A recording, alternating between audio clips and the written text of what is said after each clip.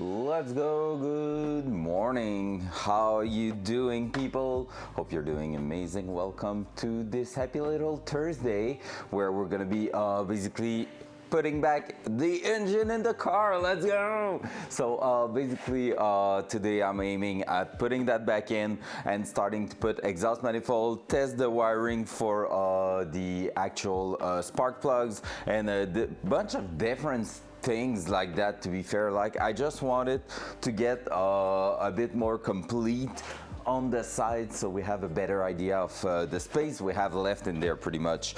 However, this morning is still going to be a slow start for the main reason that I'm still not finding that freaking tool to install the main pulley in there. So I have no clue what I did when it didn't work. Like, since we had a drama with it, I'm kind of worried that, well, I can't have really thrown it away. But like, I'm just worried. I really put it in a awful place, and I have no clue where that could be. So that's pretty much it. But yeah, so today I'm aiming at putting the headers, putting the spark plug stuff, starting to just pretty much assemble a bunch of things in there, so that we can get a really good idea of the fitment of everything in here. Now that I think of it, one thing that could have happened, and I'm gonna take a look at this, is that we could have just thrown it in a place where it fell, maybe? Well, I have at least 2 bolts on here that I'm gonna retrieve. Have no clue where those are going.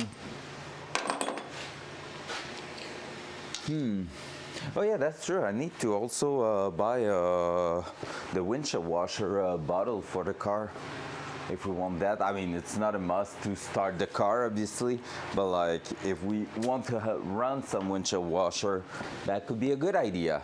Let me do that. I'm gonna also plug the master cylinder for the clutch.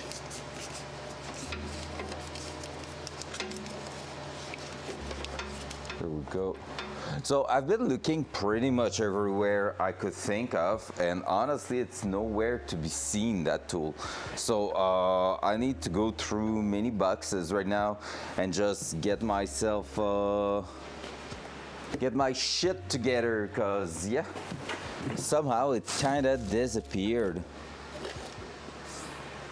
Because I've seen the puller we used to pull back the actual main pulley, but really the tool to push it, the big ass rod to push it in place, no actual clue where that should be.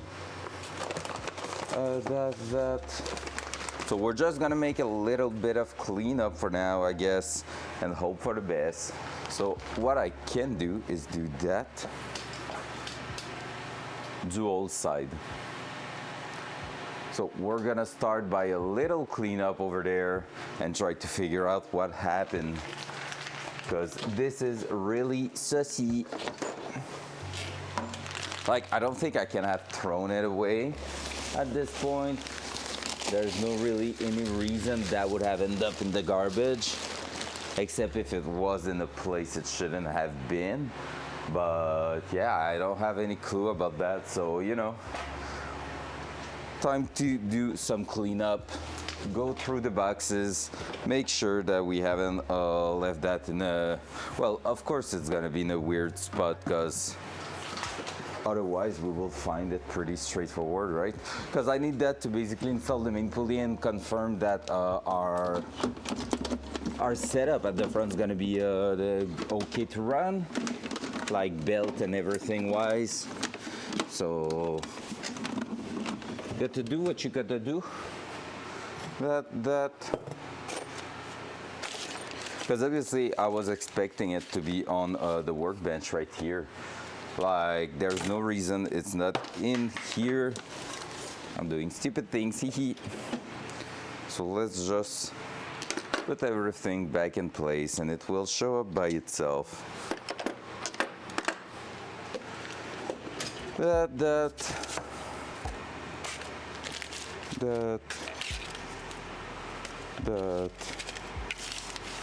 That's not important, that's not important, well, not anymore, same for that. Spare nuts for the differential, which is cool, this is a good thing. I don't feel like I could have put it in here also, nope. Could I have put it in that box? Probably not, but nope. But we never know, eh? Could have been on a chair and rolled out somewhere. Gonna check on every single little boxes that we opened lately. Not here. Not there too. That we're gonna be able to burn that. Up there. What else can I think of? I'm gonna keep going. Gotta keep going. So that we can throw that on the side for now, because we don't need that for a while. Just going to do that.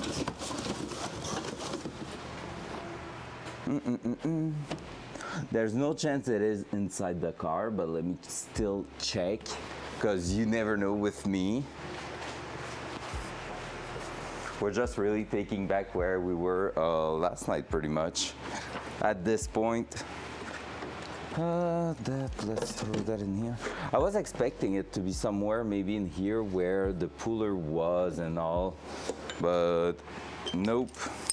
Because we have the puller we use, so should have been somewhere around here.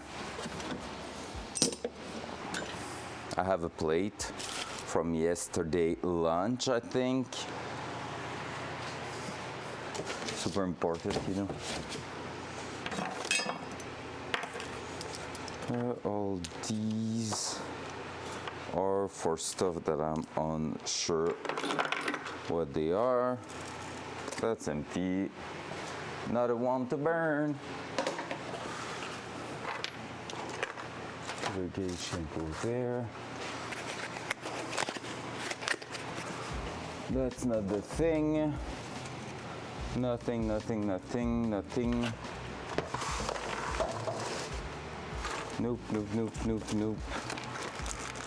What's that?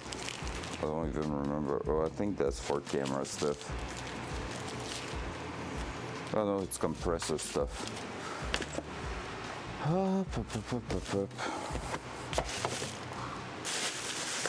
Bags. More gloves. Sandpaper, let's throw that away. Also today, if everything goes well, which is a 50-50 chance of happening, we're gonna go and take a look also, another look, I should say, to the actual setup for this front sway bar. Found a picture on Instagram from the actual company that they posted a year and something ago, and so I'm gonna compare our setup and what we were trying to do to what they have on there. So maybe, who knows, we're gonna have an answer there. Could it be in here? That's another good question. That could be the case. Nope, not in here. Not in the front. Stuff set up. Where?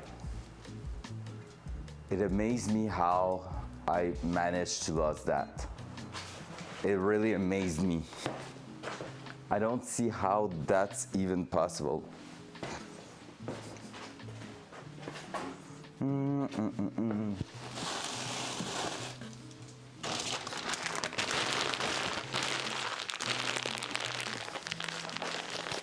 At this point, I just don't freaking know. And you guys, you have any clue?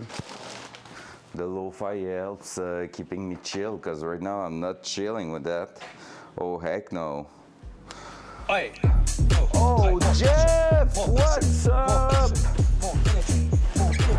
Yvan, comment vas-tu? More energy. Let's go. Je m'en suis ennuyé de ce petit son-là. Ah, ouais. Ah.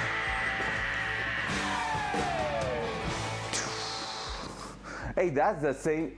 Oh shit, yeah, I thought it was a random sound. No way, let's go, GG. What's up? Va falloir que tu me dises qu'est-ce que tu veux. Envoie-moi le mot, le son. You know the drill. Just do it. Don't let your dreams be dreams. Ah! I'm searching for something I lost in the garage, Jeff, this morning, and it kills me. It's kitties. It's kitties.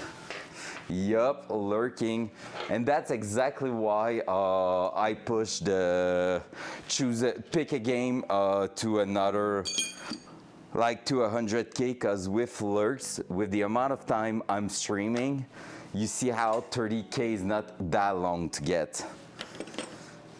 That was the thing. I didn't want to spend like my entire weekends playing games that people redeem and having to pay for all of them all the time. Want to see what happened, Jeff, while you were not there? Quickly, because you probably have still a busy day.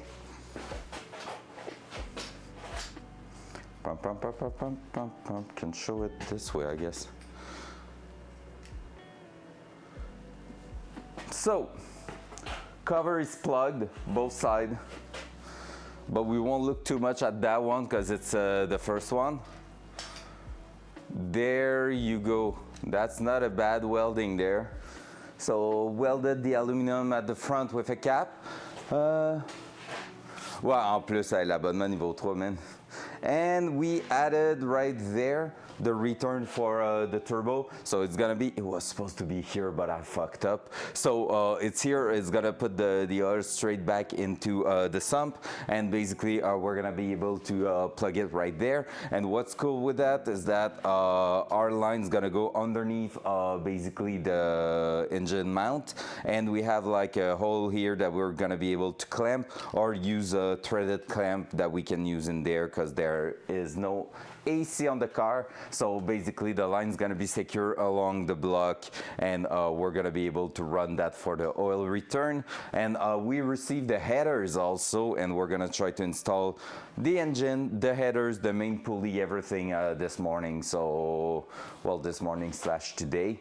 And yeah, so that's the idea here. But like I'm saying, I've lost, and I don't know how I did that, but I lost the tool to install the pulley, the one that we used last week. So I'm really upset about it because I have no clue where it is at the moment.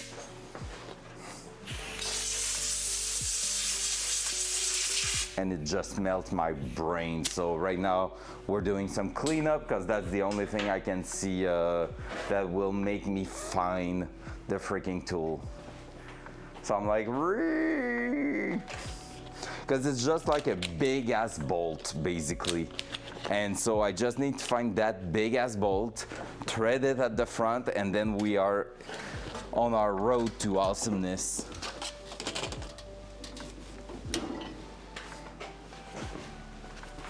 So little morning cleanup, then working back on that. And yeah, we removed the clutch because I realized there was a problem there.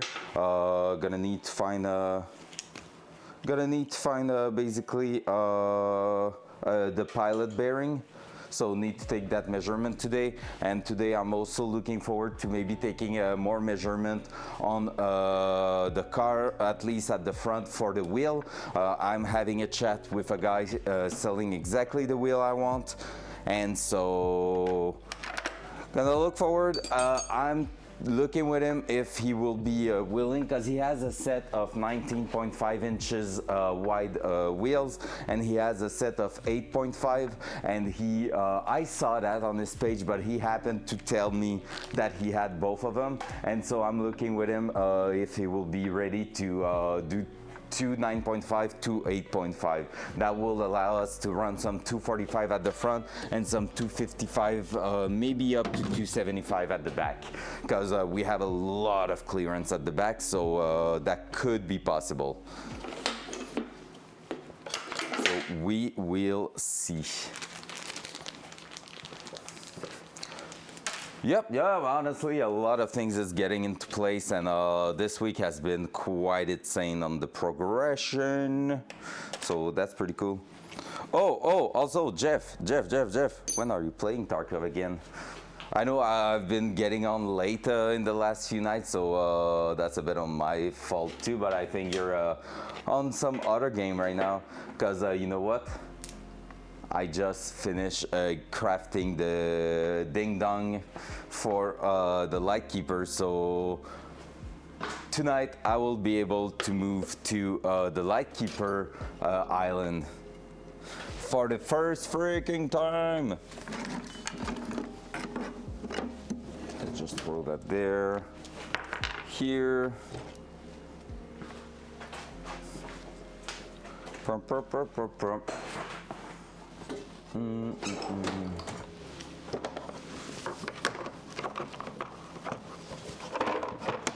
I would have expected me to throw it in that drawer if I had to bet, but obviously it's not there.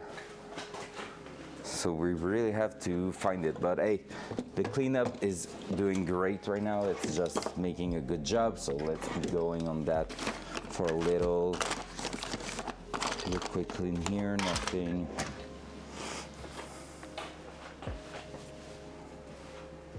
À soir, je devrais être là, oui. Je pense pas que j'ai rien à soir de mémoire. Puis demain soir, for sure. Only thing I could see tomorrow night is that I could get late online because I might go for dinner with friends. I'm waiting for a confirmation on their side. But otherwise, sure. Up. You know what, guys? I still haven't found it, and that's starting to piss me off. Where can I have thrown a piece of tool that we want to use soon? It just breaks my mind. I think it has to have fell somewhere underneath. Oy! Ow! I had a look at one classic spot that could have been the legs of the hoist, but I don't think. Man, what the heck? Never seen something disappear for that long. Tu t'en vas souper chez mon papa ce soir? Damn.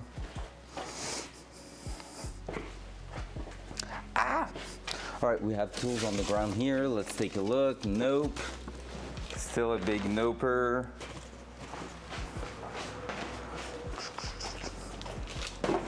Moi, je suis en méga fils indigne en ce moment. Là. Je parle plus à personne. Je suis un ermite.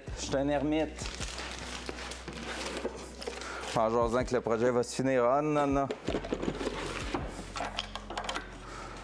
All right.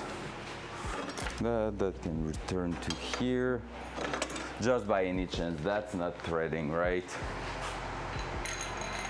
Nope. At least we tried. Because if that was threading, we could have probably managed to do something.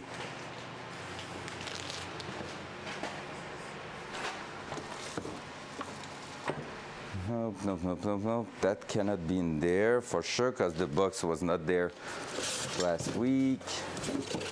Take a second look at this one.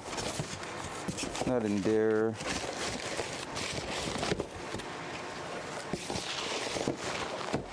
Not in there. But we have the belt over here, which is a good thing.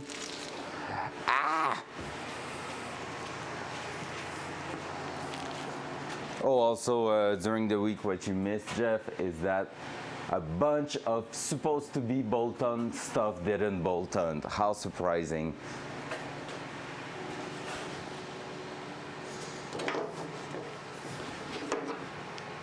$19 we're gonna need that and that. I really have no clue from now on. And that's bothering me so much. That's bothering me so bad. I don't get it. I just don't get it. The last thing I see is that I burnt a box with it inside, but like, I mean, when I'm throwing the box in the fire, I can feel if there's something in there, right? So I'm like, there's no shot.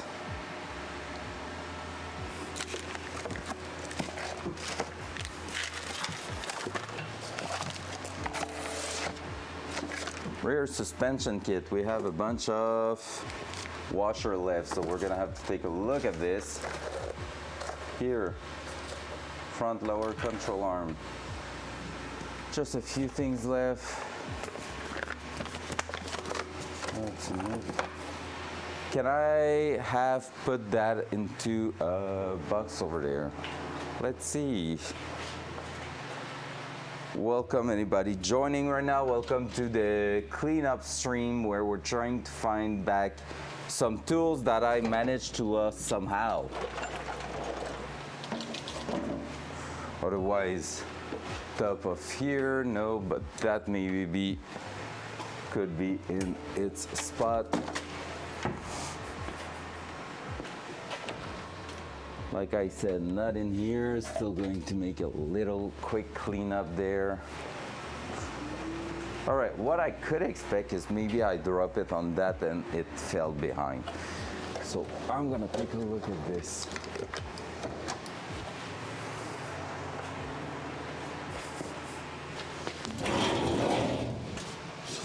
That can it be behind here? Doesn't seem like it.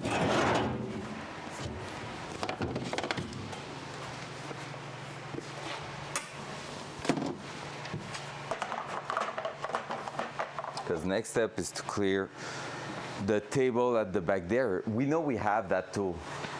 We know it exists. Question is where my dumbass put that thing. At least I'm doing that early in the stream so we don't have to worry too much about having 10,000 people in here waiting for me to find it. That will be bothering me even more. Imagine it's just sitting on top of the engine since all that time. I don't think so with how much I throw that everywhere, but that would have been quite funny. We were torquing.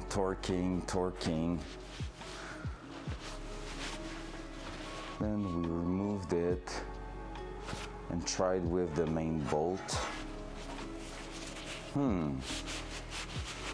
I think next step is maybe to go in the VUD and see where I seems to throw it. That could be a thing actually. Are we really going to do that? That's so lame. Hup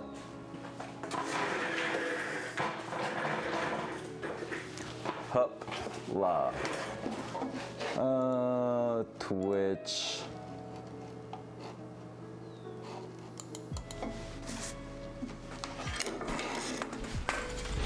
Oh. That's someone else's stream. Gotta do that.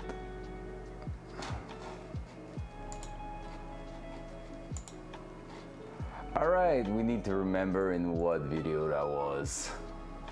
In what VOD.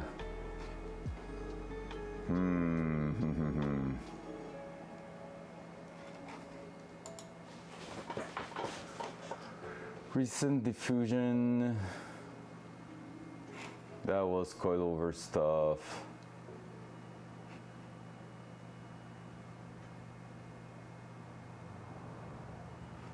That could be it.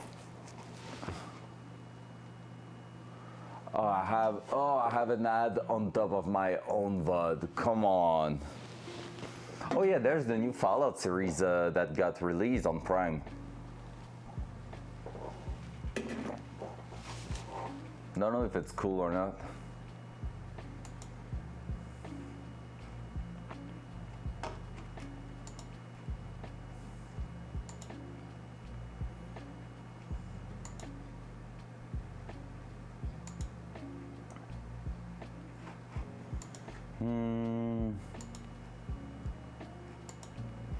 I'm trying to find out.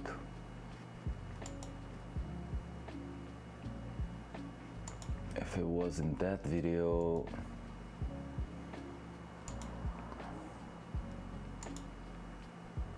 Oh, also, we'll see. Maybe I'm gonna have a special stream later on this month. Maybe something looking like a Tarkov tournament. Nothing confirmed 100%, but we'll see. That will be so cool. All right, that was not in that one because the stuff are still looking good. If you want to see what I'm doing right now, I'm looking there. So right here, I'm looking and this is still intact. So we did that later on. So engine is in, is not the one we're looking for. Maybe this one, next week preparation.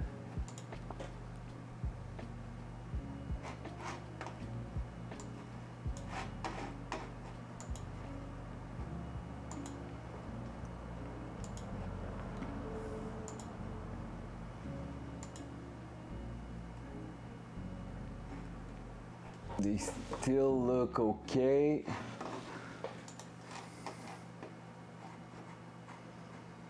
So that would have been,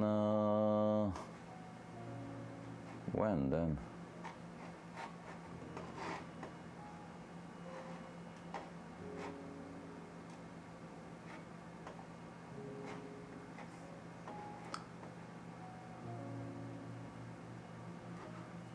Short string to try finishing brake suspension setup, front coilover, and no. That has to be balancer. Hey, there's one called balancer. I'm guessing it's gonna be that one, right? Oh, the drama. It's there. All right, I was on the bolt then. That tool, that's the one we're looking for. All right, show us the money. Where did I throw it away? Hey, you wanna know a fun thing? Right now it's hiding that, so let me just do... Is it you? No, it's not you. There you go. So you have the RL moment. Let's see when I remove it. Now we shouldn't have that. Where did I throw it? All right, look where I'm going there. To the left. It's over there. All right, let's listen to the voice. If I'm saying I'm gonna put it there, if it makes. Your day's going great. Did you know? Up to where none of that is.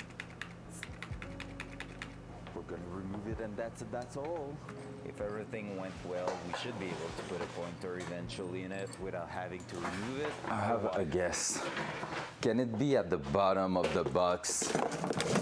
If so, I'm such a dumbass. No, it's not at the bottom of that box.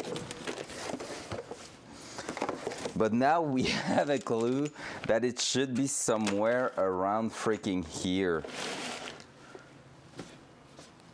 Hey, there's no shot I lost it that bad. Because I'm going to that corner. We're gonna remove it, and that's all. So now, with that said, what we're gonna be looking for is putting. And we were just already smashing in those, lol. All right, hey guys, honestly, I'm so sorry for and basically all that. It's such a mess finding that back. Holy shit. Oh, I forgot. Oh yeah, that. What's up, huh? Good morning, beautiful. How you doing? Hope you're doing better than me right now, looking for a freaking tool since forever. Because right now I feel like a dumbass. I feel like the dumbest person alive on earth. So, except if it fell, but it didn't seem to have fell on the ground. Just don't get it.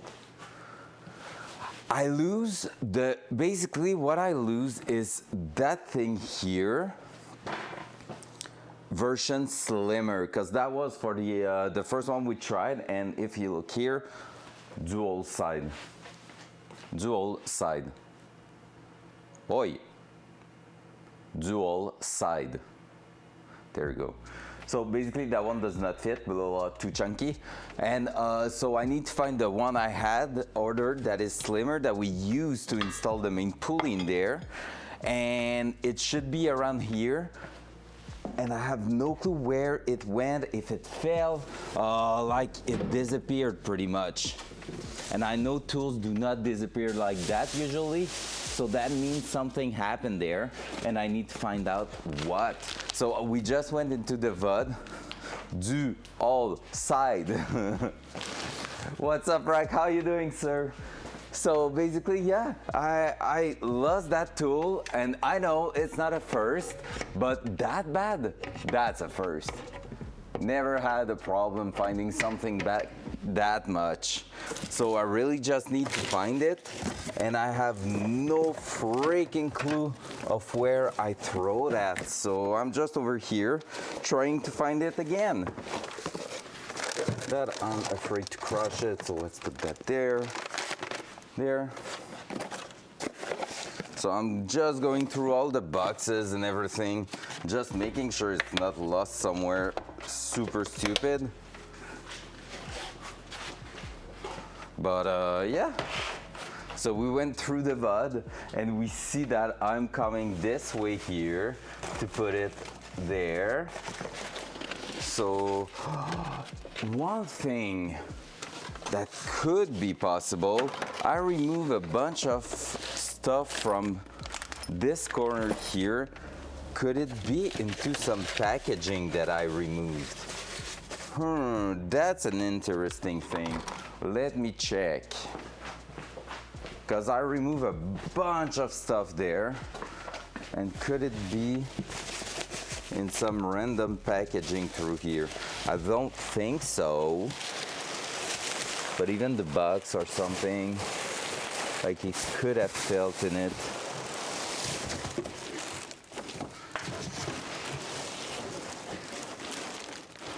Doesn't seem like it, to be fair. There's not a ton of packaging. All right, it's time to get messy again. Let's all throw that to the ground and make sure it's not at the bottom of the box. It is not.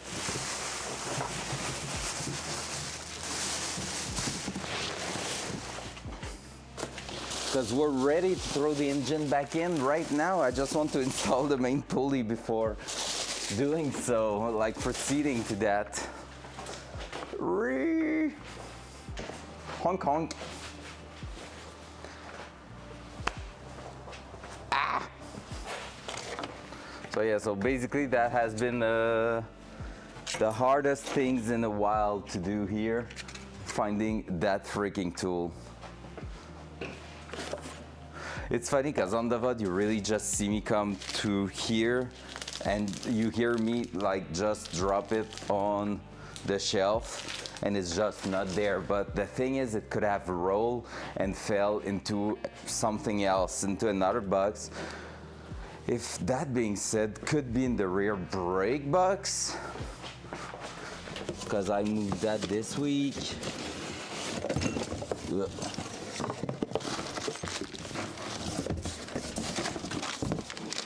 Nopers, not in here.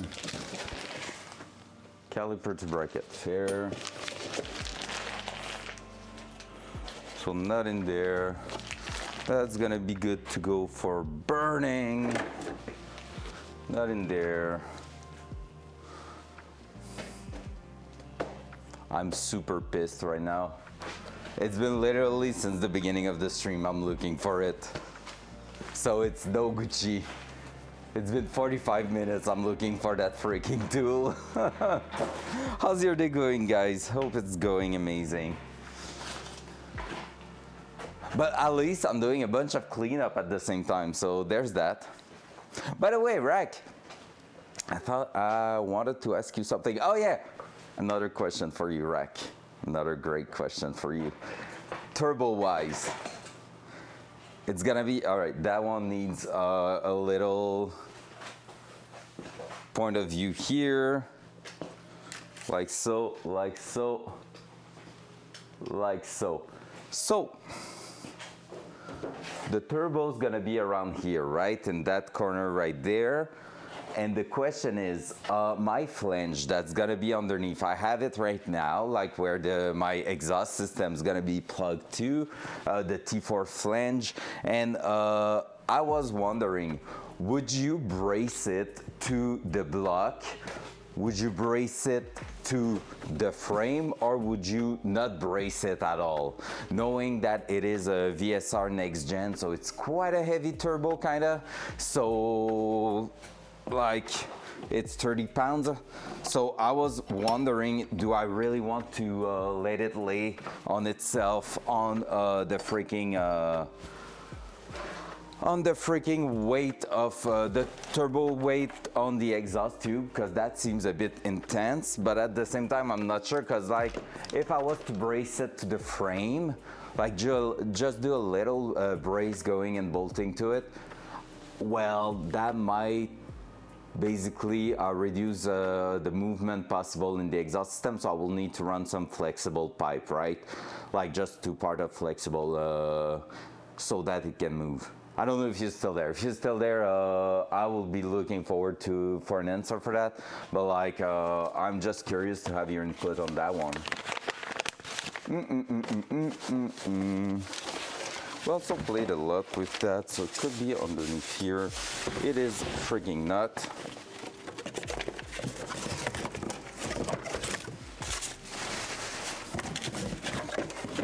I mean, we have to find it eventually, right? Cannot has disappeared just like that. Like I said, except if I throw it away without realizing.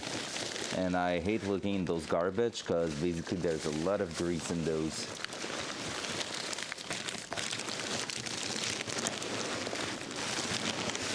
But I kind of don't have the choice right now. Don't look at me doing that. It feels disgusting. At least it's not food or anything, but still. Yuck.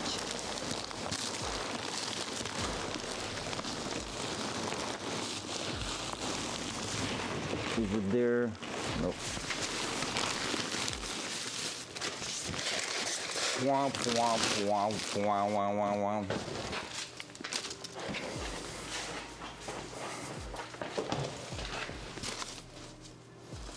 All right, time to look at it one more time.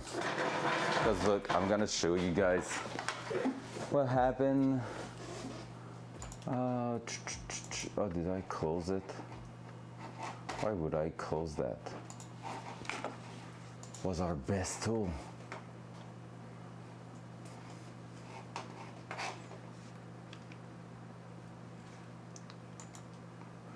Whoa, computers is slow this morning.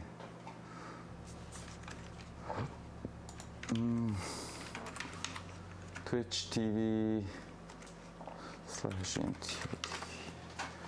Need to look why it's broken Twitch on this computer, that's for sure.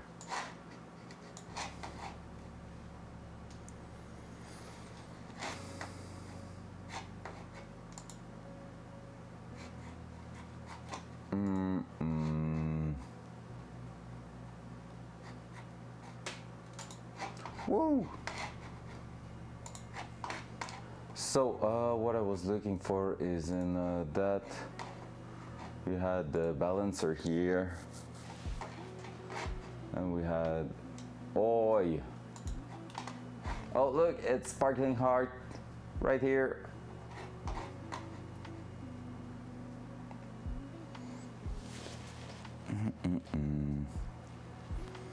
Oh, come on, ads.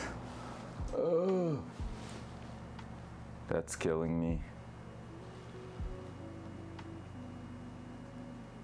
Otherwise, what I could do probably is tap that in place. So basically here, look, that's the tool. That's the one. So that main pulley just slide right in, and basically, no, you're wrong. If everything went well, had drama. We should be able to put a pointer eventually in it without having to remove it. That's my tool, and look, I'm going to the left. Well, you can see it there. Now you will. Look here. Oh no, I went way too far. Yikes. Hot lap.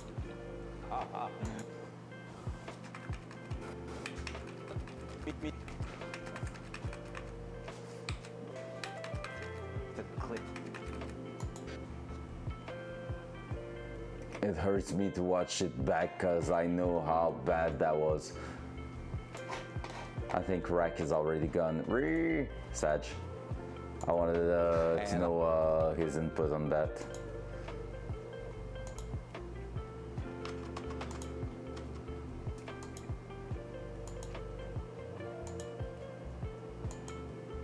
Oh no, that was for you. All right, let's try. Oh, that old me doesn't know what he's doing now. And that hurts. So I'm just going to the bench. All right, I think we're gonna do something different here. Like, I have my idea of how we can go around the problem. Not the ideal, but I'm pretty sure we can do that. We're gonna be basically, instead of doing that, because like right now we're losing a bunch of time, we're gonna just like lightly tap in place the harmonic balancer, and then when the bolt's gonna grab, we're gonna use that, because otherwise it makes no sense to lose like that much time looking for something that we are just too dumb to find again. That sucks, honestly. That really sucks. All right, I'm gonna throw that packaging away too.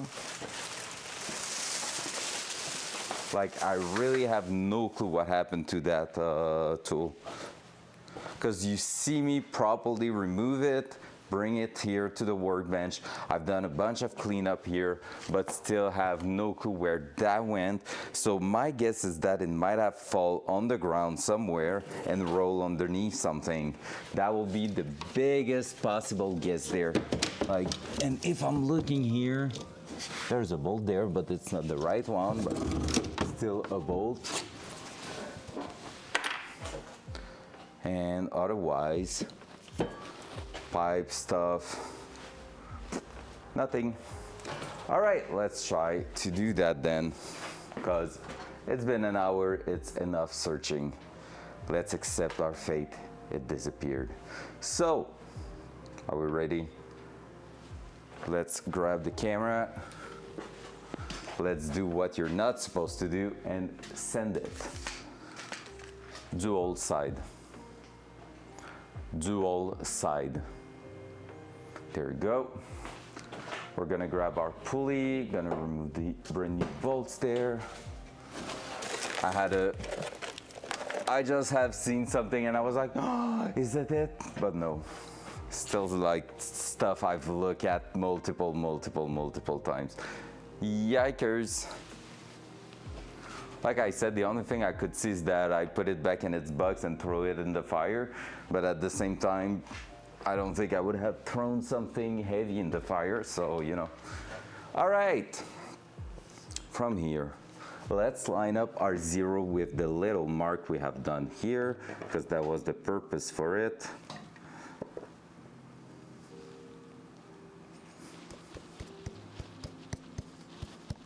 Just so we can have a good idea of where is gonna be our top dead center.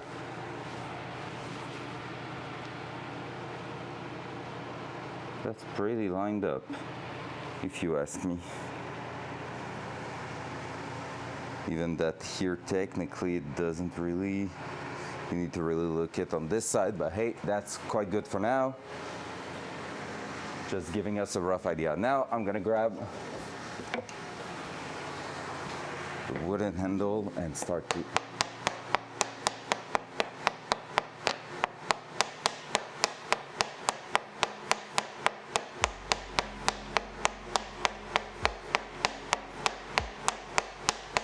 and from here we're gonna hope that eventually our main bolt, the old one, is going to thread in place. If that happened, that means we can just start torquing, and that would have been like, and it does.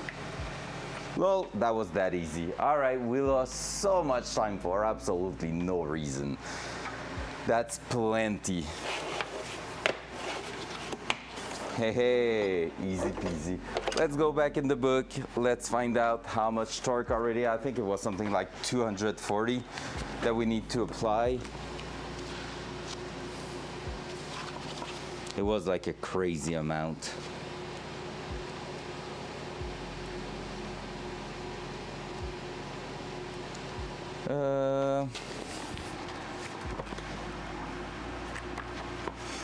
Yep, okay, here.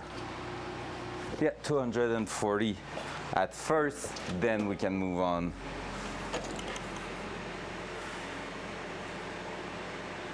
I don't have the 15, 16 in there. Oh, that sucks.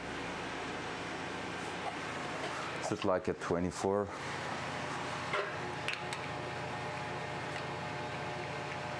Yeah, 24 does the job. Let's go!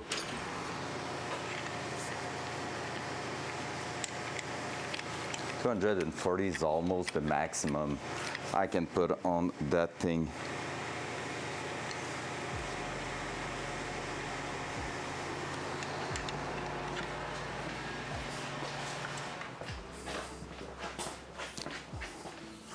All right, so for that one, I think I'm gonna send you on the other side, just for that to be easier for me. There you go. That can turn on the light actually. There you go. So we're ready. Let's try to get that done. I'm saying that maybe it's gonna be easier that way for me.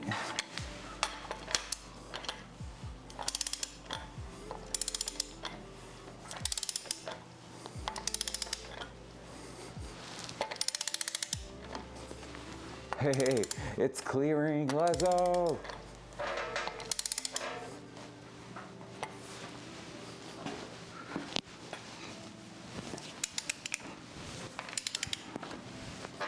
And the idea here, and that's why I'm gonna do that, I'm gonna be releasing that and I'm gonna add the bearing now behind, because the idea is to prevent the pulley from twisting while trying to bolt it in place. So I have a bearing here that I can use for that. That will basically just apply pressure so that the bolt is twisting, like the head of the bolt's twisting, but it's not bringing the pulley with it. It doesn't want to. I do it with no washer, so. I think it's still too far. Yep, all right, we're gonna keep going then.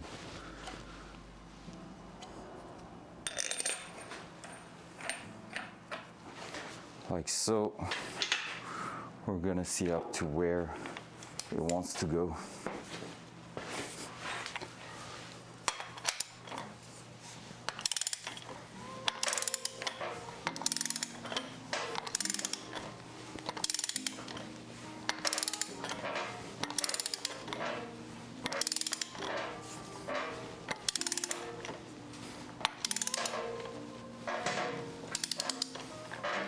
I'm paranoid now. I'm looking everywhere to make sure we're not contacting with anything else.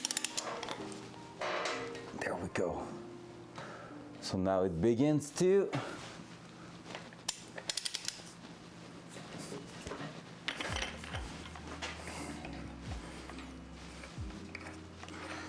All right, well, actually, the mark I did on the cover is not showing up at all. So, to be fair, it's kind of useless. Kind of super useless. And so we might do that a different way afterward. I just have a few threads, that's no good. So we're just going to use that then. I think they just talk about using the main bolt.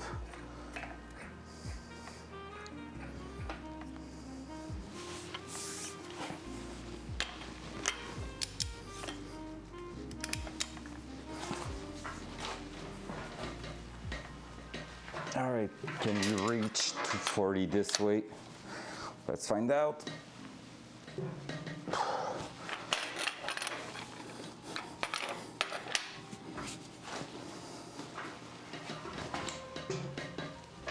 We might need to be on the car for that to happen. I'm gonna move you again to the other side to give it a last try over here.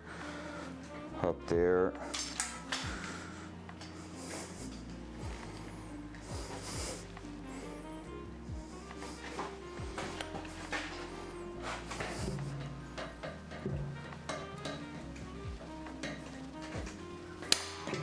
Oh, we got it. Now we need to remove that old bolt somehow.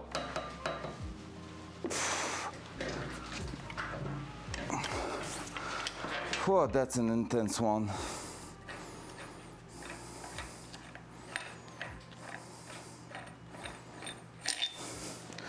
There. And then by the book, it's 37 plus 140 degrees. So new bolt. So that's 25, 35, 37. Let's do that. So brand new one, nothing there. Might take a bit of air and make sure we don't have any dust or anything that's screwed in there.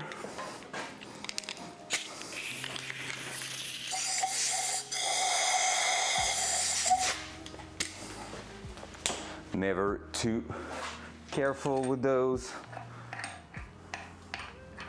Then send that one in.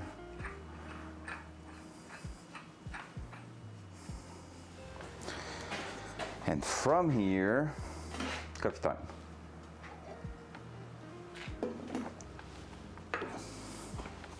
So from here, we're gonna go and add the 37, which is just that. And then it's gonna be time for some degree angle here. 140, that's quite a lot when you think of it. Breaker bar.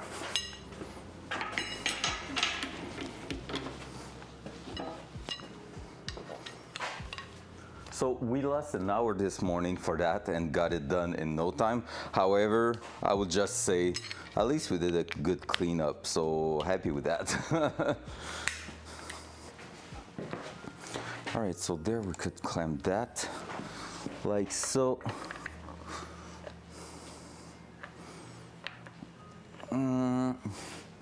Could try to do a first 100 there.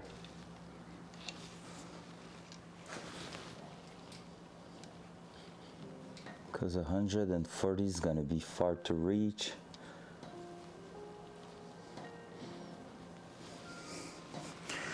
If we could go to 100, that could be already a good start. So let's go. Or at least 90. We're at 60 and I think I'm gonna have to take it again. So again at 0, so 60 plus, if I can get it done.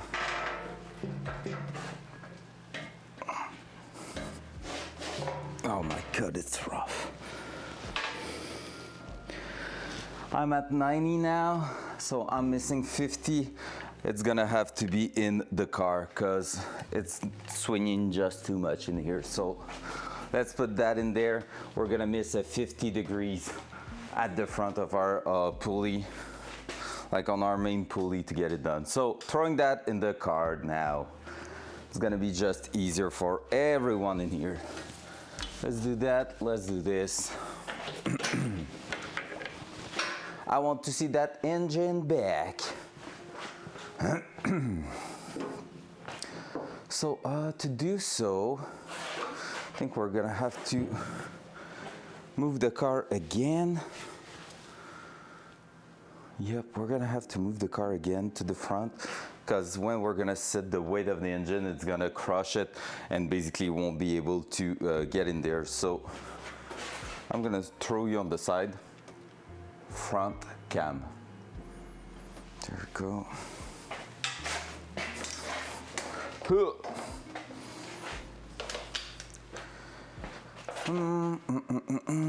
Because we need to lift the car just a tiny bit, so I need to push that back, push the engine to this side here.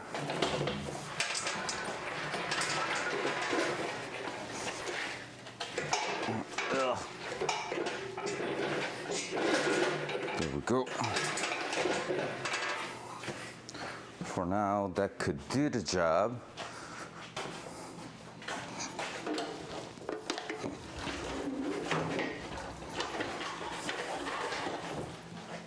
I don't know if I'm gonna be able to do what I want to do through here.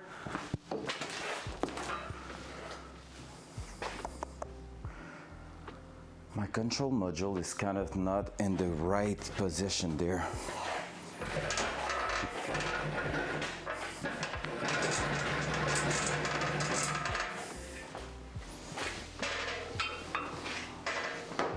So I'll just do that for now.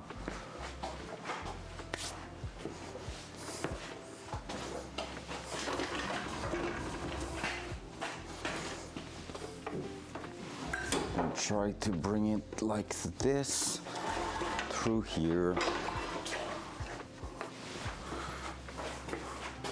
It's a funky setup with that hoist, not gonna lie. That's probably the kind of boring part of it. And like, some say you shouldn't extend the lines for those, but I know some people, what they did is get some extended line and bring that to through the ceiling to one corner, which basically prevents you from having any trouble like getting a oil line in your path when you're working on the car. That sounds like a pretty decent setup. There you go. There you go. That here, that there. Plug the hoist. Now all we need to do is to push the car forward. Probably remove that, that will be helpful. Like so. And from now, if I push it forward, I should be able to reach my jacking point.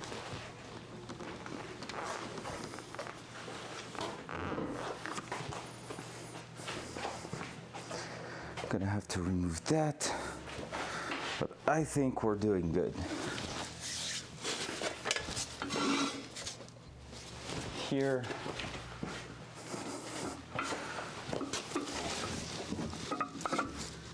There.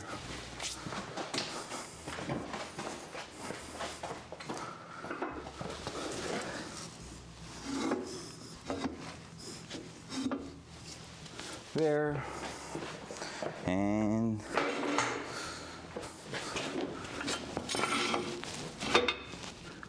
here. Easy. Time to lift that motherfucker.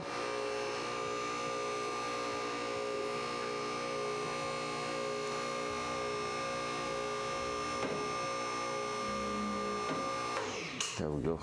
Not more than that. That's perfect.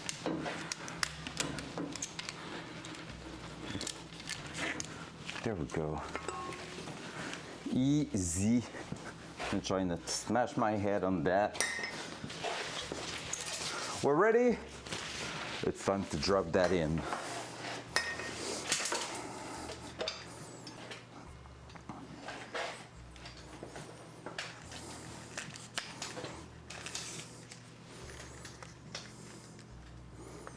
Dual side. So we're gonna throw the engine right in its spot there. So let's go.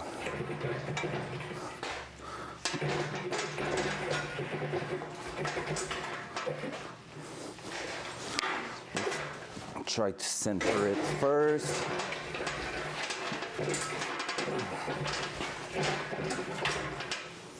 There we go. So from here, we should be able to start lowering it easily and smoothly. just like that, so that we don't touch anything at the back. And once we clear that, we can just push it a little bit further back and it should be good. So really slowly, we're gonna try to, just like so.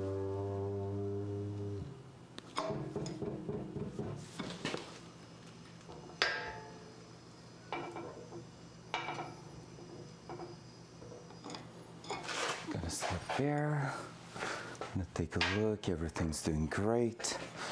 We technically need to go a little bit further to the side. So I'm just going to try to, I think I'm just going to be good to align that like this.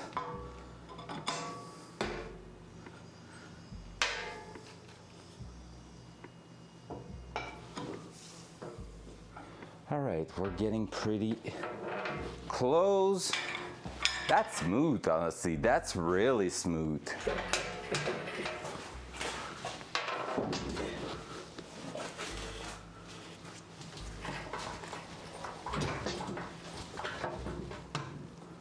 All right, from here, let's try to line that up.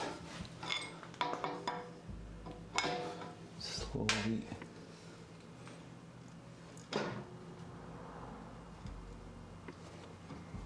1 millimeter away from my target there. There we go. On that side, at least, I was doing great. Once that side will have started to get in, we're gonna line up the other side. Just like so. So that one doesn't want to go away anymore. So from here,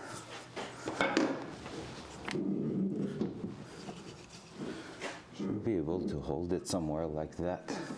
That's where it will be useful to have someone else, because basically I could hold it in place. Someone else could basically lower it or the other way around. But hey, we are a one-man army.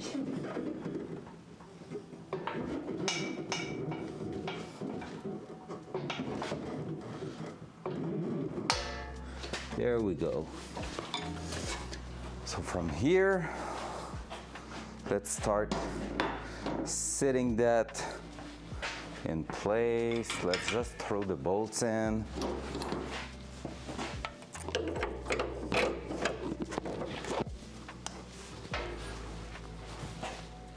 Quickly.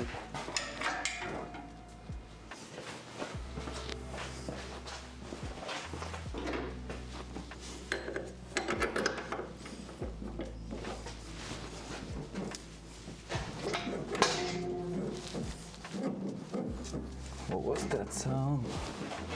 I have to check.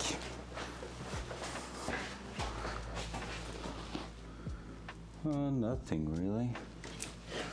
So let's just lower it even more. Try to finish going through with the bolts. That worked.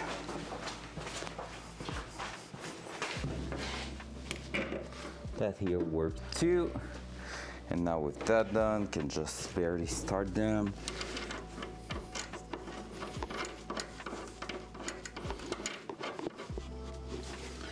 Like so.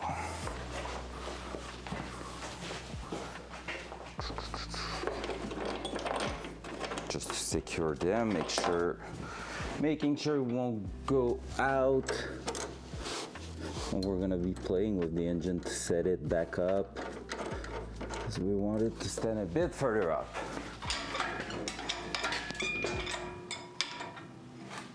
It's kind of weird what it's doing right now.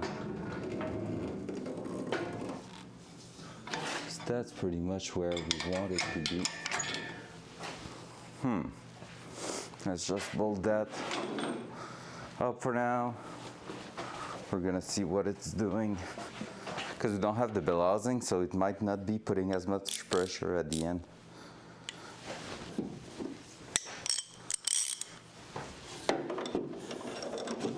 we're gonna try to just line up the mark that we had instead.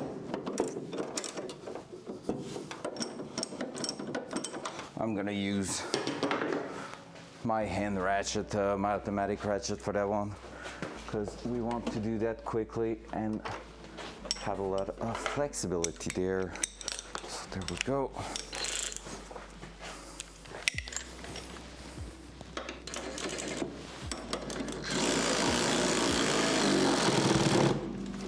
There we go, that's the kind of torquing I was talking about. We're gonna retorque that once we're done. Can I get access to that one actually? Not really. Except with a proper extension, let's go.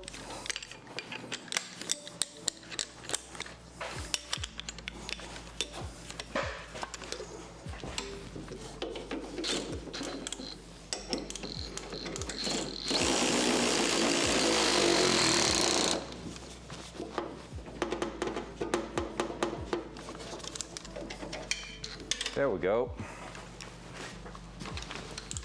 And with that done, now we should be able to kind of release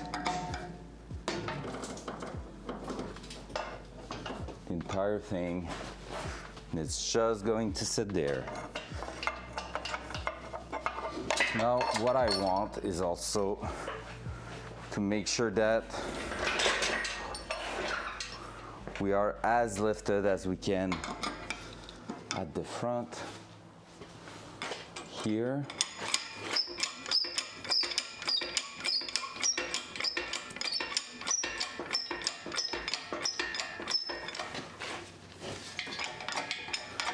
Seems pretty good already.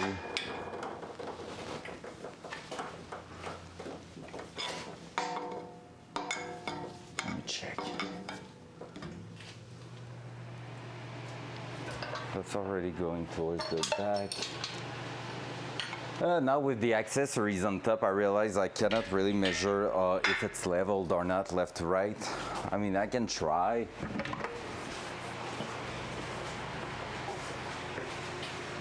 But it's gonna be a hard time doing that because I'm going on top of the connectors and everything. It's pretty leveled. To be honest, it is pretty leveled. Can always also take a smaller one and put it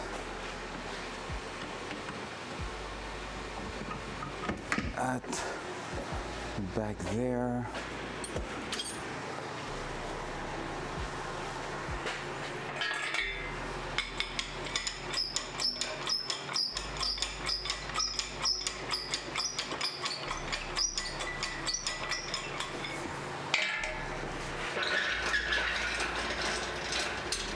Engine back in, yes sir, yes sir, yes sir. Could always take it, is it back in its place? Of course not. Well, I used that at the back there last time to try, no, here actually. Trying to measure one thing. No clue where that one went.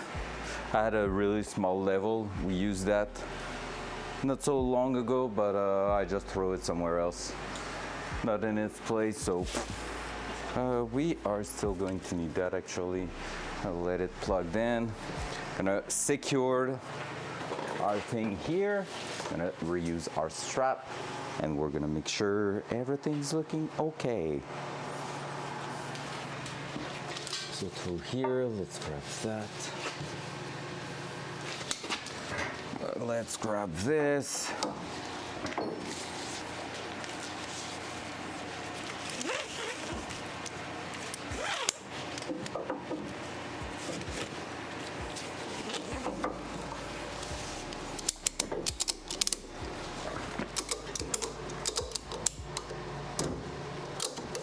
That's about where it's going to sit.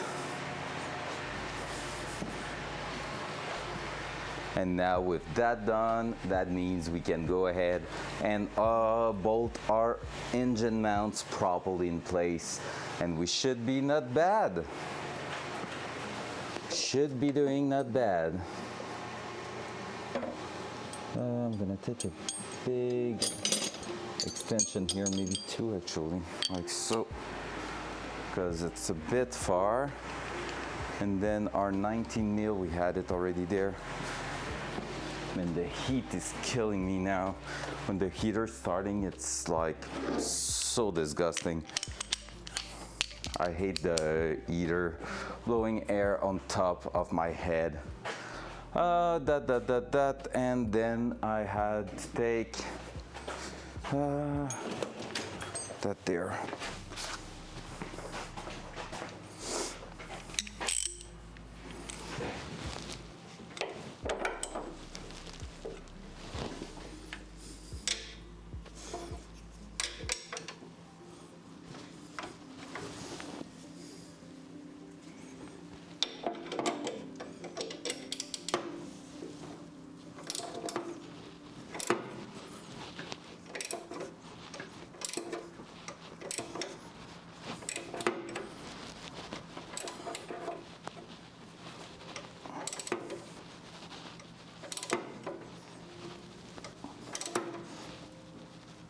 There we go. So that's a well crushed little engine mount. That one here, maybe just one extension will be good, because we have more access there.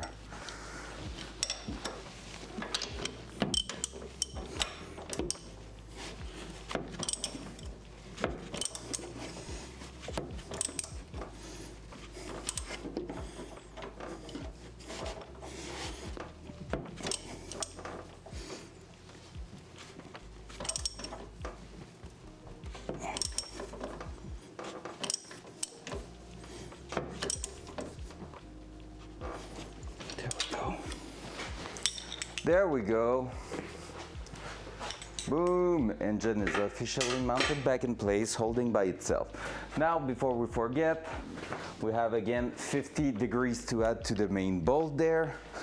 So let's take that out of the way a little bit. Let's just complete that. Can you see the main pulley? You could. Yeah, you could pretty much. So what I'm gonna do is try to nailed it. Try to get a decent position for that. Like so, that was working well. Like so. Basically, I'm going there.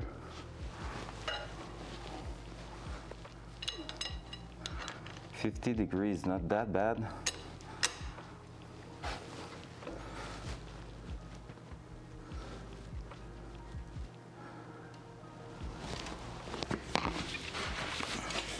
Except when it's that.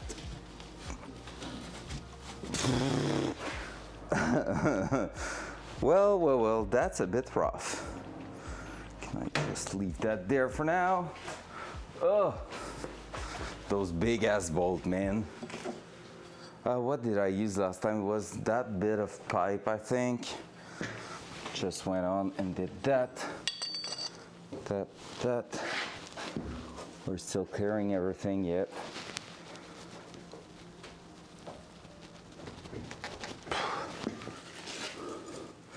Almost 30.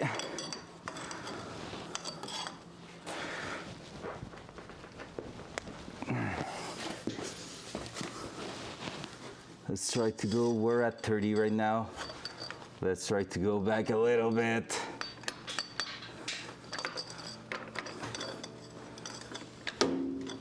Oh my God, that's rough.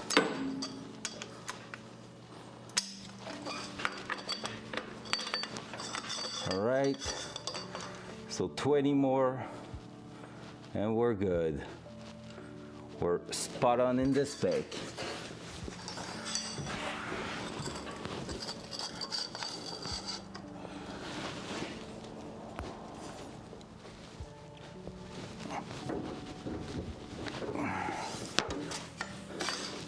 And that's about 20. There you go.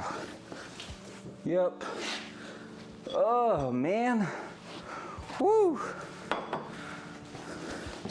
That's a bit of work. There you go. Well, officially the front of the engine is assembled with all the pulleys and stuff. There you go. It's finally in there. We love that. Time to remove the engine crane and start working on more stuff now. Oh man, that was good though. Honestly, that went pretty well. So now we're gonna be able to start lining up our belt and try to put everything in there once and for all. So before going crazy, I'm going to just remove that. Maybe I'm gonna keep the axis there and just roll it around that. It's gonna take more time, but at least it won't be doing something that blocks us at the front.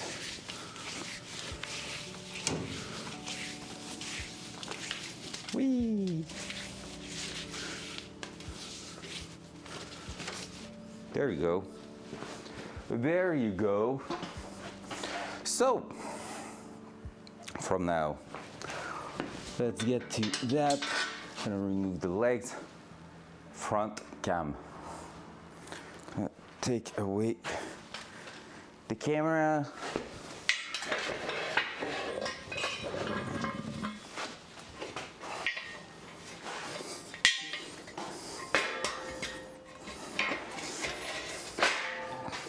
So that, let's put it back in here.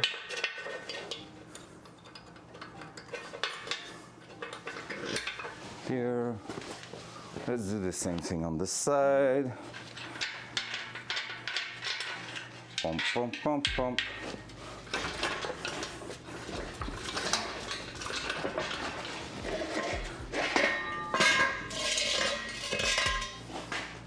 Noise. Let's make some noise. There. And let's put that bolt back in because it's useful even if it's not designed to be there.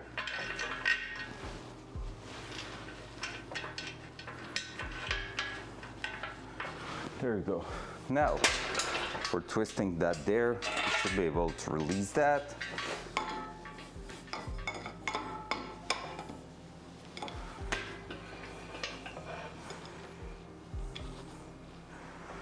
Well, that engine crane is doing its job really, really well, to be fair.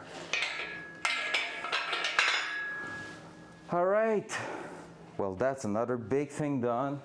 So now I'm gonna grab probably some gloves. So we're gonna take care of that.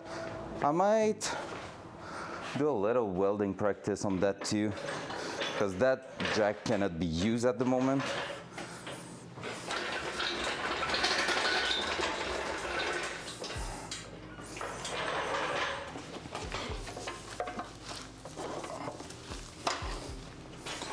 Like so. Because basically the handle just decided to split. So I kind of want to just weld that. I think I'm just gonna take the MIG. TIG is cool, but it's gonna be more efficient with the MIG.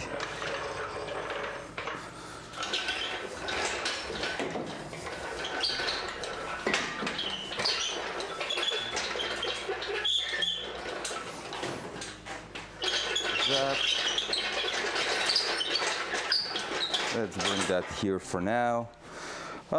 These things, we won't use it just yet. I'm gonna throw that right over here. Intake, not yet, but exhaust stuff, yes. So let's bring that here. Let's take out the exhaust stuff and we're gonna throw the engine crane back in place. Oh, beautiful exhaust. You're not ready, guys. It's so cool. It's so, so cool. Oh, what's supposed to be in here? I don't know, but that's an empty box. Nailed it.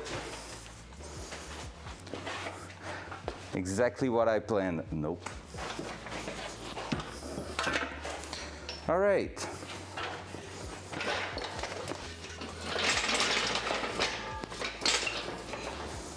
That.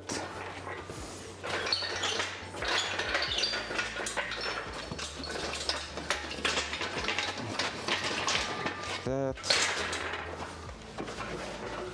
And then that. Come on.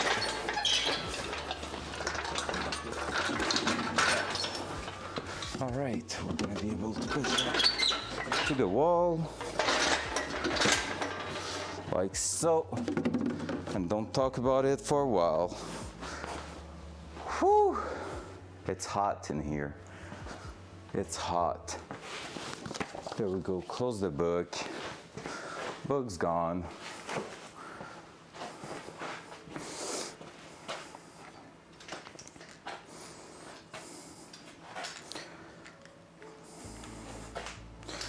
Dual side. There we go. Next step, we're gonna try our belt in place. So I'm gonna grab some gloves because my hands are dirty right now and I don't want to contaminate my belt. But basically, we're gonna go and put it in place. Then we're gonna take a look at the exhaust manifold also, trying to put that also in place. And then, yeah, we should be in a pretty good spot there. That to the side.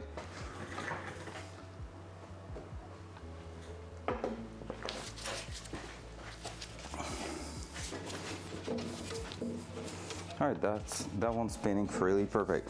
So the belt, it's one big ass belt for everything. So obviously what we're gonna do, start on the corner, so that's our tensioner right here.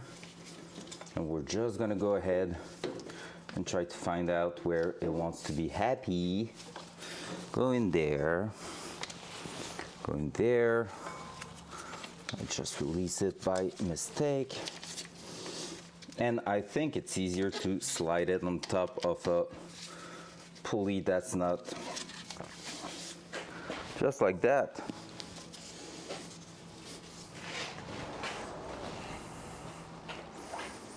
So here you have the global idea. Let me show you even better, actually. Oy.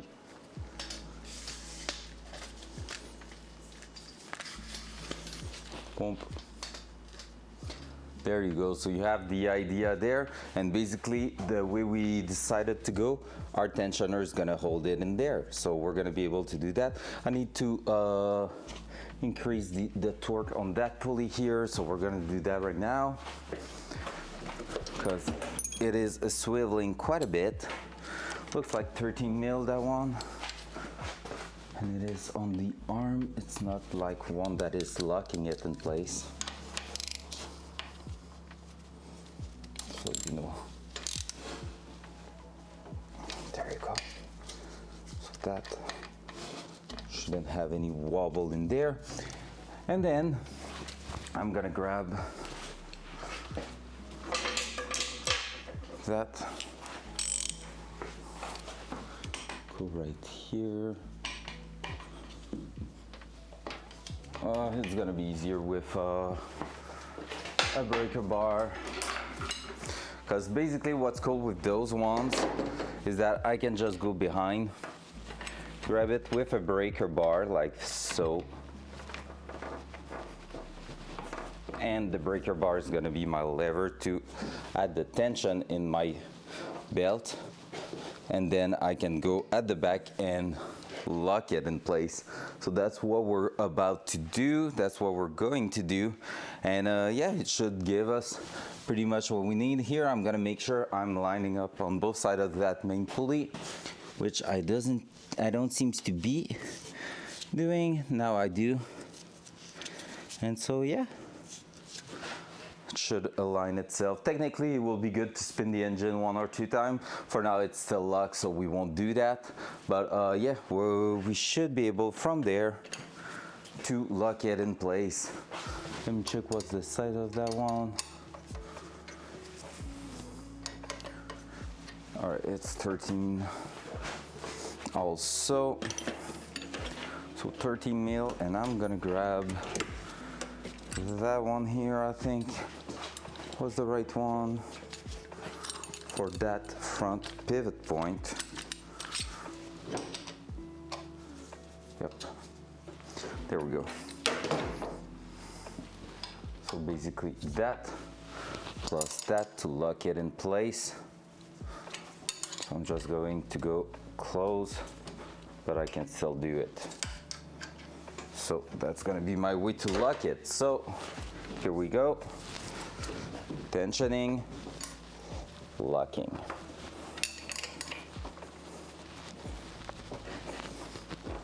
It should then release itself there. I'll keep applying a bit of pressure and lock also the pivot point.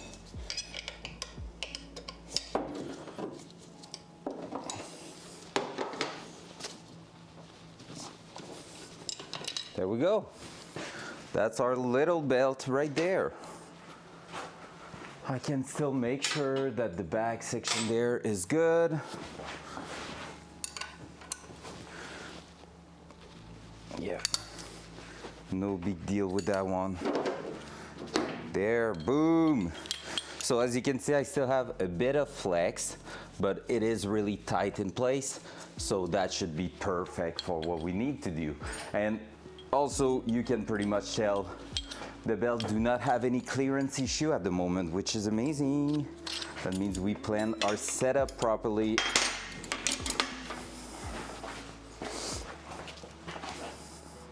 Like I'm far enough here to not be too stressed. Here, water pump side is good. And here, well, there's nothing to say. Everything's clearing really, really well. So that's all good. And so we're gonna be able to use that pretty much as is. Now, exhaust time. Exhaust will be amazing, right? So let's try to grab our headers and throw them in place for the first time.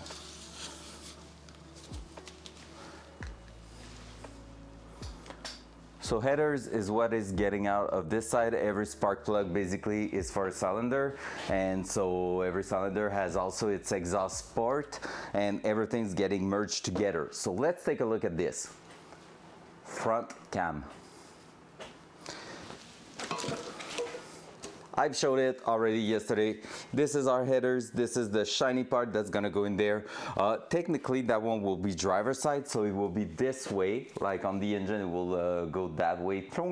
And the collector, we called it, because basically it's taking 4 tubes and collecting them into one bigger tube, will be pointing rearward, so you can start your exhaust system towards the back there. Most V8 enjoyer will probably tell you that on a setup that will be NA, so no turbo, no nothing, you will plug that and you will try to have one exhaust line going to the back from that one and one exhaust line from the other one, and they never meet or anything. They never merge into one pipe. They go straight pipe to the back, and like that's giving sounds and stuff like that. On our side, it's not a concern because we're gonna have something way more complicated than that. Basically what we're doing is that on those LS engine, that driver's side port can be switched to go this way on the car, and therefore that's gonna be pointing forward, and so we're gonna be able to bring the exhaust gas to the turbo because the turbo needs those to be properly working.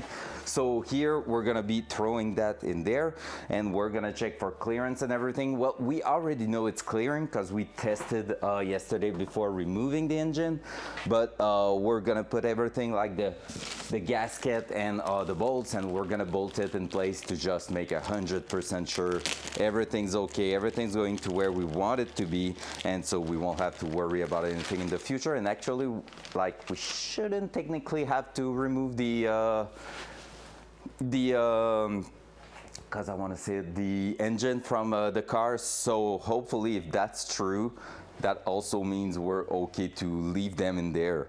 So that will be great, honestly. So let's see. All right, that I need my hardware right here, right there. That's probably one side and the other side. 2, 4, 6. No, there's way too many. 1, 2, 3, 4, 5, 6. Wait, what? Why do I have 2 bag of bolts? We're gonna find out, because after that it's only like D-band and stuff like that. So I'm kind of curious. All right, I think they just sent us way more than we need, so all good. I'm okay with that. So we're gonna grab 2 for now. We're gonna try to just put them in place, so let's go. Dual side. Dual side. My butt is trolling me this morning, or my accent is really bad this morning. Might be that. Morning voice enjoyer. Let's do that. Gonna prepare everything here, making sure those are lining up. So the reason I want to put the gasket and everything is that obviously the gasket is creating a layer there, like a thickness that we need to consider in the fitment. So that way, that's the one we have the easiest access to. So that's why we're starting with that one, just to get some practice, but it's pretty easy.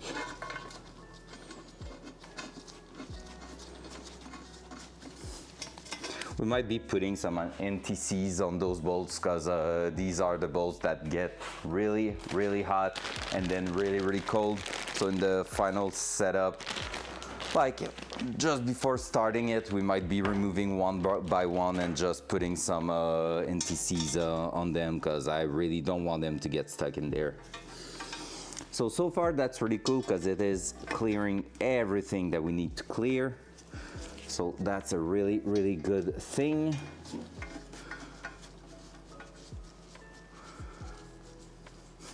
There we go. Yeah, one bag is not enough, but 2 bags, there's too many. I don't know what's their intention behind that, but hey, more bolts is more fun, I guess.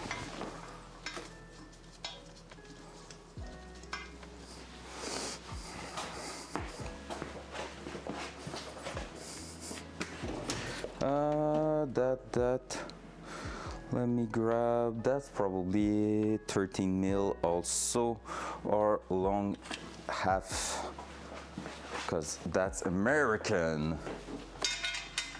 Yep. So we're gonna do that. We're just gonna grab our electric tool, get that seated in place easily, at least compared to the old SBC, like the old small block Chevy. These are really more easy to access. The old block Chevy has some really awful spot to access. So as you can see, the header's taking its place.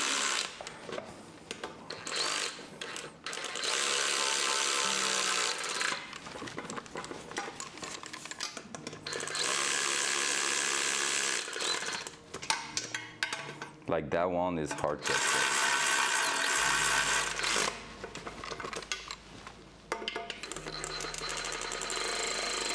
And that one's not an easy one too, so let's grab probably a wrench or something, but hey, for now I'm gonna try an extension to see if it's working. I don't have that much space for an extension now I think of it.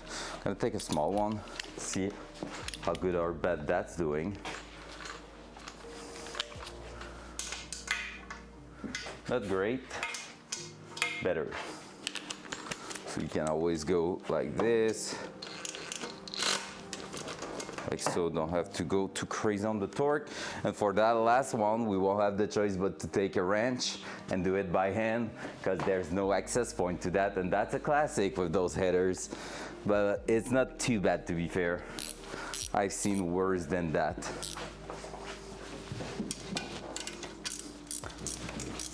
At least our wrench key, our ratchet wrench is going in place, so that's not bad.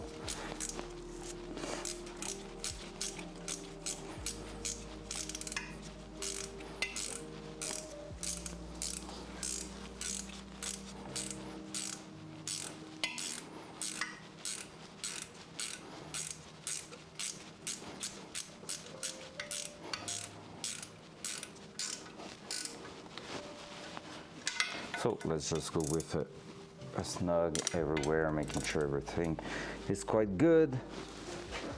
Not bad. That one we're gonna have to take it out, or that one, because we're gonna be putting our our tube for the oil level gauge somewhere there, so that's gonna be something we're gonna have to take a look at. But hey, there we go, first exhaust in place, and it is a perfect little fit. It is beautiful. From there, I would say I will be tempted to test right away, since we're on that side, the actual spark plug wires.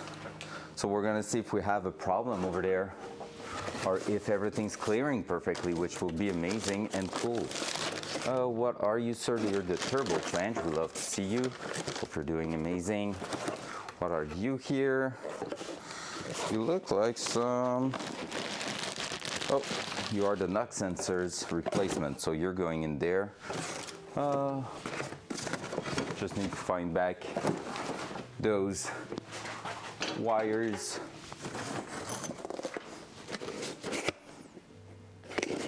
Right, that's not something we're gonna need. That's the push rod replacement thingy. Oh, you. Oh yeah, we got them. Oof. So, two things here. First of all, we got our spark plug wire right here. That is going to go right down there. So there we go, this is what we're gonna run. So one side is going to the spark plug and should be clicking, and the other one is getting in here and should be clicking. So click, and then, if I'm not wrong, boy, why are you not clicking on those? Click, there we go. Now, as you can see, the setup can be considered a bit tricky, kinda, because the wires are going to be really, really close to the headers here. So to make it a bit safer, I bought, I just put them underneath here. Let's do that, let's do this.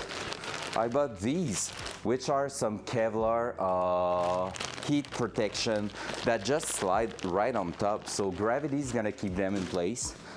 And basically what you do with them is that you go like here, you remove that side, and you just have to successfully pull them through, push them through that, and it's gonna be basically a sleeve that's gonna stay in there and hold, like protect from the exhaust your little wires so you don't melt them. And because that's a classic, I will say, with the LS world, since your spark plug are in between your exhaust component, well, guess what? They get a lot of heat and they can melt. And if they shortcut, well, you're gonna have some fire problem. And I'm not talking fire like, I'm talking about the engine won't be firing properly because the spark is gonna get lost into other metal component around them. So I just need to be able to go through that one last section there, and we should be good. So let me try to do that. Maybe it will be easier the other way around. So maybe that one's thicker a little bit. I wouldn't bet on that.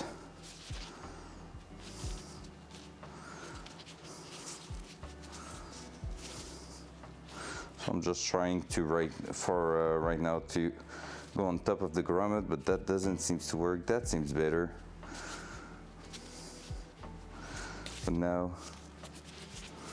that does not fit that. How come? If I'm trying the other way around. Nope. Not better. Alright, I just need to figure out how to use them properly now. Because we just need that to slide and basically protect around where that thing's gonna be, so.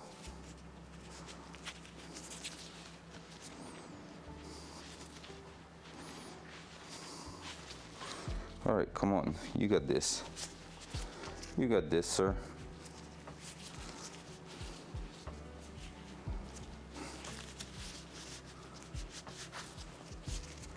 Don't know if I can spray them a little bit with some lube or WD-40, something that's gonna evaporate just to lubricate that a little bit.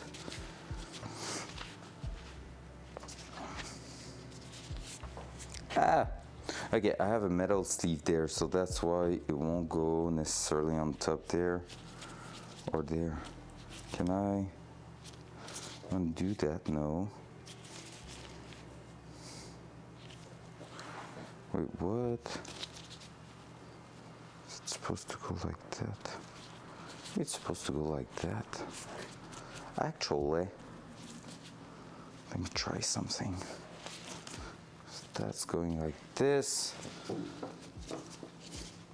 Yeah, I think that's it. And when it's gonna get pushed through, it's gonna hold in place no matter what.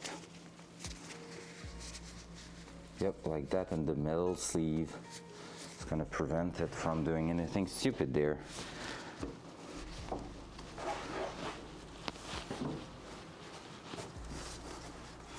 Just like so.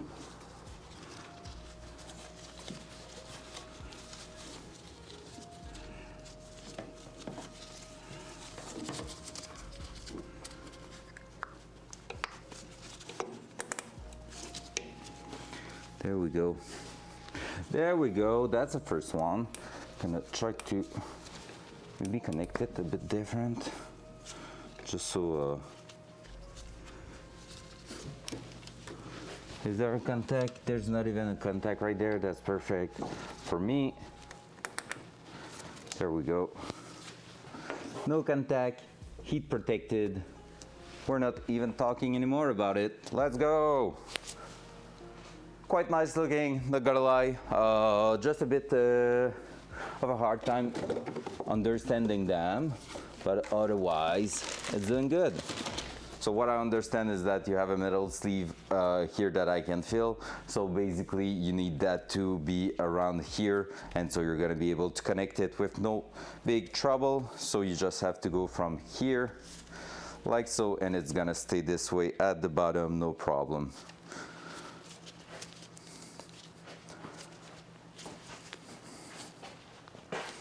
So let's try to finish the 4 of them here. That's gonna confirm we have no clearance issue with the spark plugs. And so yeah, after that we're gonna go ahead and do the other side, which is a bit more complicated just because we have more things in our way over there. So that's quite a bit annoying to put in place, not gonna lie. So it's a one-time deal. You do that one time, after that you just have to remove the entire cable and you're good. So that's the thing here that I understand is a bit annoying, but otherwise should do it. All right, I think I will remove my gloves because right now I just feel them slide everywhere. Another calm morning. This week has been crazy calm. Like, people are super busy, I feel like. Which makes sense, like it's spring that is close to us, all the summer thing, there's a bit of rush usually by that time of the year in a lot of field for a project and stuff like that, so it just makes sense. There we go, second one went through.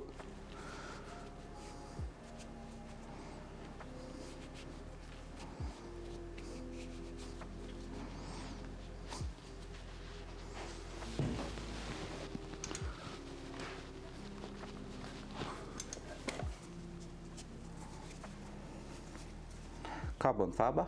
Carbon fiber. Carbon, that's not carbon fiber. Kinda, because carbon fiber has Kevlar in it, so that's why the pattern looks a bit of the same, but this is really more about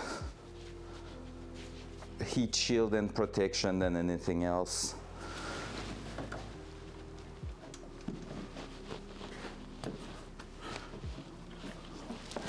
There we go. That one has a contact on the actual manifold, so we're gonna hope it's not giving us an issue later on.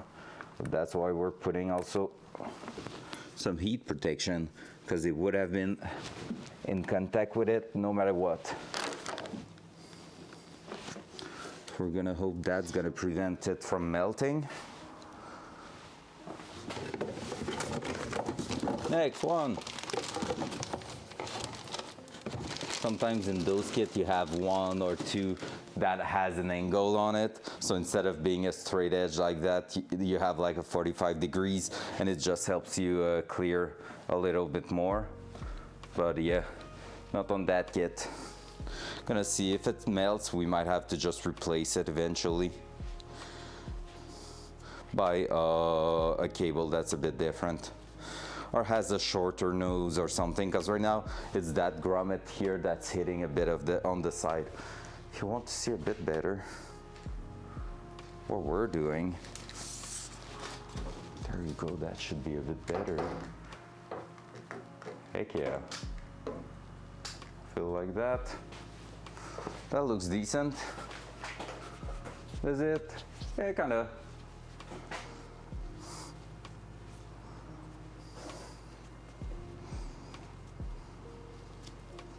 I think I got the tricks. I'm gonna see if it's true. Oh yeah, that one took no time. All right, we got the tricks for that. It's dark outside today. Holy shit.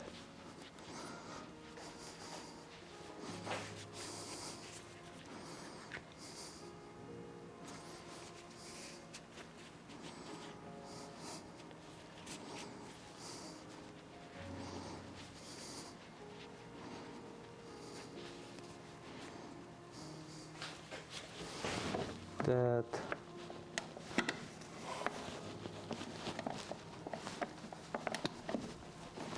There you go. And we can use that top angle too to basically twist it a little bit so it clears.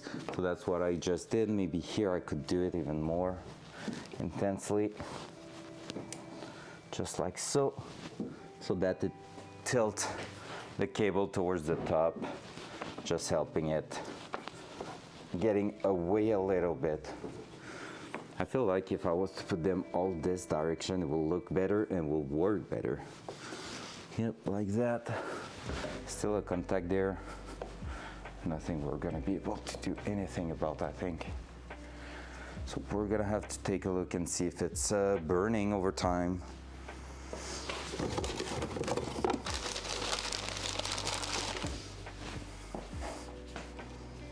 All right.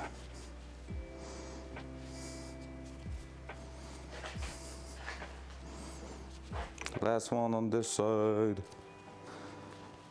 Then after that, today we're also going to measure our bell housing to transmission clearance, just to know which pilot bearing we need. And I'm gonna order that in a quick delivery because we want to assemble that and put the transmission. If it's there next week, like I think after that, it's always the slave that is not done yet. That's the big deal right now.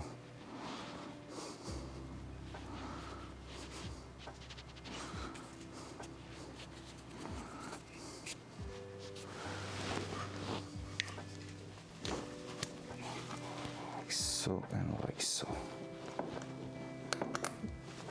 There we go. Bam. All right, so that makes it look good, and I think it's giving us a good idea of where our exhaust pipe is going to go. After that, we're probably going to have to run it there and then go down through here, because there won't be any space left really, except that I think it's a 2.5 here, so we're gonna be 3 inches, so it's gonna be even bigger than that. Let me confirm the 3.5 on my dial. Trusty ruler. It's not even, it's 2.25, so that's really small compared to what I plan on using. Do I have anything in 3 inches laying around? I don't think I do. Nope. Nope, but just to give you an idea, we're probably going to run the exhaust somewhere around here and then going down through here. So we're gonna have to make sure for the shielding and stuff, everything's gonna have to be great. But yeah, I think that's gonna be the only way it can get out. So we're gonna try to do that. And basically twist it to have already a good angle there. And so it's gonna go on top here alongside the chuck tower. So just to give you even a better idea here. Poop. So like that. And then going like this and through here to the turbo, which is not that bad, honestly. I thought it could be even like, I'm saying that, but we're gonna see with the wastegate. The wastegate's gonna fuck it up. That's for sure. It's gonna change everything. Because basically, well, it's not supposed to change that much, the exhaust downpipe, which won't have the choice but to run through here. But here we have to probably use a bit of space somewhere around here for the wastegate and try to replumb it in the exhaust system. So it's gonna be quite an intense one, that one. But hey, that first side looks amazing. Look at that. Starting to put some Gucci stuff in there. That's really, really cool. All right, we're starting to add wires also, which I don't really enjoy, but we don't really have the choice if we want the car to run. Now, on to the next side. Oh, that one, guys, that one's gonna be a tough one because we don't have a lot of access. Let me remove the tape on top of the exhaust port. That was there to protect. Let me grab the next gasket. Let me grab the next thingy here and some bolts. I grab the bolts over there. I'm saying that 2 for 6. No, they just put 2 bags. I think by mistake, because it was supposed to have only 1 bag, and there's enough bolts in the end. I thought there was not, but there is. So here we go. On the ground.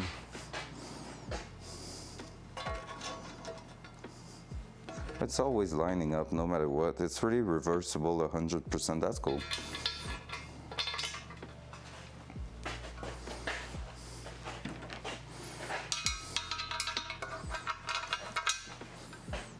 I don't know if that one's gonna be the easiest one or that one.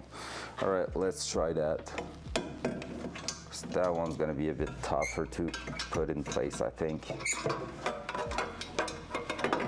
There we go.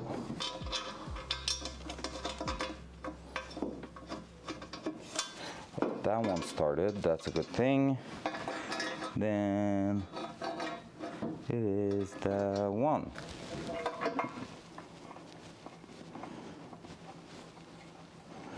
All right, 2 started, so it shouldn't move too much. That's good. Now let's try to install the rest.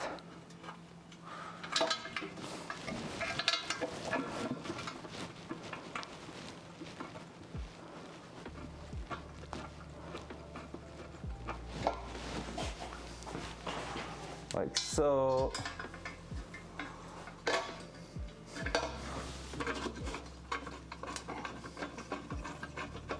Like so. 2 more to go.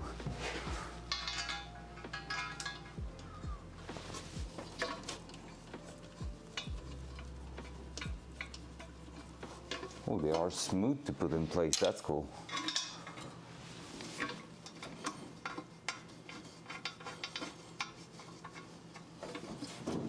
All right, here we go. Let's grab our tool to screw them in place. So that here, 13 mil here. Let's send it. That one we won't have the choice, but maybe. Nah, it's not clearing with that. So basically, even if they look the same, pretty much the bending and stuff is different from one side to the other. So sometimes you're gonna clear and sometimes you won't on the other side for the same like position of bolt.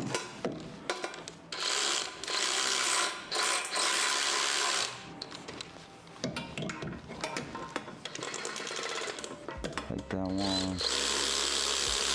that one was the same nut clearing on the other side, so not a good example.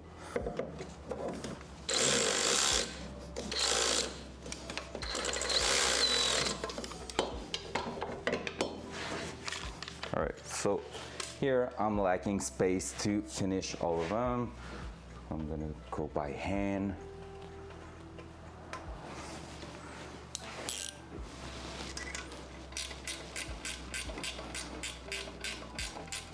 We are probably going to have to remove that again at least one time for the brake lines, but we'll see. Could try to do that before putting the transmission and bring like my line to the back. Even if it's not done 100%, that will be just like at least done for the big part of the car.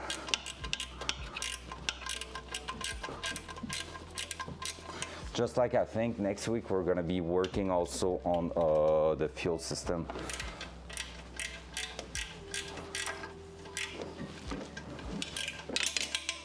Right, that one is hard to access.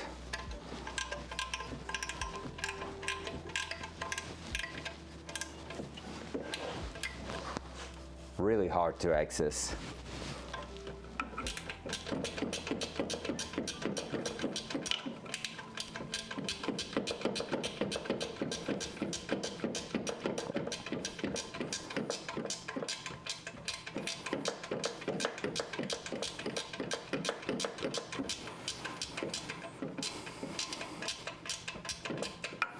If I had been brilliant, I would have done my throttle pedal also while the engine was out. But that's gonna be something we're gonna deal with later on. Snug. Let's snug all of them in place.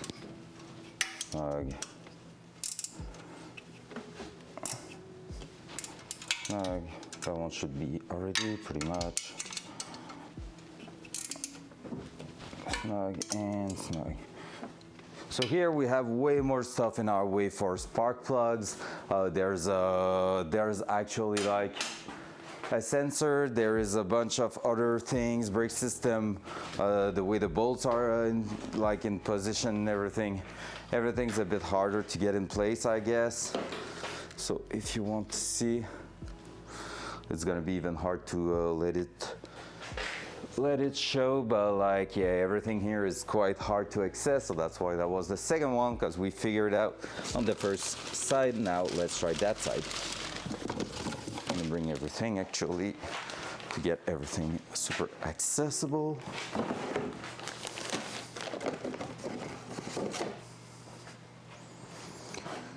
That and that.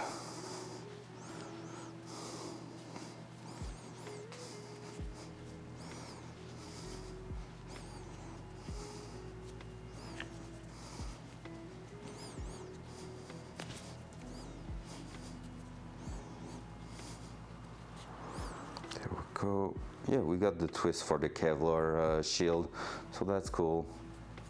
Some people will tend to wrap absolutely all the exhaust component underneath the hood in Kevlar, like in a heat wrap, but I was told not to do so, because basically if you have a oil leak or stuff like that, they're gonna get basically like they're gonna act as a towel and like just drink all of that oil and heat up, and eventually burst into fire, which is not really what you want in a car. So I was really told to not do that and to just do some proper coating on all my exhaust components to keep the heat out. So that's what we're gonna check to do later on for sure. Whoa, sorry, I hit the cam. I'm gonna put the cam back here. It's gonna be just easier for me to work. So let's try that one here. All right, not too bad. Got a decent access. If it's looking forward, should help clearing. There we go. It's not clearing, it's hitting a little bit. So reason for the Kevlar shield to be a thing. If I'm twisting that, is there a way to make it better, not really. The only way will be to tire wrap that thing a little bit. Might have to do something for that. I'm gonna check the other side if that could be a thing too. To add like a tire wrap, the one hitting there. Not really. It applies a bit of pressure if I'm doing so. I mean, wouldn't be a big deal, I guess. Might have to check it out.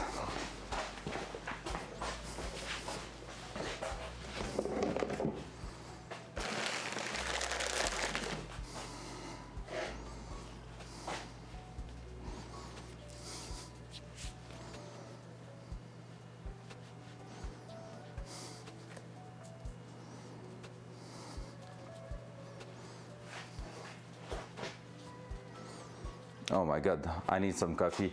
I just got in the zone like where I was just thinking, but like in my mind and really being far away.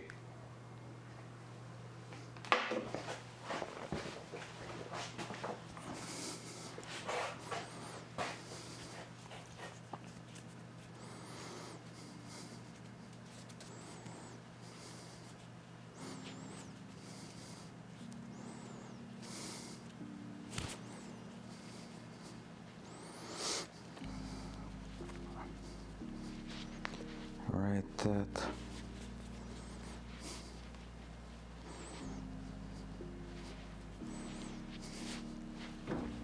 Almost there.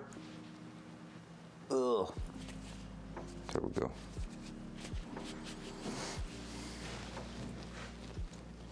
Next one. That one's gonna have a contact too. Can tell.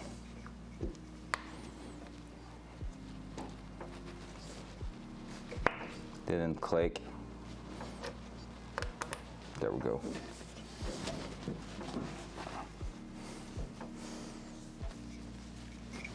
Still have a bit of a contact. I mean, there's nothing I can really do about it. We're gonna see if we're melting a spark plug cable later on. That's usually a thing with those. So that might happen, but like I said, maybe I will be able to just take a tire wrap and hold it a little bit further. Like here I have a good bolt on top there, so I might be able to just apply a bit of pressure that will clear an air gap behind. Same for that one. So maybe I'm gonna have to use those anchor point to just grab them. Who knows?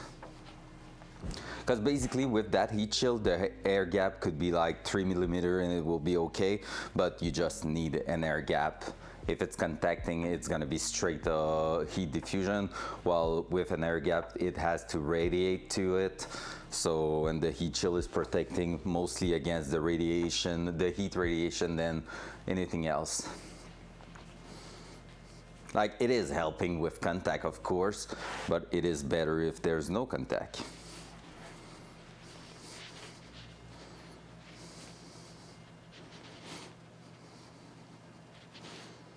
All right, pretty much there.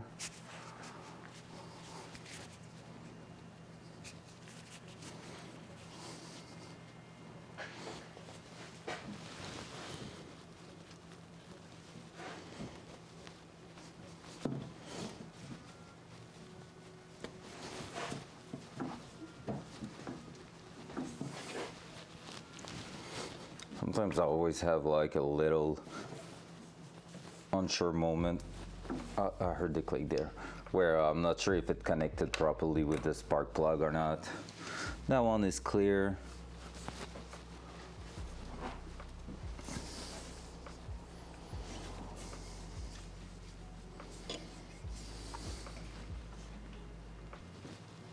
But the spark plug is maybe loose. I didn't tighten the spark plug correctly. At least not that one. I should have done that before. Well, we're gonna put that in place. That's something I'm gonna forget if I'm not doing it right away. Let's go, let's tighten the spark plugs. Are they with these? Hope it's a small version of it. Yay! Because if I'm not doing that now, I will forget. And if I forget, that means problem when trying to start up the car, which is not cool.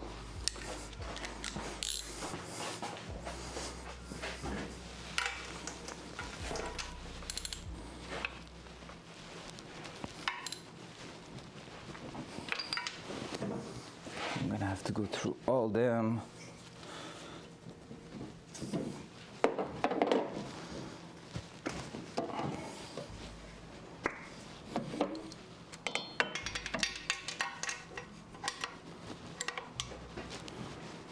The other side won't be a problem here. It's just the space that is crazy tight.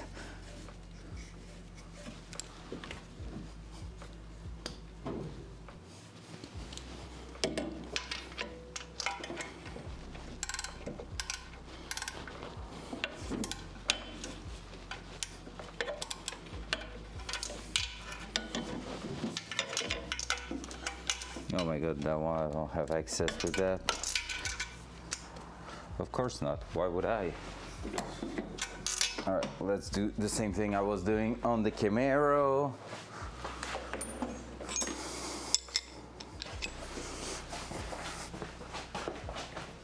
Which is throwing that on top with that right at the back.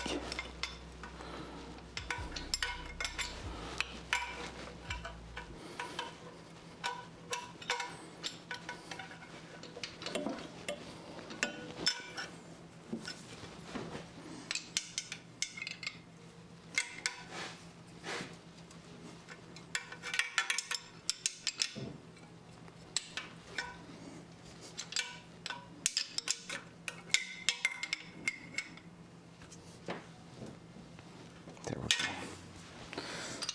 That's good. Now the front one, the four worst one will be done.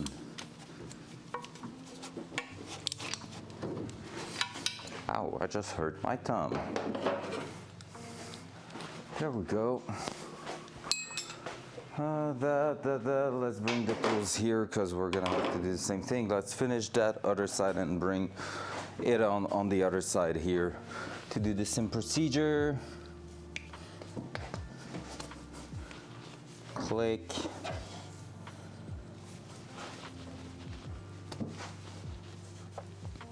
Click.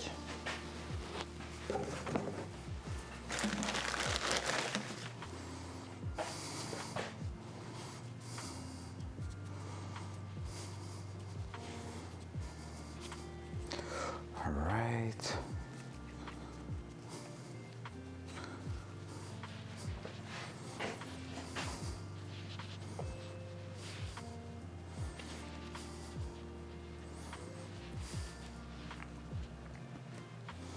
Pretty much there.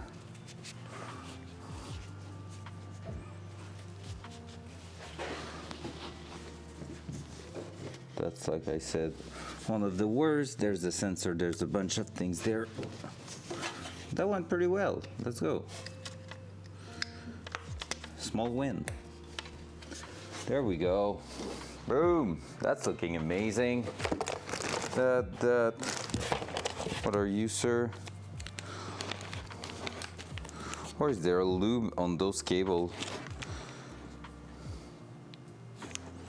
I think it's for putting on top here to the coil.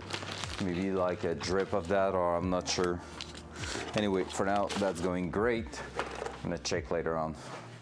All right, next side, trying to just make sure that the spark plug are tight. So you have a good view, yep. Let's go.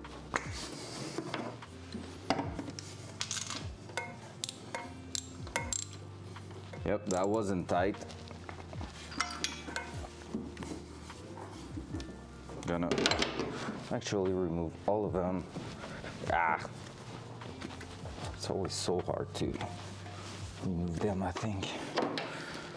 So that's the first one, we just did it. make sure. Yes. That one I don't have access to, so I'm gonna go to that one. There. There. And now the last one, what we do is we drop that in place until it clips in place. And we just go with that and we torque it in place.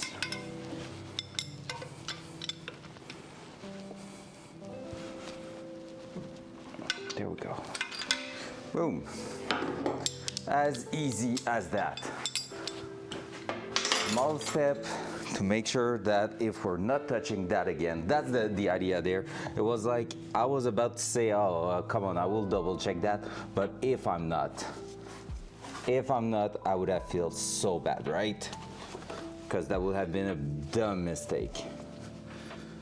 Now, just so that the ring can go through a little bit, so I'm gonna do that.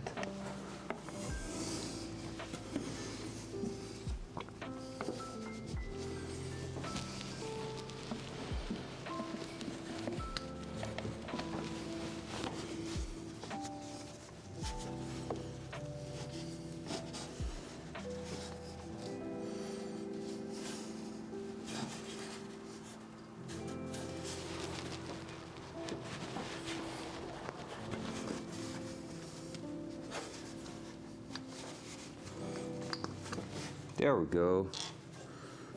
Boom. So that. I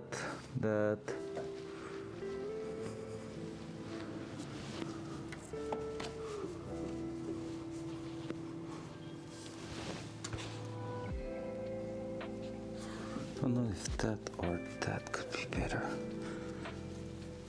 Yeah. All right. Well, there we go. We have a proper setup right there.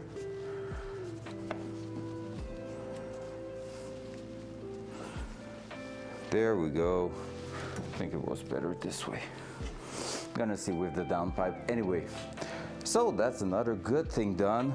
Now, what else can we do right here? We're gonna be adding just the V-bend temporarily to look at where that does fit. What I'm talking about V-bend, it's basically what's gonna get out of here and on the other side there. It is just a bit of pipe that is sticking out and basically is going to be, yeah, just there and living its life. I'm looking for one thing though. That's the PCV, I think. They didn't provide the cap for them, so that's a bit sad. That's a bit annoying because I thought they were. Because I won't be running O2 sensors in those. So I'm gonna check and see if it was supposed to have them. Because if it was supposed to, well, they are not there, and that sucks. But yeah, so for now, gonna go. And V-bend is a really nice concept, to be fair. It is like a color in which you slide that and basically it's tapering those together, and that allows you to basically slide that the way you want. So I can go ahead, unlock that one like so, and so I can slide that like this, slide that on top here, and I can just start tightening that up once it's in place. I just have to get a good access to it, obviously, but then you're just basically tightening that in this spot there.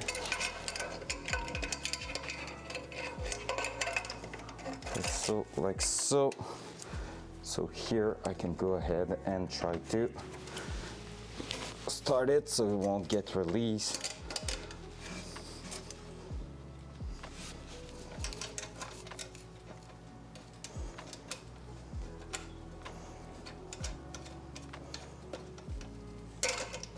There we go. So that at least it cannot get out. And therefore you can basically aim them wherever you want, if you want to plug a sensor or not and stuff like that. So you can go and do whatever you want with them. So for on our side, we won't be running any sensors, so that won't be a big deal, but still it's a cool feature. We won't be for now. If we need more data logging, we might. So cool feature, and that's why when we're gonna be building the exhaust, we're going to make sure that we get a proper access to all that, so that and it is orientated in a way that will work, for example like that, so I could run a sensor and push the wire through the wiring loom that's existing over there. So that's the idea here, and I'm gonna check which size that is. We're gonna need to thread that. That's 11, perfect. So that, gonna grab a cutter, because there's a little tiny thingy like tie wrap getting out there that I hate. And actually the 11, I'm gonna grab the small one. It's gonna be just easier there.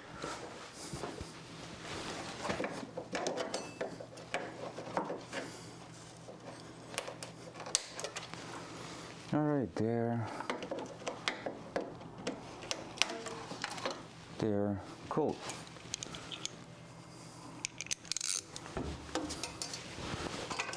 So let's throw that about to its place, start wrenching.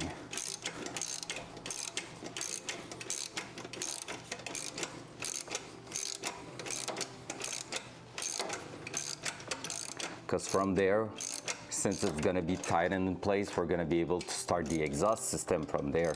We have a good reference spot.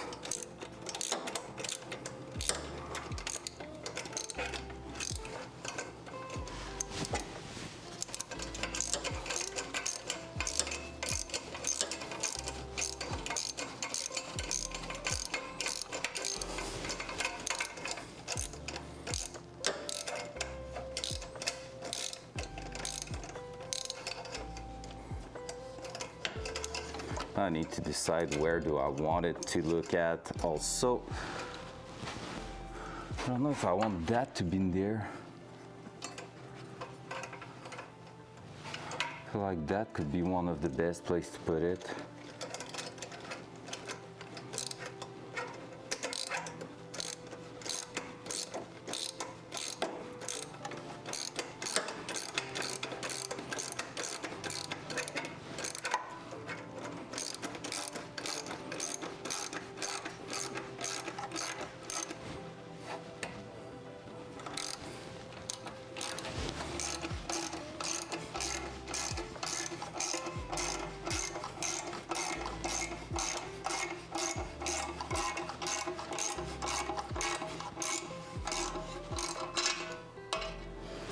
Don't get what is all that.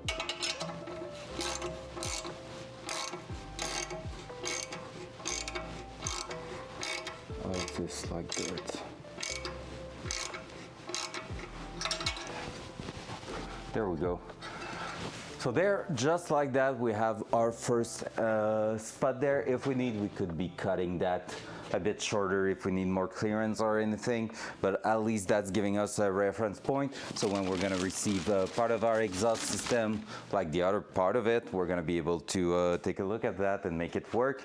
Let's do the exact same thing on the other side there. Do you see it? You kind of see it. Can be a better angle like that. So same thing about here, and I'm gonna orientate the sensor exactly the same way. So therefore, we should be good to just push the cable towards the frame rail if we ever need that sensor to be a thing. Like that, like so.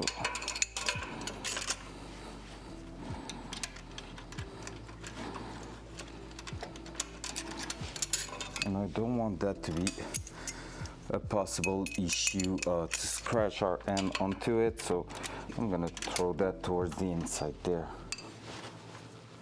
Just going to be easy to thread and not a danger to our hand when working in the car.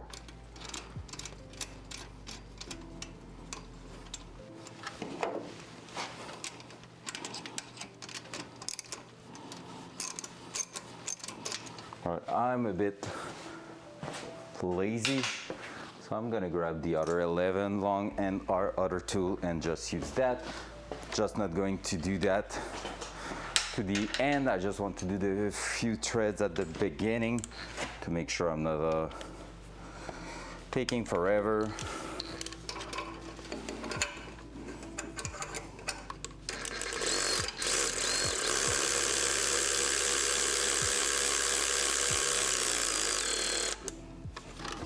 See, boom. Way faster. Oh, I'm gonna get a good feeling of it.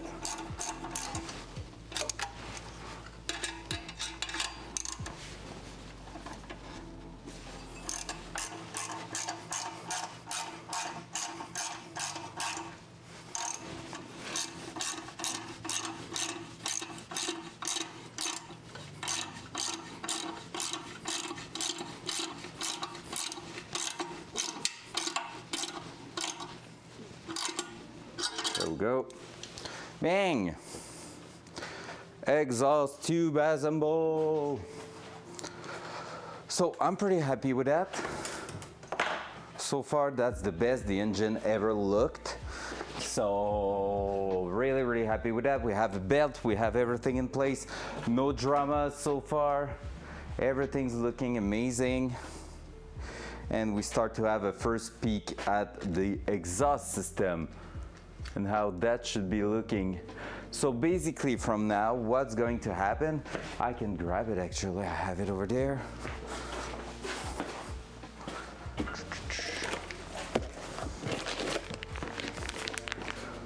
Basically what happened is that I bought a flange, which is going to be basically the receiver for the turbo.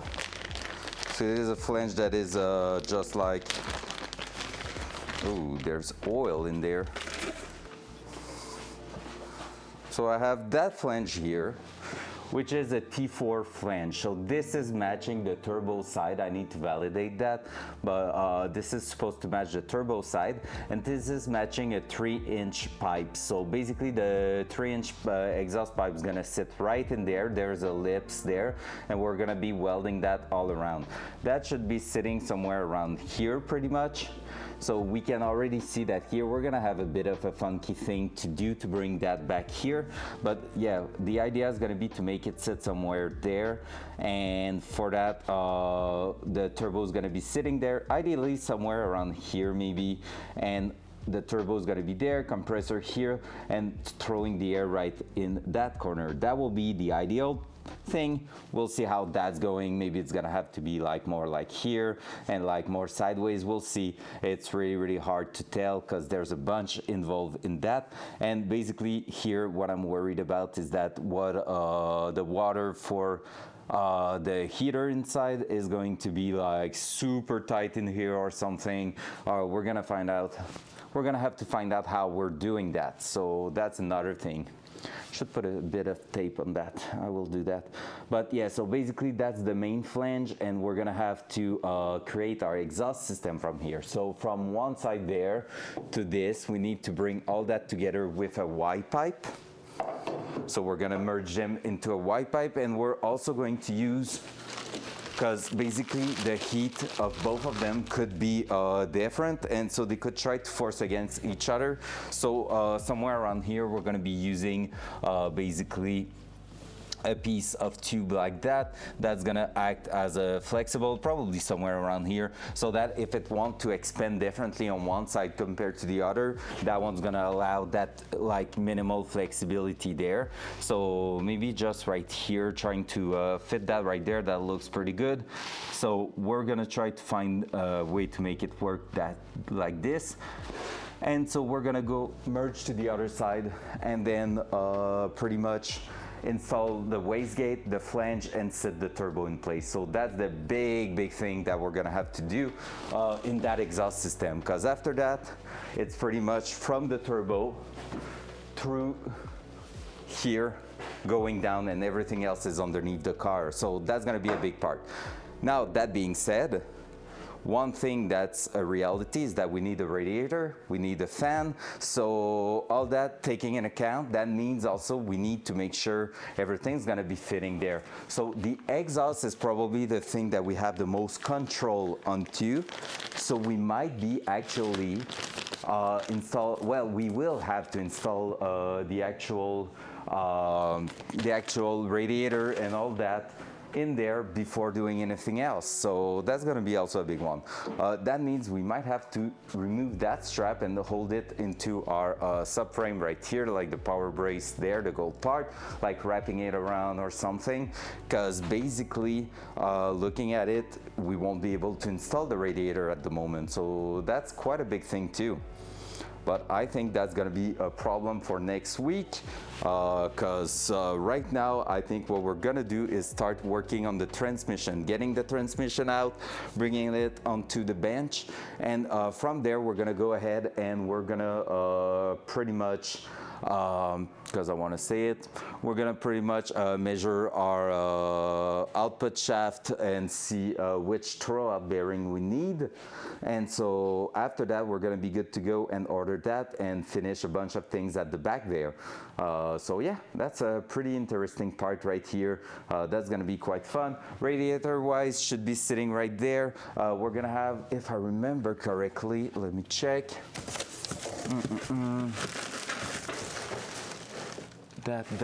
Yep, the input's there and the output's there. So basically the corner of our engine here is really just going to go straight there. So we're probably gonna try to have a straight tube, then doing the S at the end there to go into the radiator. So that will be the easiest way to do it, and it will clear a bit of space right around here for the exhaust system. And then after that, we're gonna take a look also at like the output there, but the output's probably going to go around here and come and plug right there, because here we're gonna have the pipe for the charge pipe. So basically like the intake pipe going through here to the intercooler that's gonna be at the front of the car. The idea is pretty much there, honestly. Like looking at it, we're doing pretty well and we're not far at all from getting that done properly. It's really, really cool. Like every piece of the puzzle are getting into place and are pretty much starting to look like what I want them to look like. So honestly, turbo clearance around here is my biggest issue, I will say right now. I need to take a look at how that's gonna clock in place, because you can change a little bit the angle there, but basically what I'm talking about right there, let me try to show it even better. Like here, and whoa, what's up, Mr. Pound? How you doing, sir? Hope you're doing amazing. Didn't you get that sound yesterday also? I feel like it's the second time in 2 days I'm hearing that sound. That's weird. But yeah, so basically here, turbo's gonna be mounted here, but we have a pipe, an exhaust tube coming underneath, one getting out at the back and one getting inside there, and all that ideally will also involve an air filter. But their turbo is quite massive, so I don't know how that's gonna sit in here and how well that's gonna all work. Like my ideal setup will be the turbo being a bit at a 45 degrees angle, having the output, like the air, the compressed air going through here, straight through that panel into the intercooler, which might make a pipe for the intercooler really, really short here. Intercooler going all the way to the other side and coming back straight in here. That will be minimal amount of travel to get all that together. So that could be pretty sick, to be fair. But yeah, that's really, really, that's gonna be a tough fitment in here, and like making sure all the wiring is safe from the heat and stuff. It's gonna be a really tight fitment. What do you think about that, guys? Hey, Mr. Pound, what do you think about the engine back in the car? Main pulley is there, belt is there, and we even installed the headers right now. Look at this beauty. Like we have the beginning of our exhaust system right there. That's sick. I'm really happy with that. We have spark plug wire, everything in there. So yeah, it's starting to assemble itself and look like something. So there's that. I think that's kind of a win. So next step, I think we're gonna do the cleanup on that table, and then we're gonna start moving on to pretty much measuring the transmission shaft, because we need that to order one big part for the back. Well, small part, but super important one. So let's go. After that, we might get the car higher or remove the wheel and put that on jack stand, so that we're gonna be able to take another measurement for the wheels, because I need to know what is clearing and what is not clearing on that car now, because we're having a bit of difficulty deciding which wheel we're gonna run, but we need to order them eventually if we want to roll the car out of here on a proper setup. Cool. And with brakes and all.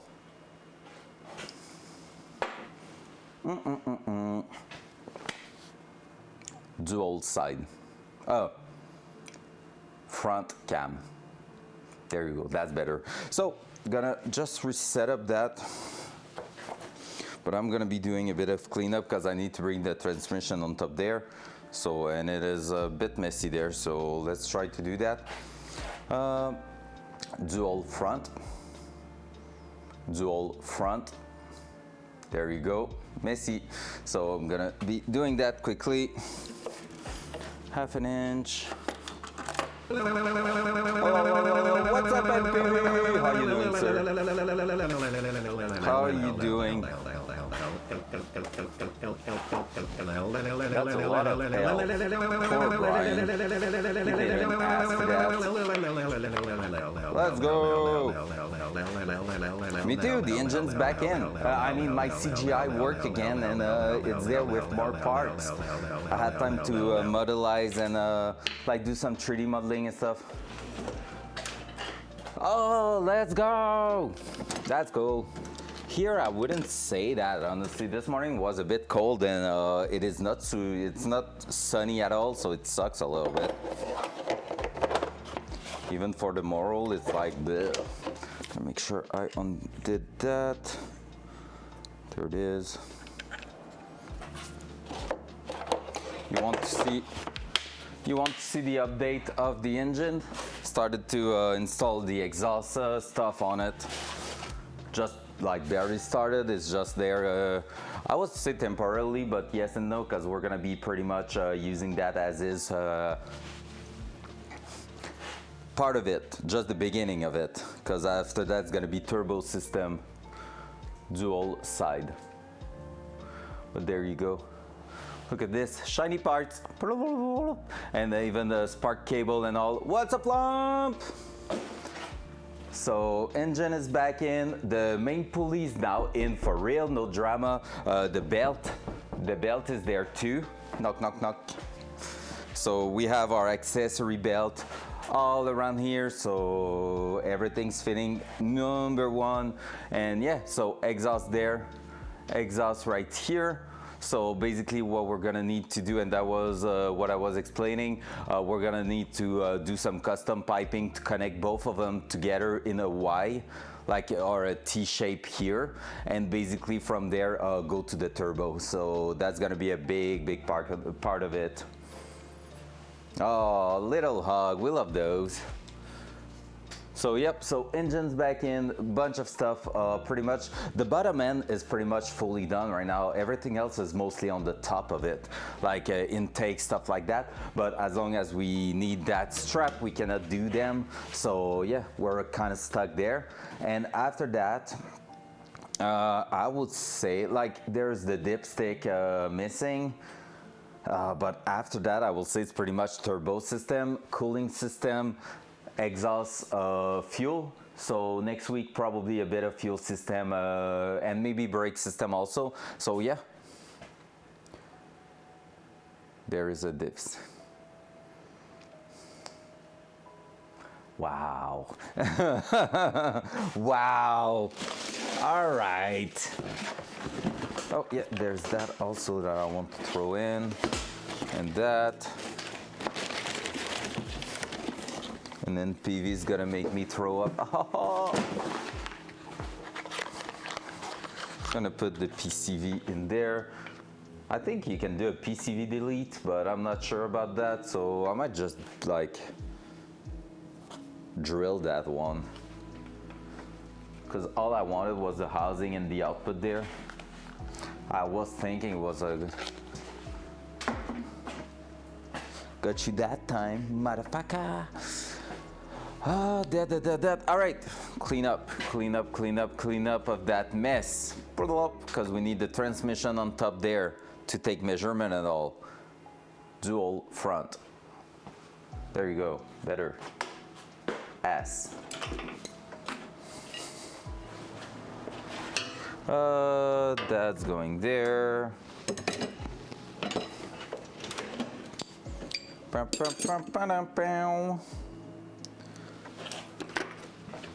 I feel so slow this morning, like, oh, guys, you missed that, like, and that's good for you, lump and NPV, but I took freaking an hour trying to find for a tool, couldn't find it, got tired of looking for it, and basically just use a rubber hammer to smash it in place, and boom, that was done. 30 seconds. So I basically lost an hour for something I didn't even need if you were using your brain, but brain was not a thing at that moment, it seems like. That's gonna go there. 13 right there. RTV sealant, not now. 24 mil.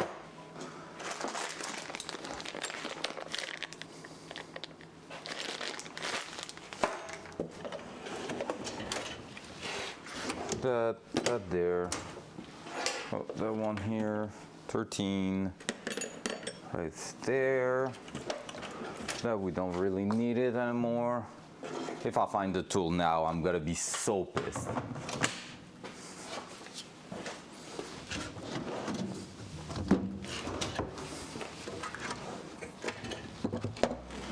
That. Hey, easy cleanup.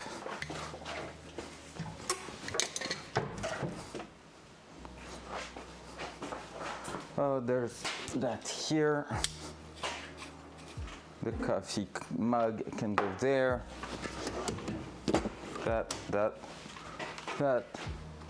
It's already 1, what the heck? Morning went fast. All right, gonna try to clean that up just a touch because we're gonna bring the transmission in there. And that's a big chunky part. And it's also beautiful, so yeah. Oh, and I wanted to plug a few things on the engine to make sure no dirt was falling in them, which is probably most likely already the case. It already happened, but hey, try to make it not worse. It's the cooling system, it's less of a problem, I would say, but like, there you go. Dual side. So that all I want to do is plug. There's a few little hole there, and on the basically 4 corners that are used for some cooling. Not on those engine, there is just the first 2 at the front, like the 2 at the front that are used, and the one at the rear are not technically, but we're gonna use them on our side. I bought a kit to be able to use them because that's removing some heating point on the top of the head. So performance engine, better remove as much heat as possible from there. There you go. That's nothing worse than that to do, just that I wanted to fix that because I noticed them and I was like, ew, that's flat surface on top, that means dirt. All right, front cam.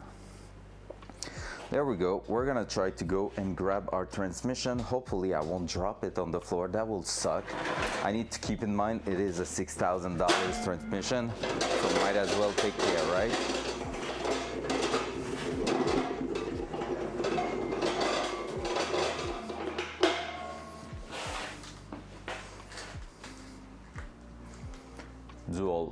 front. So I'm gonna be removing that here.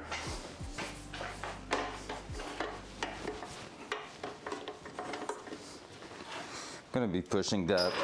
Like I said, I want to throw a welding pass on that thing, but for now, it's not the priority.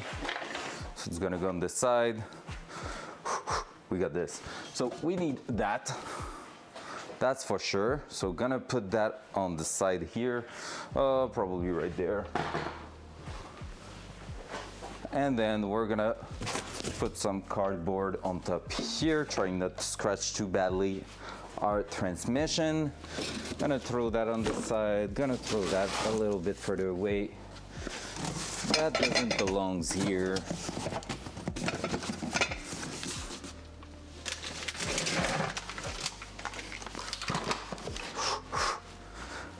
Oh, let's go. We got this. So I'm gonna try to take it out. Now I'm gonna try to bring that on. And I'm gonna try to force in an intelligent manner.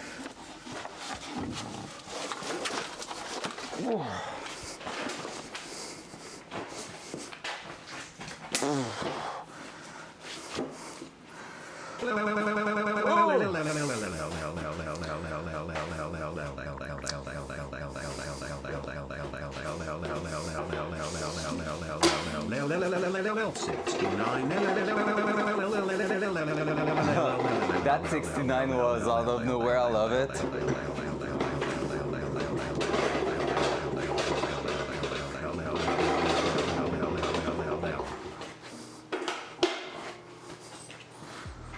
I don't like the stability of that. There we go. Gonna move it a little bit further. That's better. Front cam. I haven't watched it yet. I would like to. I was quite a big fan of New Vegas, Fallout 4. I haven't really played since then though, but yeah, I'm quite a fan of those games. So looking forward to it. Have you started it?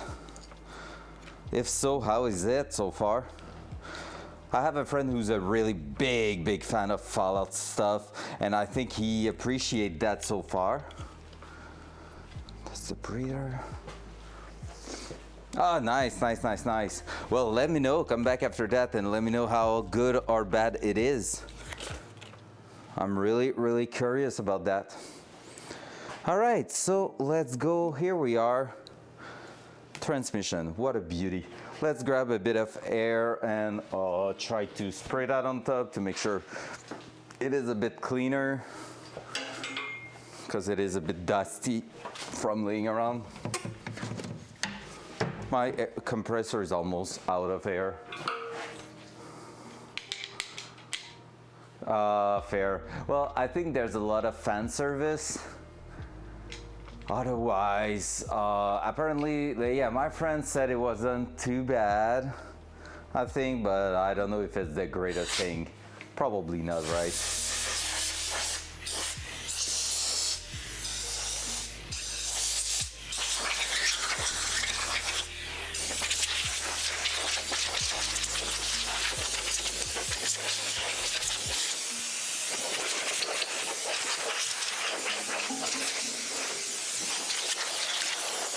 There we go.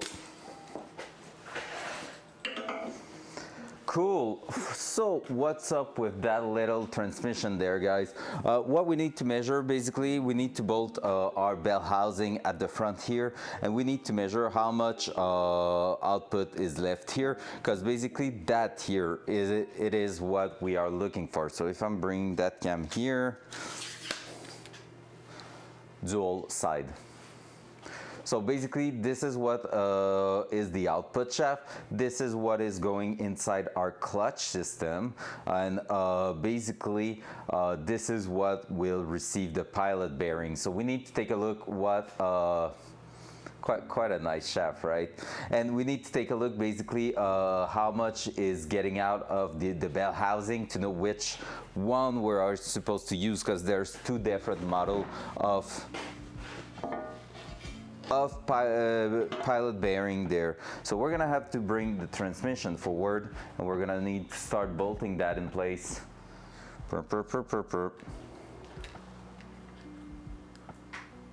Dual front.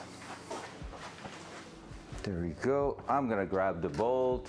So this is the bolt. Oh yeah, the bolt we need is the one, the other one. These ones are the one going from transmission to engine, right? If I remember correctly, and I think the sticker is saying that, LS2 T56. So that will mean engine to that, yep. So here we are. These ones are supposed to be the good one. So I'm gonna try to just start one of them at distance.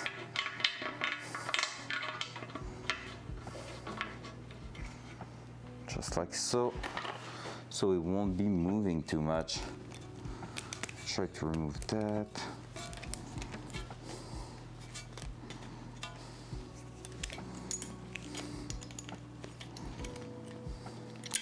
It's crazy, right?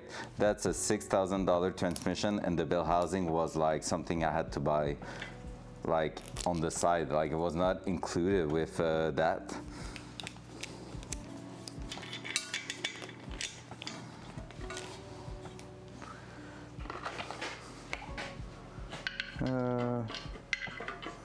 Probably that. All right, that's gonna be enough for now. Let's bring that forward. Let's go and put that in place.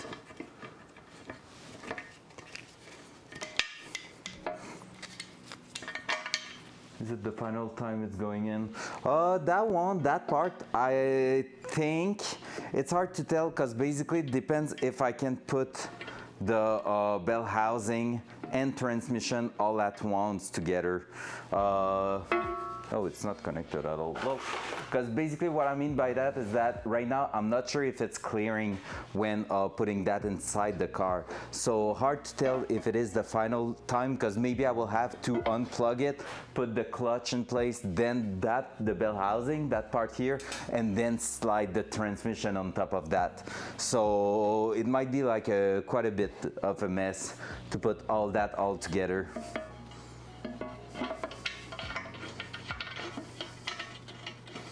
Right, that one went in. I'm gonna try to grab that one now. Like ideal scenario, we can slide that all at once on top and we don't have to worry about it anymore. But I'm not sure if that's gonna be a thing or not.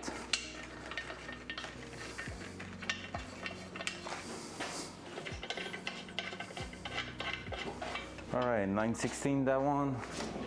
Probably 9/16, right? Oh, half an inch. Yep, half. I always forget what those are. But I will be happy if that was the last time it's going in.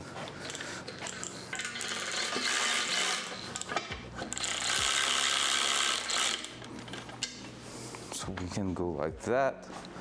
We can then go like this. And that's pretty much sit it in place, so we don't even have to do all the rest of it. I don't even want to start that one. All right, there you go. So from there, we need to take a look here, and that's gonna be the hardest part, I think.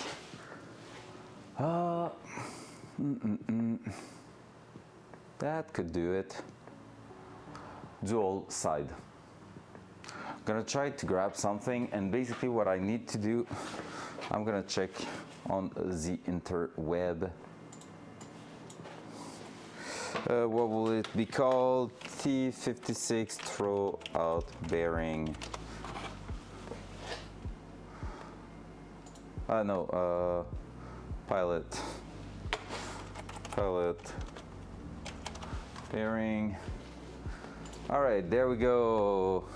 AB, perfect. So measure that. If it is 3/4 to an inch, we need to go with position A, otherwise position B. All right, let me show you basically what we're doing right now.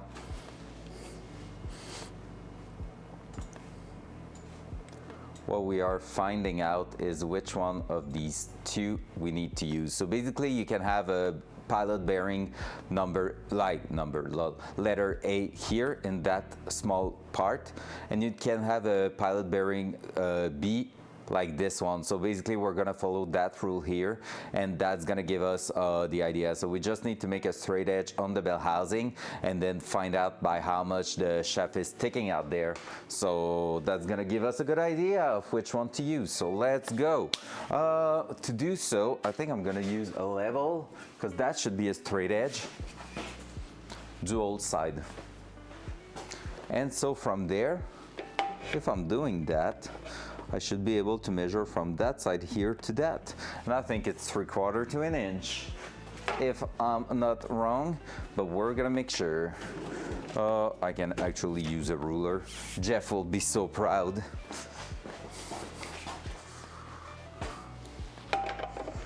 Like so.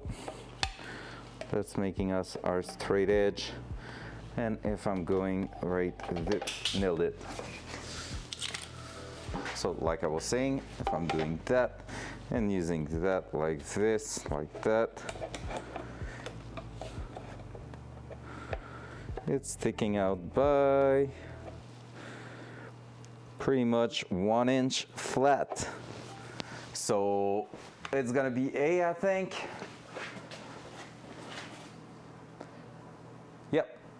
Caution crankshaft oil plug, fair. LS engine, crankshaft, and flywheel side view. Perfect. So we're gonna be able to run the pilot bearing in A position. So the small one going far. Perfect. So that's what we're gonna use, and basically that here is gonna connect right there. Now we could answer the question I was saying about, is it possible to put that right in there? First try. Because I can remove the bell housing and look at it.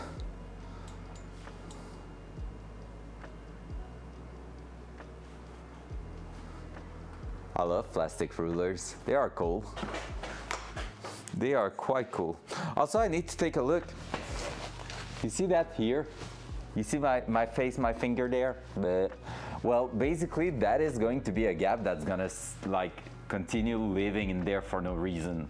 So apparently you can buy a cover to remove that weird shape right there, like that weird cutout that is there for no absolute reason at all. So like you don't need that. It's because technically you could use that to do a fork activated throw-out bearing, but here we're gonna use like one that is centered right there. So it's kind of weird, and yeah.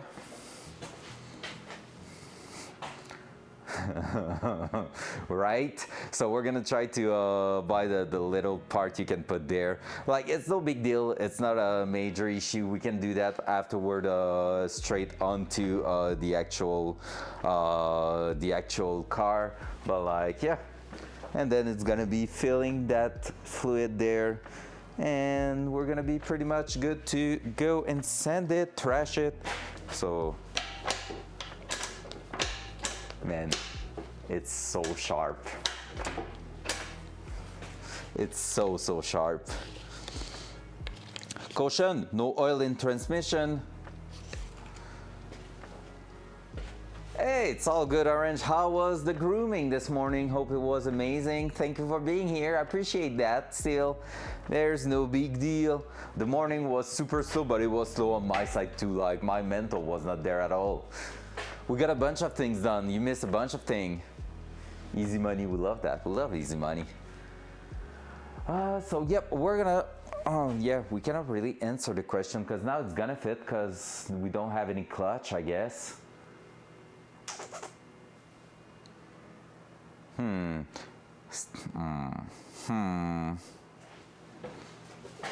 still unsure of what I want to do. I think I'm gonna throw all the bolts in there, so I won't lose any, and see later on what we need to do with that. because now what I want to do is also insert the wheel setup question, because like even if we look at it, there's still a few questions I need to double check stuff in there and make sure we're not going to do something stupid. So that one is going nowhere.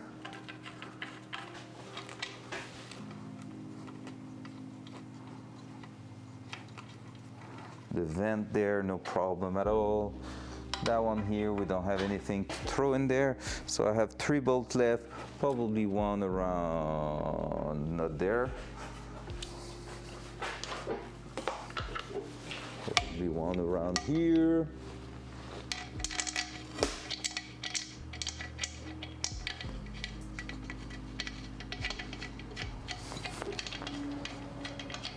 Duct tape and put some on your nips while you at. Damn, let's go. Hot stuff.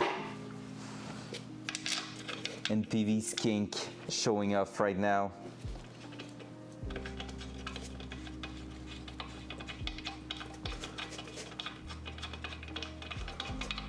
It's funny that this is a manual transmission and they recommend putting some because I want to say it, they recommend to put some automatic transmission fluid in there, which is weird. All right, I have one too many bolts because there's one spot there that has nothing to thread the bolt, so I guess we don't need that one. And there's that one here that if we had that little piece, I guess it will be used, so we're gonna just do that then. Let's go. Also here I have the plugs there to basically line it up with the engine, so I'm just gonna find them quickly. There they are. Let's go! We love the pet spam. We want to see that little doggy. There. So basically here I bought some brand new one. This is the locator pin for the transmission. Well, don't really need anything to throw them in there because they are brand new and not rusted. I might even put some NTCs behind just to make sure they stay like that. But yeah, basically this is the transmission getting together. And so eventually what's going to happen is that we're gonna put that piece we're missing in there. So we cannot throw that in just yet because we're missing the middle there that we obviously won't have access once it's in there. So we need to take a look at that. It's so smooth. Yep. So everything's looking pretty good now. I'm happy with that. I'm gonna take that further back on the bench because it's stressing me to be at the front like that. Hopefully cannot roll. Nope, it's really safe, all good. Hey guys, I think I'm gonna go grab myself a little snack. So I think I'm gonna leave you on that beautiful view there. Oh, orange, look. Engine back, exhaust stuff and different thing in there. Yeah, make sure to clip it if, oh, you're gonna go watch Fallout, okay. I thought you were saying you're gonna go, you're gonna watch it fall. And I was like, make sure to clip it if it happens. That way at least I'm gonna be able to cry even more. All right guys, so I'm gonna be right back, and after that we're gonna do a little thingy, so I'm gonna start working on the wheel setup again, so be right back. I love you, bitch. Oops. Hello, bitch.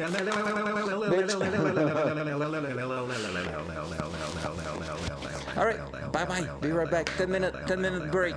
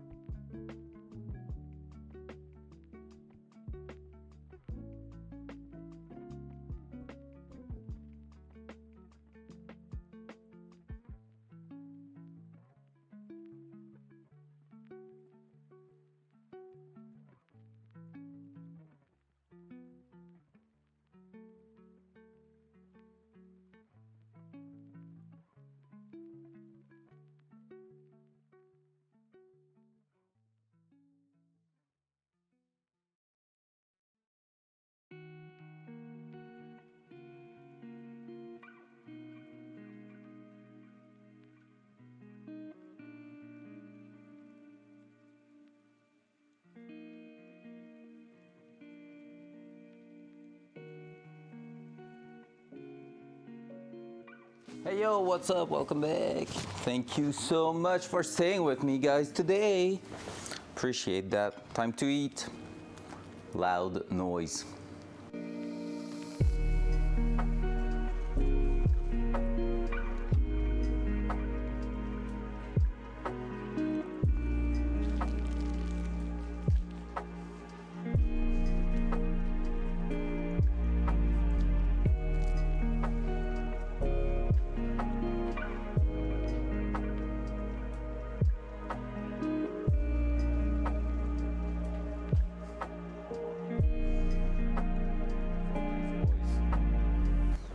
Not that one. Not that one, Orange.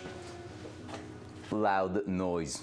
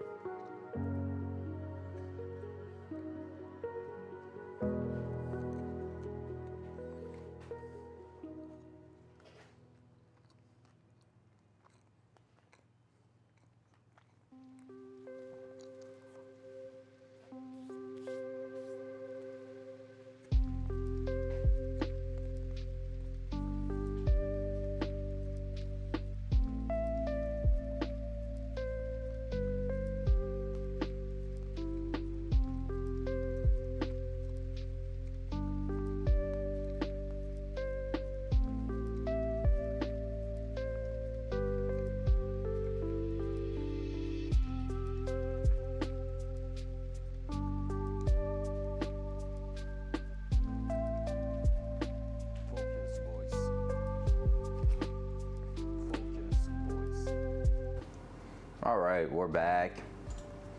That was a good lunch. Well, snack. Well, yeah, that.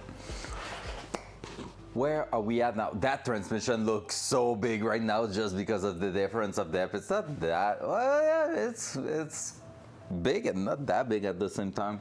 That's what she said. Well, hey, what are we up to for now? Basically, we can throw the transmission aside. That was just a clickbait, pretty much. Kidding. But, like, we're gonna be putting the transmission aside for real. Basically, what we're gonna do now, we're gonna try to readjust the camber at the back, because basically, and I don't have my cell phone on me. I wanted to check if the guy answered me, but I'm looking for a set of wheel on eBay right now. I've had a chat with the guy with the company selling them, brand new Rota RKR, the one we are looking to put on the car right now, 17 inches, 9.5 inches wide, and I want to confirm the front that it's like that at the front. It won't work, but I also want to make sure we get the camber closer to what we are expecting to run everywhere, because basically I need to take a look with the tool again to make sure what we would love to run at the front and what we will love to run at the back, because basically right now that could be a game changer with what we order. I'm trying to look if I cannot have, and that was not my plan at first, but like I'm trying to find out if I can run some 9.5 at the back and some 8.5 inches at the front, which would give us pretty much the clearance we need. So we'll take a look at that, and that's gonna be our next mission. So let me just I'm not sure how I want to do that. For now, I think the transmission is gonna stay on there because we don't need the table for the moment.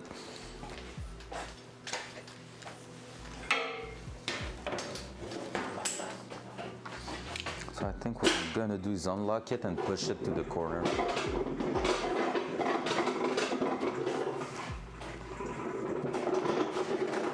Like so, so at least it won't be in our way over there. And we're gonna bring that back here.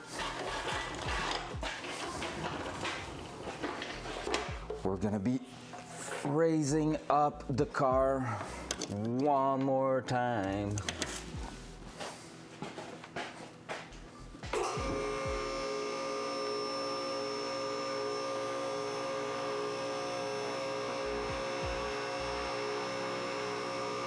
And so from there, we're gonna go at the back. We're gonna try to put the control arm back in a good position.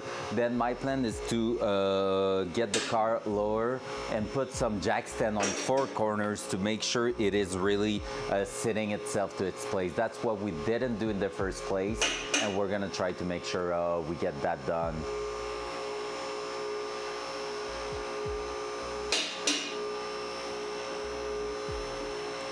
Oh, heck yeah.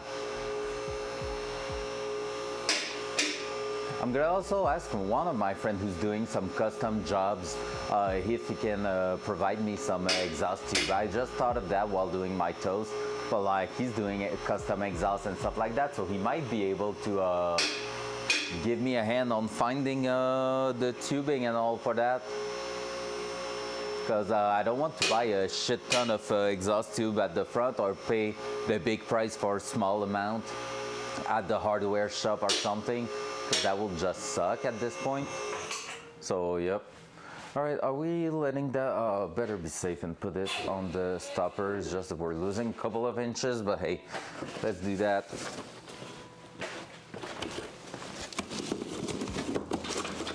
There we go. So from there, we're gonna go all the way to the back. Beautiful. We have the clearance right there. It's fitting by a millimeter. That's crazy. I just want to show it to you.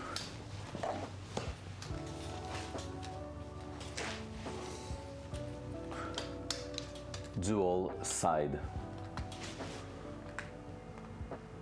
Look at the clearance there. Wait, I'm gonna try to make it even more obvious.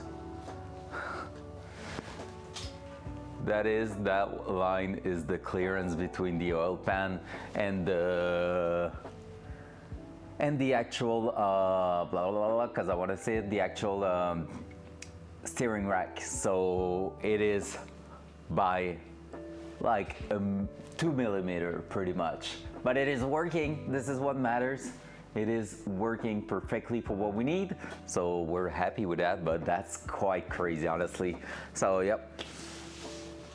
So yeah, pretty much the plan is to put some jack stand on that arm right here, so it will compress that and do that on all four corners. So this way, we're just going to make sure that the car is leveled and it's gonna give us a better reading to make sure that what we're looking at is the good thing. Worst case, we might also need to extend and change those pivot points here, because I'm planning to run maybe higher, because someone told me it was one of the best way to get some dynamic camber, and so we're gonna have to see. So maybe I'm gonna have to extend it also to push it a bit towards the other side, which means extending also the tie rod. So that will just increase the camber pretty much, and that could mean having also a bit more clearance issue on that. We're gonna see, but hey, gonna be part of the game.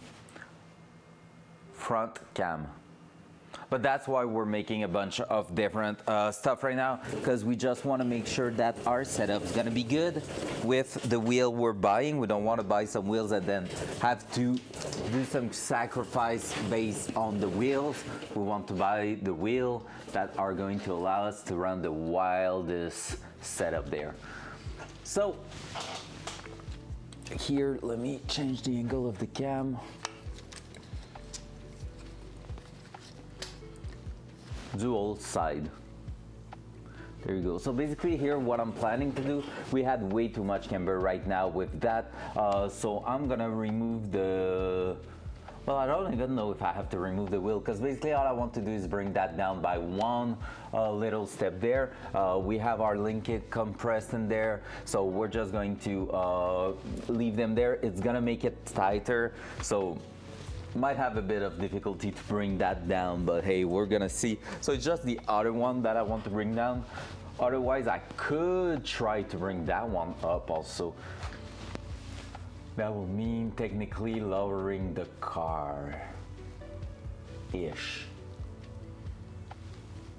kinda. I think it's crazy the amount of clearance here.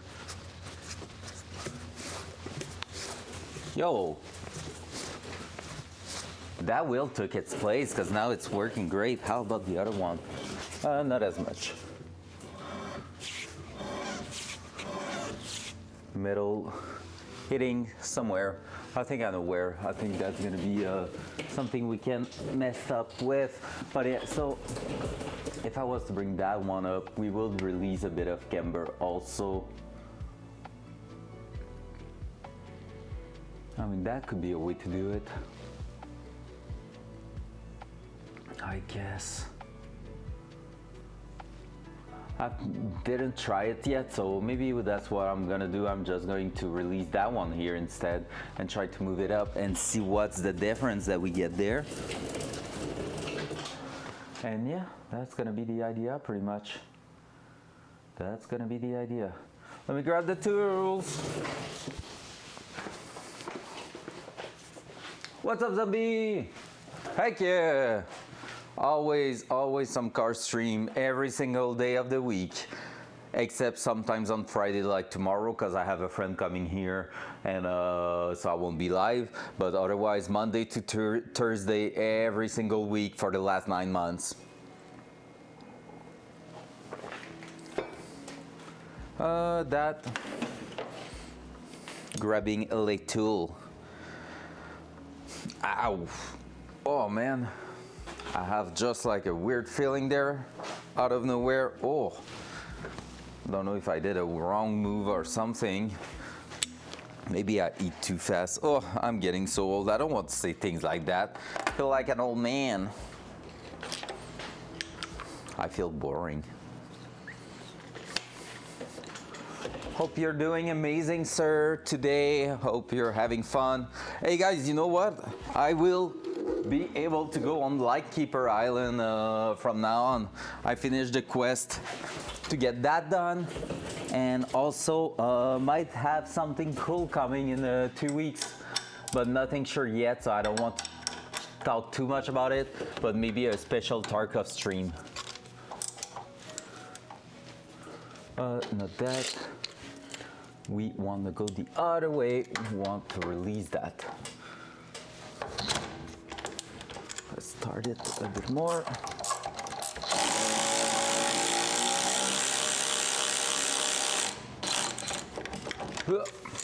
Can I get out of there, sir? Or not?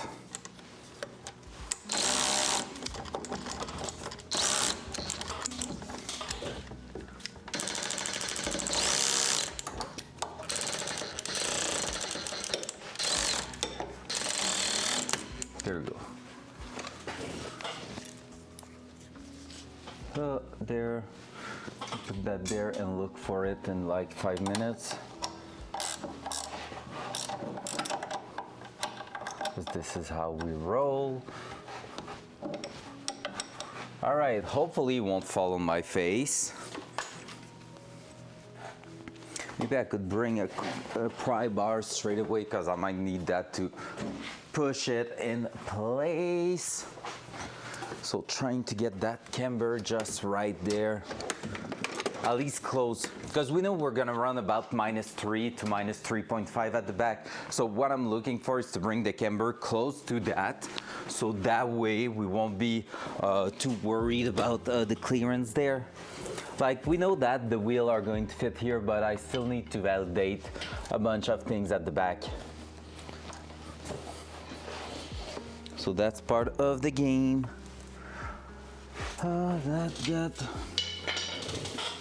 Did I bring my wrench over there? I don't feel like I did, but it feels like it's not there anymore.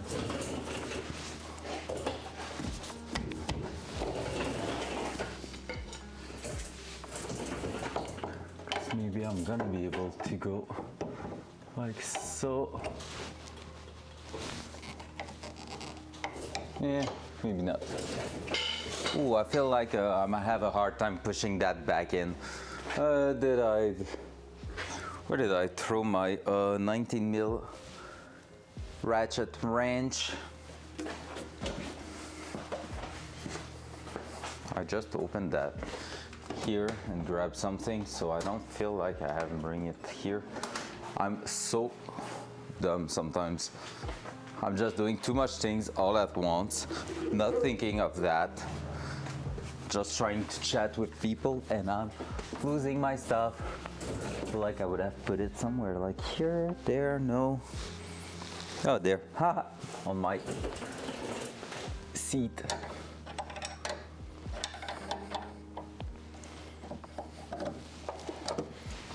All right, can I get it out without crushing my finger? That will be a major plus, I would say.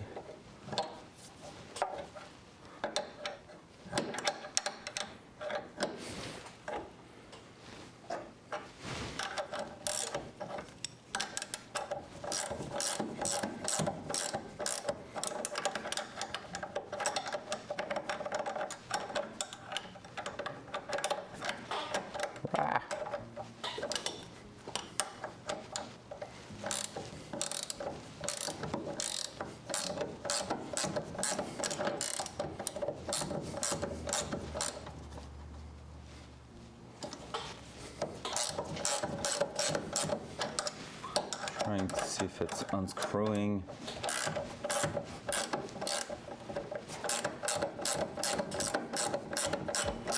I think so.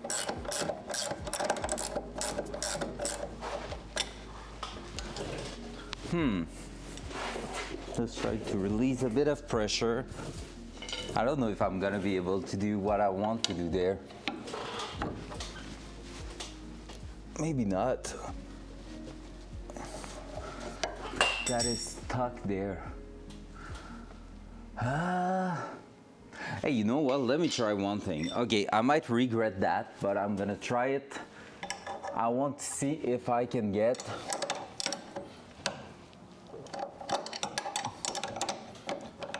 that loosen up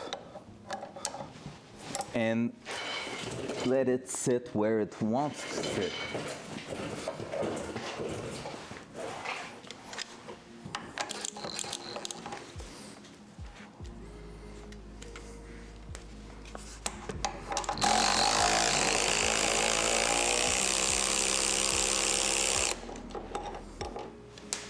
Hold it.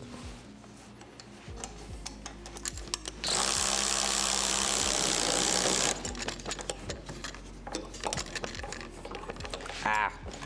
Of course you're gonna get stuck there.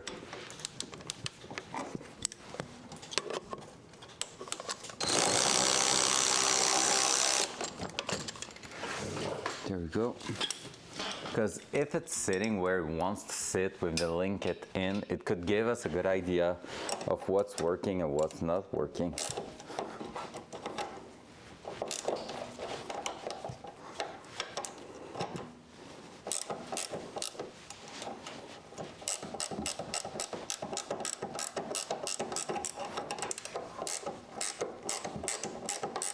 All right.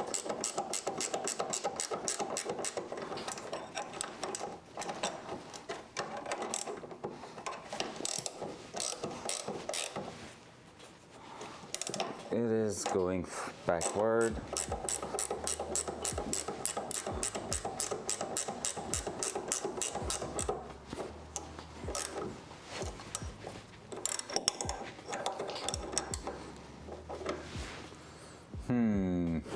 Seems like it's gonna be a tough one. I think the sway bar is putting a lot of pressure on it.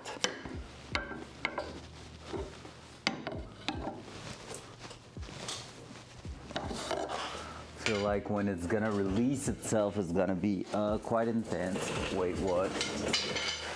I'm talking about the car part.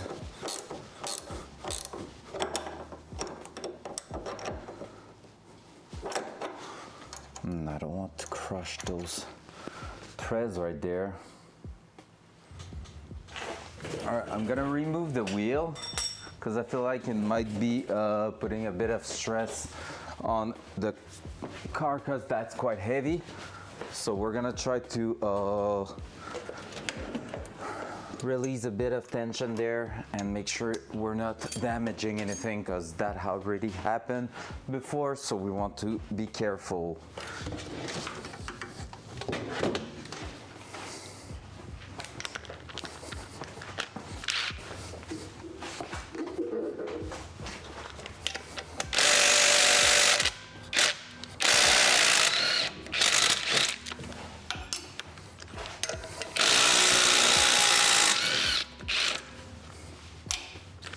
There you go.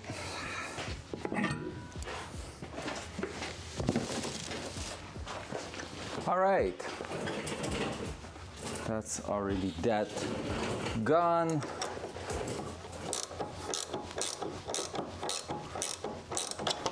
Ow. That was my finger.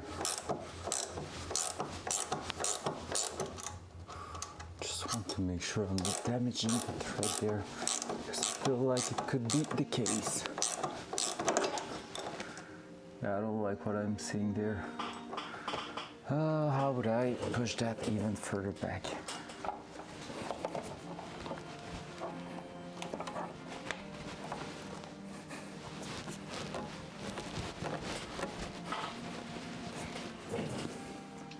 Is it that it's trying to move backward? I don't know.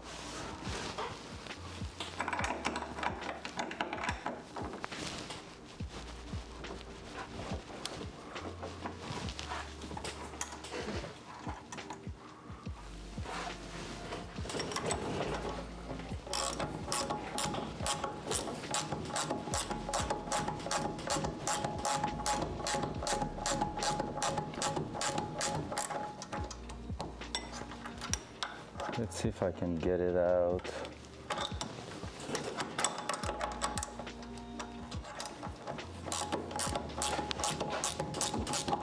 Yes, yes, yes, yes, yes.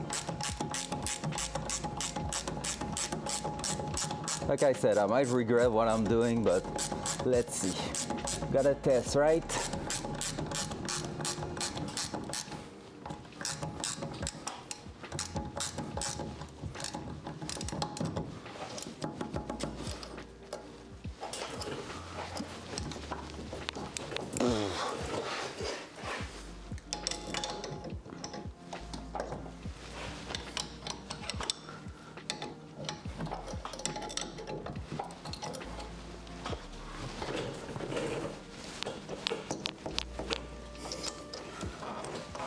Oh man.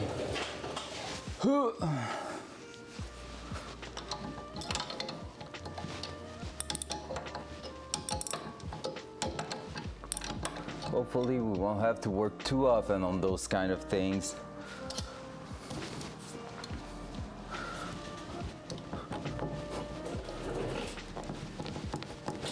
I think pressure-wise it's trying to go up, which is exactly where we want it to go, to reduce the camber.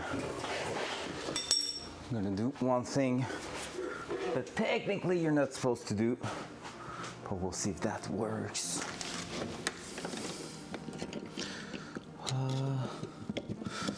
I don't like to hear myself saying stuff like that. Things you're not supposed to do. If you're not supposed to do them, you should probably not do them, right?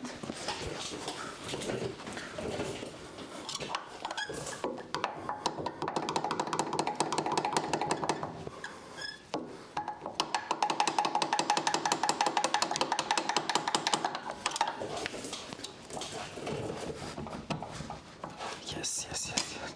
There we go. That's what we want to see. And I feel like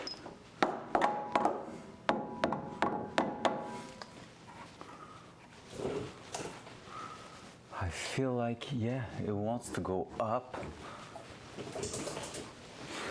which changed quite a lot the camber. So we're gonna try to plug that one in, and it went quite far back.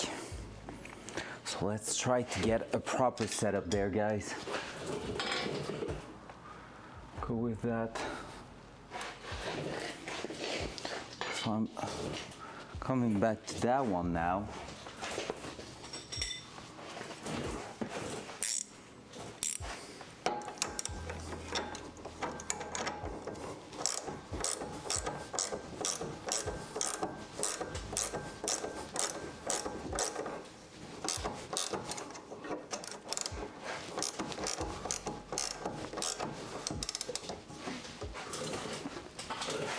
Otherwise, maybe we can try to push it back in. But what I would have liked to is to get it out. Let's see if we can get that out. Because I know if I'm removing the sway bar, it's gonna work. But like, I'm trying to keep it in place for a reason. And that reason is that we want to try to see if it's giving the tension somewhere else.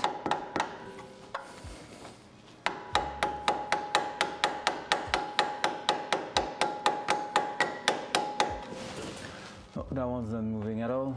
So we're gonna have to find out if we can make it go back in its place.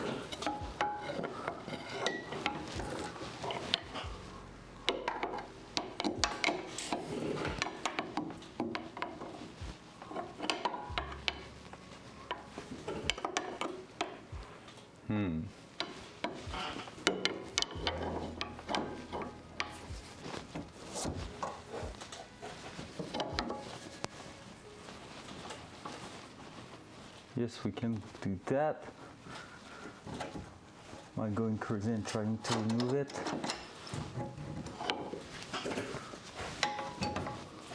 That's where that thing wanna sit. And that's pretty much the first setup we had.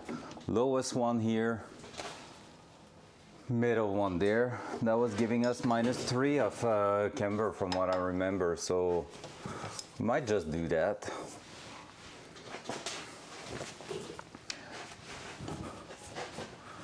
And thread them a bit more in place.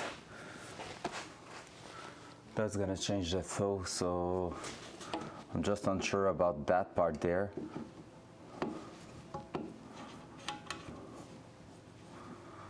Like that was pretty good lately.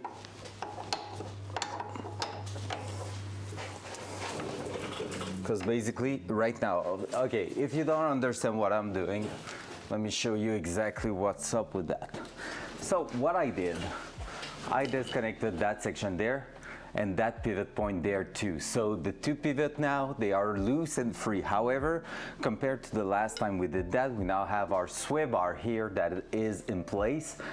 And so what's going on is that that link here, linked to the control arm, is now giving us tension in there, putting it in the place where it kind of wants to be.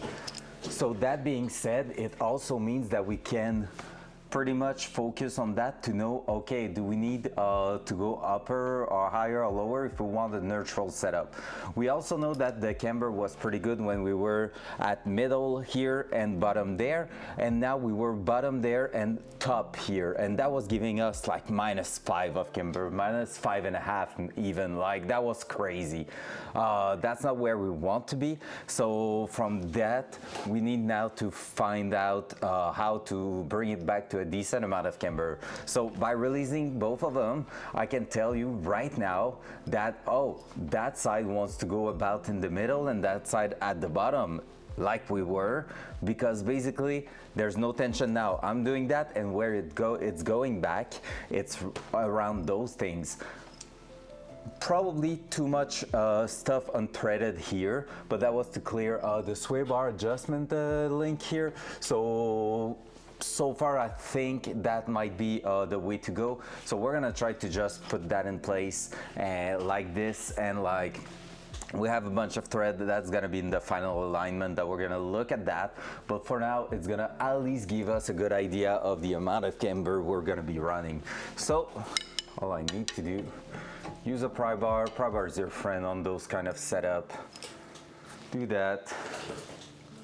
Little push with the hammer along that. And so basically what I'm trying to do is just push it in a way that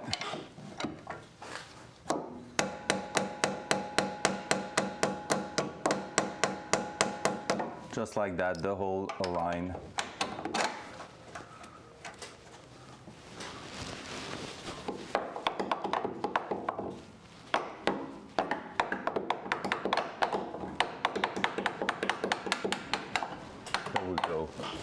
So now I have one bolt in place, and the worst part is here, that is super stiff now. So I need to be able to bring that back to where it was, because basically that will change the entire angle here of everything. So it's gonna bring the wheel towards the back a little bit and all. So that one's gonna be tough. I really do think I might use a ratchet strap or something, because it needs to just go linear to the back there. So we might just do that and strap the thingy there and use that to force on a linear and yet intelligent way. Let's go! Welcome to everybody joining. By the way, hope you're having a wonderful Thursday. Hope you're doing great. Hope the weather is not affecting you where you are at, because here it's boring. It's gray, it's cold, it's not fun. But the car though, front cam. Front cam. You see that? That's an engine back in it with a main pulley and a belt and a bit of exhaust parts also. So like look, that here is exhaust. This is the main pulley we added, and here we can see the thin line is the belt. We got a lot of progression, and it almost took, no, it looks almost clean if I'm standing here and we don't see behind. I mean, no, even behind the car, it's disgusting.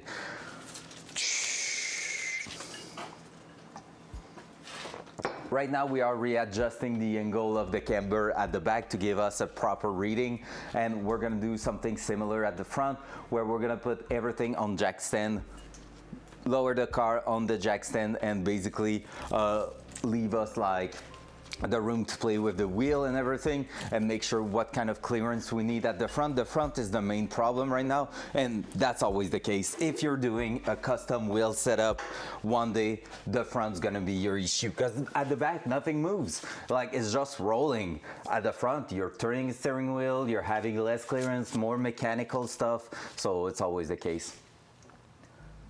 Dual side. There you go. So with our trusty little ratchet strap, we're gonna try to find a way to pretty much hold it, for example, here in the frame. That will be sick. And then from here, maybe go like that through here. So we wanna go at the back of our component there.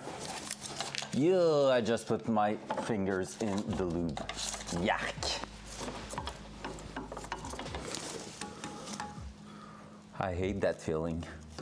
And then we're gonna try to go ahead, come around here, come around there, and hold it to myself there, like so.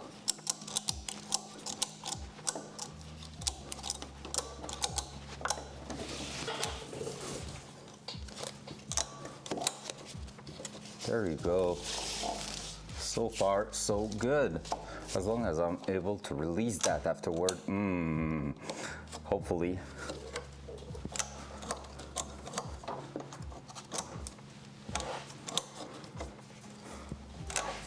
Almost lined up. Yeah, that's an intelligent way. Honestly, ratchet strap, never underestimate their power on a car.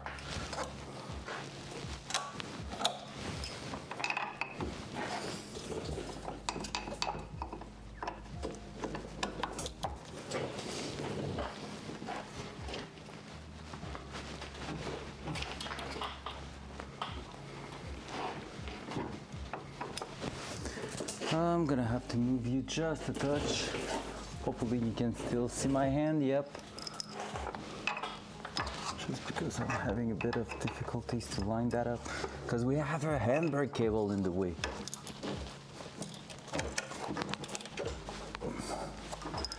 Nope, I went too far, I think.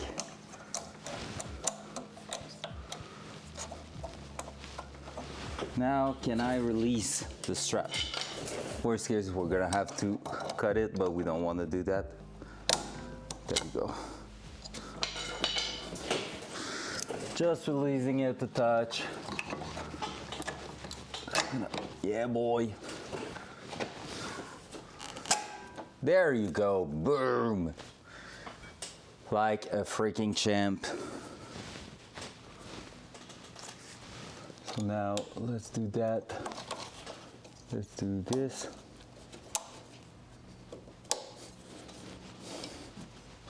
Just need to have access to that one. Yikes.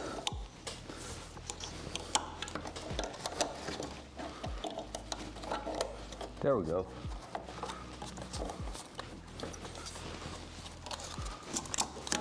There we go. E freaking Z. So in the end, we just technically modify one side, but we let everything loose enough to make sure of where it wanted to stand. So we can just now put it all back together now.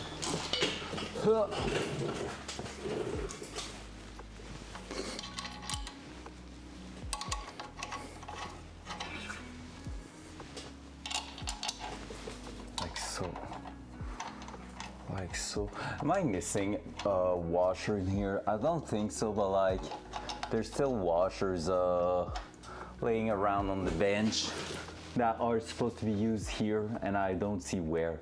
Maybe with cables and stuff, because otherwise everything's there.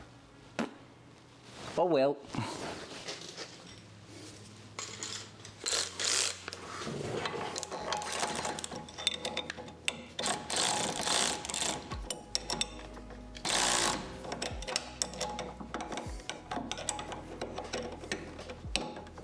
Can't wait to see if NPV is gonna like the new Fallout series.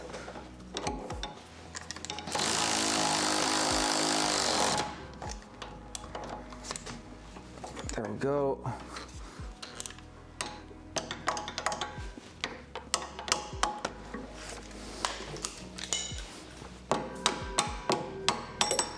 Hold it.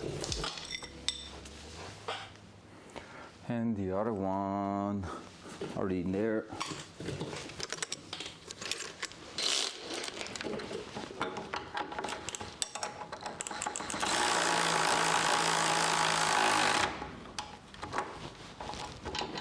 There you go. All right, that should be a better camber setup for us here, which we do appreciate because we don't like when the camber setup looks awful. There we go. Back to the other side now.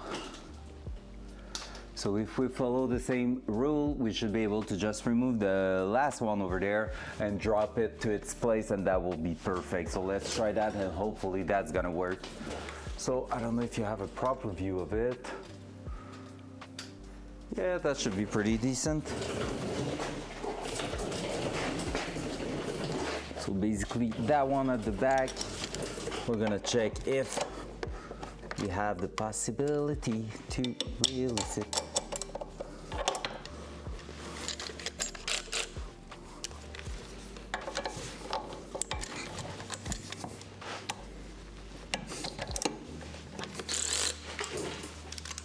That wheel is a little bit in our way, right?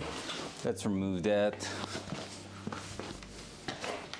Because anyway, after that one we won't do a lot on it, except remeasuring to be sure.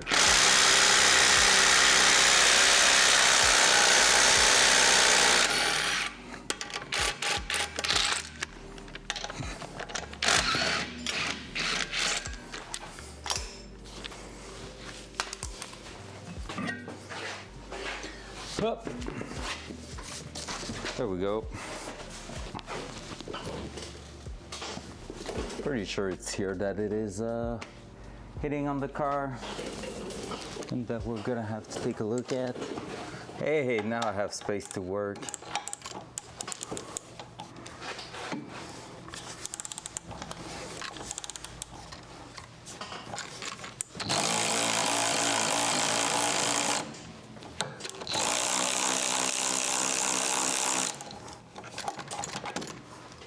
Go. Now, can we take that out in one little go?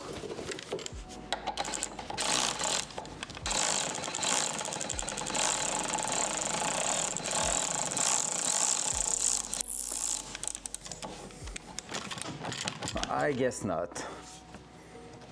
I'm hitting the car.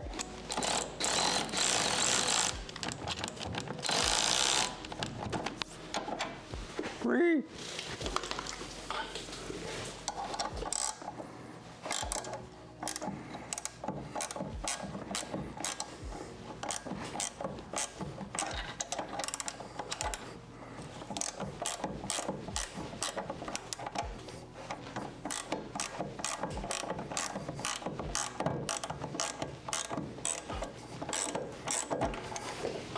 And I think that's here where it's gonna get complicated a little bit.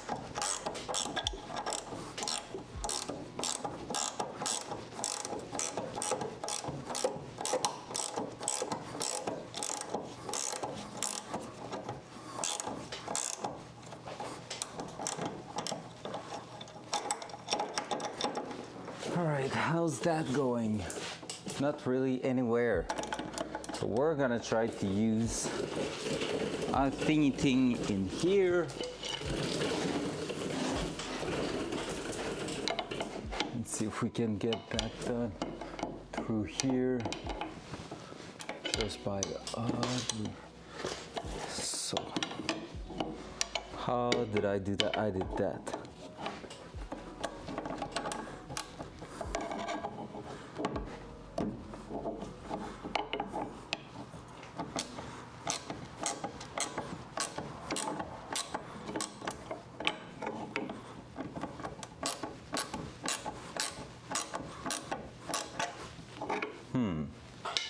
That one's not going out as easily as the other one. but I think that's because I haven't released the second one, but I don't want to because it's already in its place. We're just gonna try.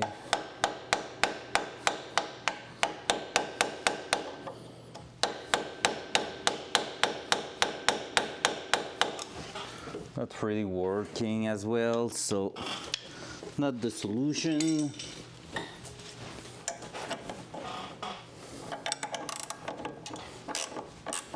Probably just about finding the right angle there.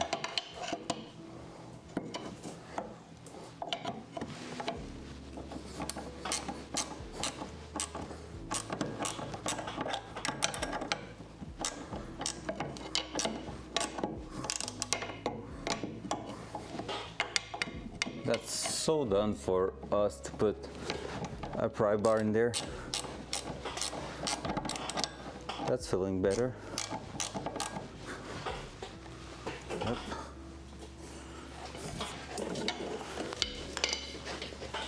I might be able to push it. Or not.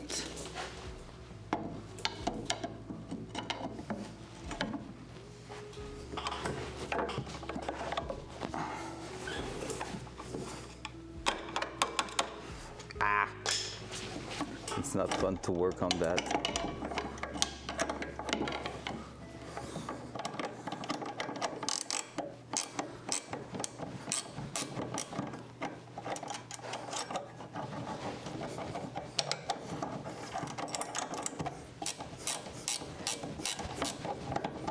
Oh, there we go.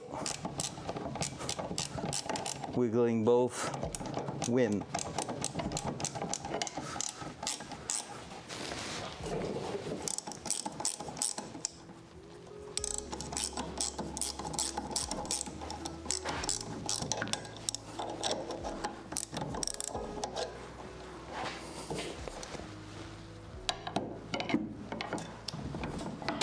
There you go. Now, are you sure going to be a pain in the ass to put there? Probably, right?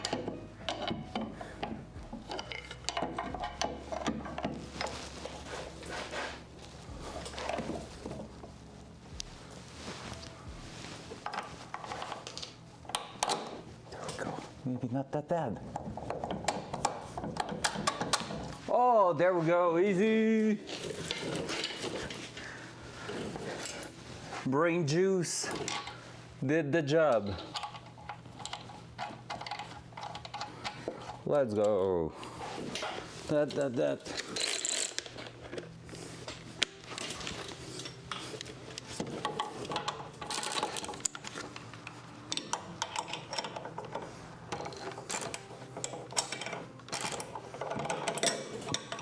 One chance out of two, and I always mess up. The truth.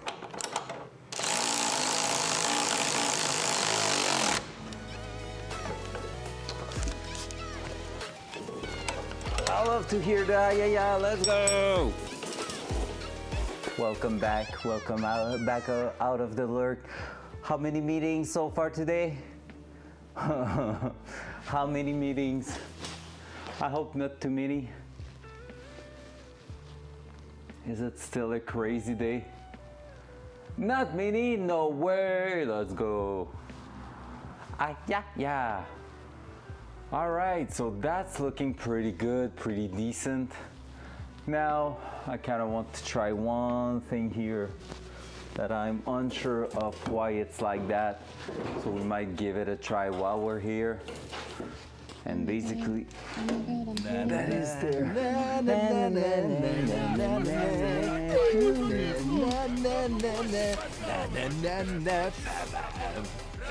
All right, so I don't know how well, you probably see that pretty well. You see how the gap is like 1 to 2 millimeter there and nothing here? That's what is going on top of our disc. You can see that here. I'm pretty sure that bracket here is bent. What I mean by that is that when they welded here, the heat just bent it slightly. So what we're gonna do is that we're gonna remove all that and we're gonna give a good hammer punch on top here. and then we're gonna try to bring that so that we have a millimeter of clearance at the bottom too, and so the bracket won't hit the disc brake anymore, and it should make everything work better and be lovely. Aaron, the doggy's cute. I need to look at him. I haven't looked yet. We love doggies though, so yes, they are cute no matter who they are. Well, there's some that are not cute looking.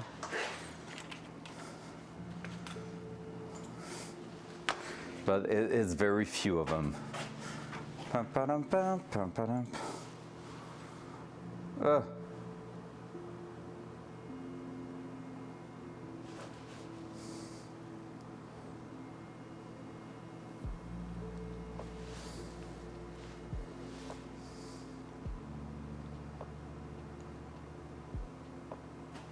Nice. Okay, someone wrote to me, sorry, about my teacher job, because I'm gonna have quite a good, hey, I haven't chat about it basically. Ah, doggies! They are so beautiful. Oh, I love them. The doggies are perfect. So yeah, so basically what I was saying is that I was asked by a committee, is that how you say that? I'm not sure. Well, by some people at the college to help them, because basically in the province of Quebec, all the 3D animation course, no matter from which school, but all of them are going to get revisited and revised to basically do like an upgrade, because most of the skill as there were decided like in the early 2000s, so they are not really up to date anymore. And so I was asked to give a help on that, so I'm gonna have my word to say for the college where I'm teaching about what's up with that and what will be a good move or not. And we're gonna be basically two main actor in that reform to restructure the new like 3D animation course. So that's quite cool, honestly. So I just had a message about that, and apparently we are going to make a move that's gonna be quite nice, because another school did a move that was a bit weird, where they basically went all the way on the technical stuff, but like less artistic stuff. And so right now it's saying how much it is a lack in the industry, like people get technical but have no idea how to make something beautiful. That's not quite the best.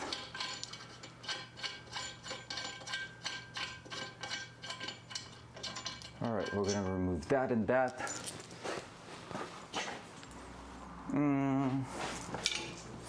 Like so. Let's remove the disc brake.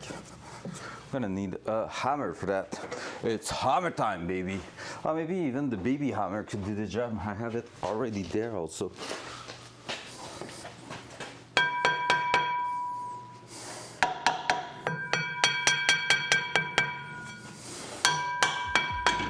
There we go.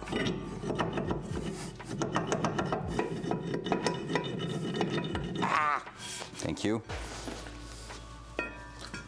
Na na na na na, pew, bam bam bam bam bam, bam bam bam bam, bam bam. All right, can I remove those without? Na na na na na na na na, pew, na na na na na na na na na, bam bam. I love it so much. That's one of the best sounds. Jeff redeemed his third sound this morning. Third? Second? I'm not sure. Yeah, third. He has energy, pet that dog. And that is definitely a random sound. Absolutely not lump. Impossible, right? I don't even know if you guys picked up sounds that are in the random sound bank, and like I don't know about them, because we never heard them.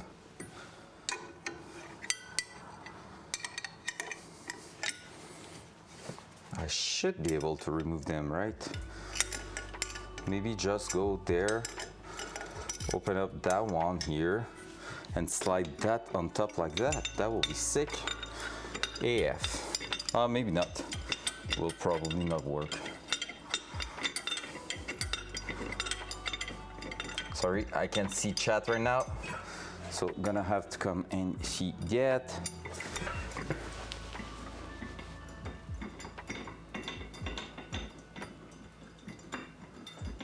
Using full won't work right now, Lump. Bitbot is not on that computer. It's funny because I realized, oh, that's working actually. Let's go, W. W right there. We're gonna hold that in here like that. We're gonna smash the shit out of that and we're gonna see how good that is. So I need to go grab a big ass hammer and hit a good hit right there.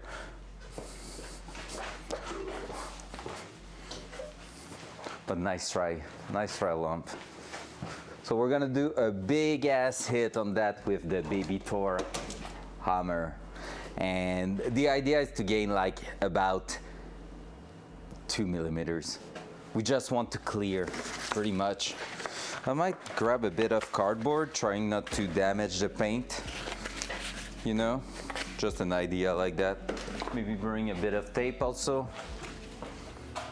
Need a smash finger with hammer bit butt ready.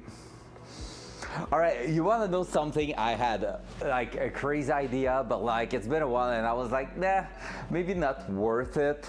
But oh man, I just figured out what it could be. Did I put black stuff all over my face? No. Front cam. Front cam. Honestly, gears are moving. What do you mean? In-game harm, funny, real life, not so much. No, one I had that would be quite cool is like over there, or maybe over the workbench on this side, having pretty much a wall with a bunch of bolts in there, and like some of them will be like chunky bolts, some of them tiny bolts and stuff like that, and basically could be a redeem where basically you go ahead and you need to snap a bolt. So like a redeem where it is snap a bolt time, and like we need to go through the entire board over the time. So because you know that moment where you're like clunk. So that could be, but I was like, all right, but at this point, which one am I picking? Is it going to be even fun or not? Like I was like, maybe not that much. But at this point, what I just thought is that you give a number to each of them. Knuckle buster, pretty much, pam, and you destroy your knuckles. But basically, like you could put, oh my god, there would be something so funny to do with that. Like you could put like either plier socket or like plier wrench or impact tool, and then after that a number to each bolt. So it's a random choice where basically you go ahead and it's like bolt number 3 with that tool, and you need to break it no matter what.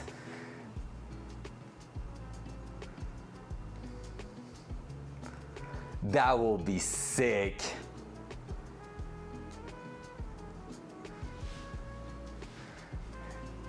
Yeah, have me using like a freaking like, okay, you need to break the bolt with that. And like, I'm like, ah! So stuff like that could be fun, and I need to be creative. Break it with the welder.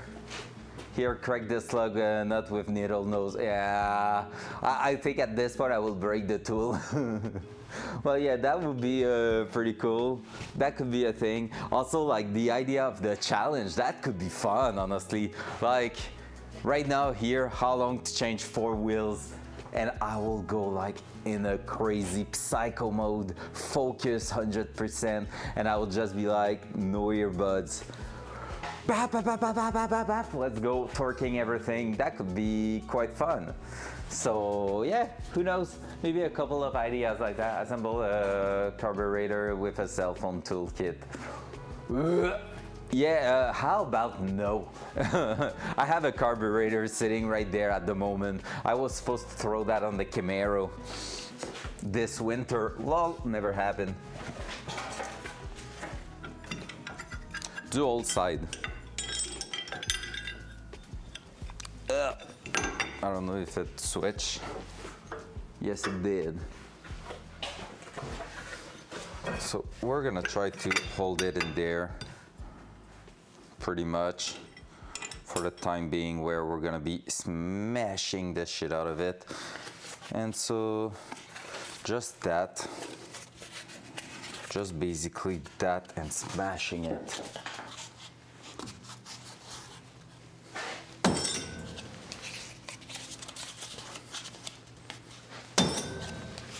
I don't know if that's gonna be enough, probably not, but we're gonna do little by little, trying to figure out if we gain anything.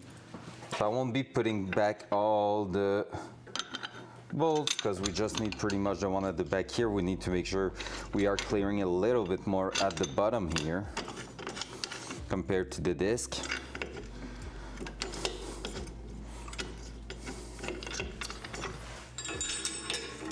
So let's see if we gain anything out of that.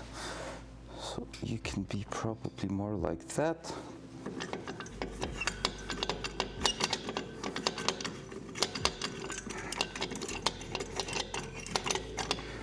Fuck no, I really have that killer sound stuck in my head, but like real bad.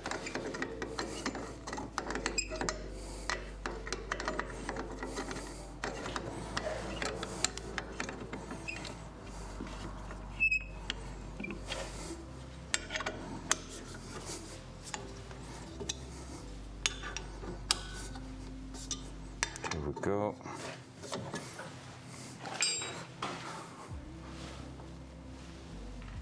Micah! So rough with that hammer, Daddy. Daddy needs to be at the beginning if you want the sound. What's up, Micah? How are you doing, sir? Hope your day was amazing. Again, an early release, or you just said fuck off and went back home?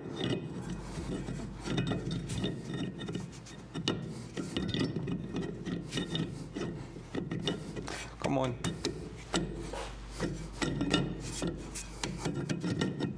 Oi.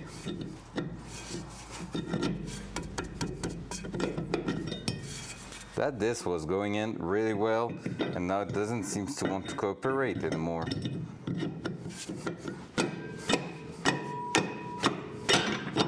There we go.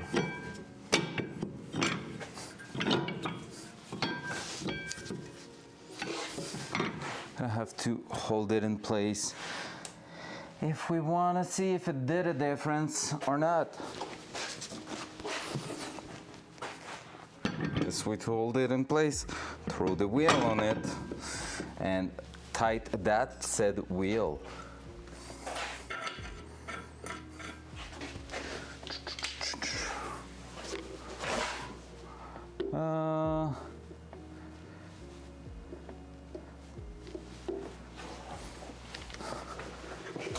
Eight to the gate today, bottom pin seems off. What do you mean bottom pins seems off? 10 tomorrow, 10 Saturday.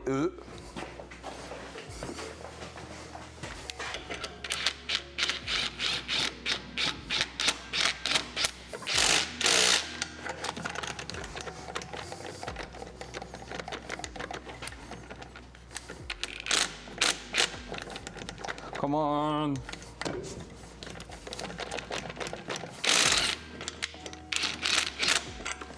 There. Daddy, chill. Daddy, chill. Daddy, chill.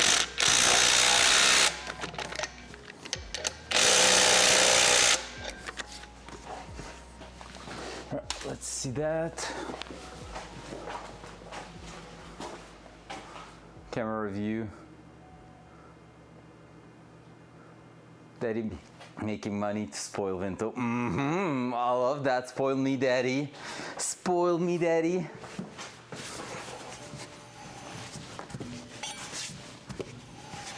Hey, guys. Do you know what I don't hear right now? is the sound of that bracket hitting. Let's throw the last few nuts and torque them together, but that seems good so far.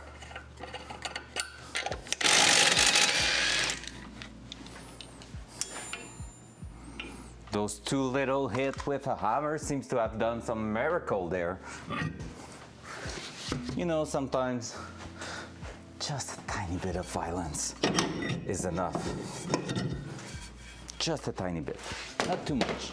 Not too much. Just a tiny bit. We're gonna go with that. Gonna try to set that one in place. That remove all the friction we had. Fixing so many problems. That's what we want. So that we're gonna take another look at our front sway bar just in case. You know that we can make it work. All right, can you please, sir, start to thread?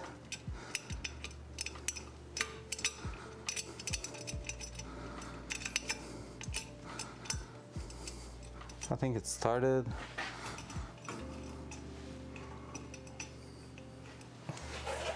Yep, it did. For sure it did.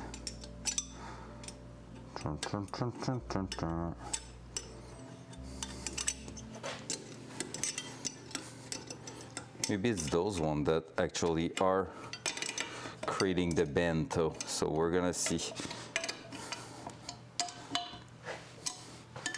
That one in place.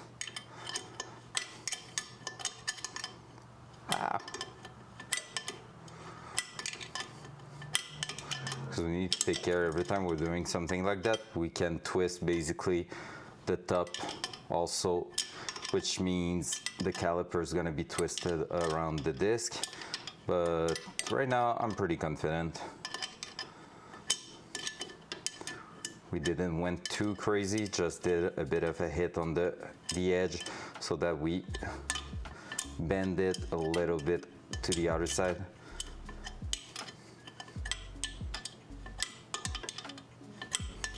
Honestly, this week has been impressive so far. I'm kind of sad I won't be streaming tomorrow because I think we could have done a bunch of other things to get that in a really, really good position for the next few weeks. But hey, can't complain. In 4 days, we have done more than we have done sometimes 2 weeks in a row just because everything went quite well. There you go. So that's in place, that here in place. Throwing back that. Sorry, I'm away from the chat right now, so if you're talking to me, make sure you do a at me, because otherwise I will catch that a bit in a few seconds/minutes.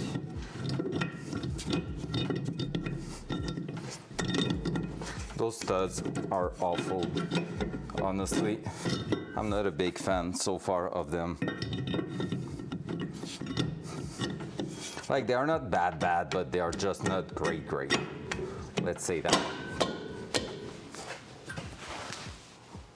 No, it bent back, I think.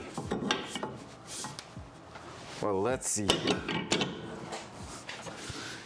I think it's when I'm doing the center one there.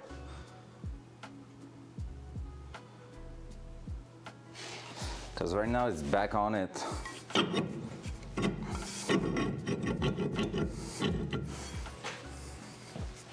Let me validate that.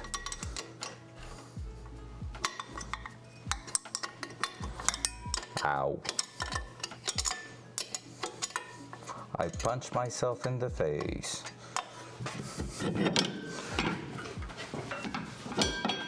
We're gonna have to push back the wheel to see that properly, but it does seems like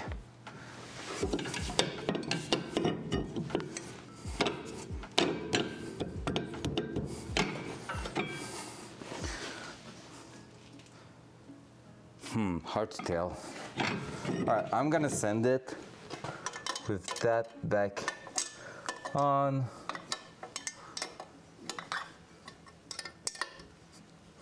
just like that, because this is a really light torque on them. Hup.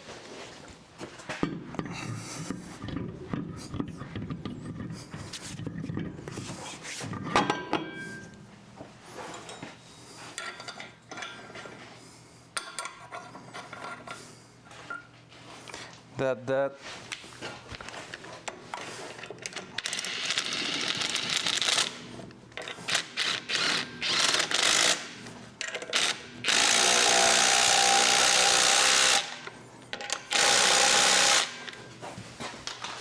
How's that now? Seems clear still. Yeah, boy. All right, we're good. Nailed it. Torch low heat. Yeah, I don't want to burn through the powder coat, so, but we're good now. It's not hitting anymore. We might have to do it a little bit later on, like smash it again, but I don't think I would remove the bracket at this point, just because when you look at it, we have less clearance at the bottom here. I think you can see it here. Less clearance there than there, but we're gonna see how everything's going. But at least now it's not hitting that anymore, because it was like hard to turn the wheel at this point because the friction was way too high there. So let's just make sure we are solidly in place here.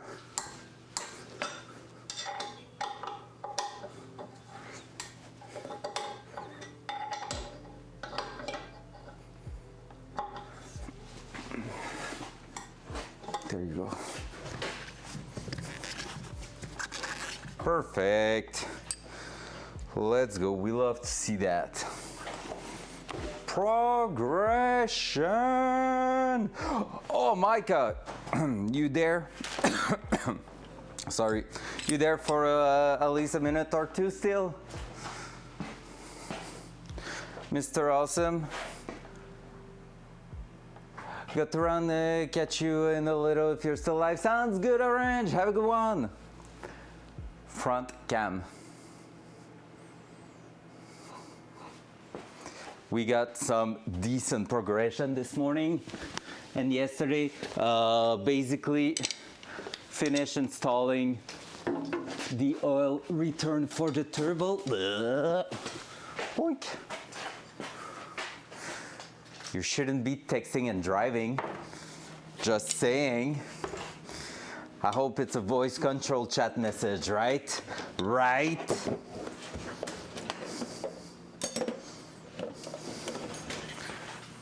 Right?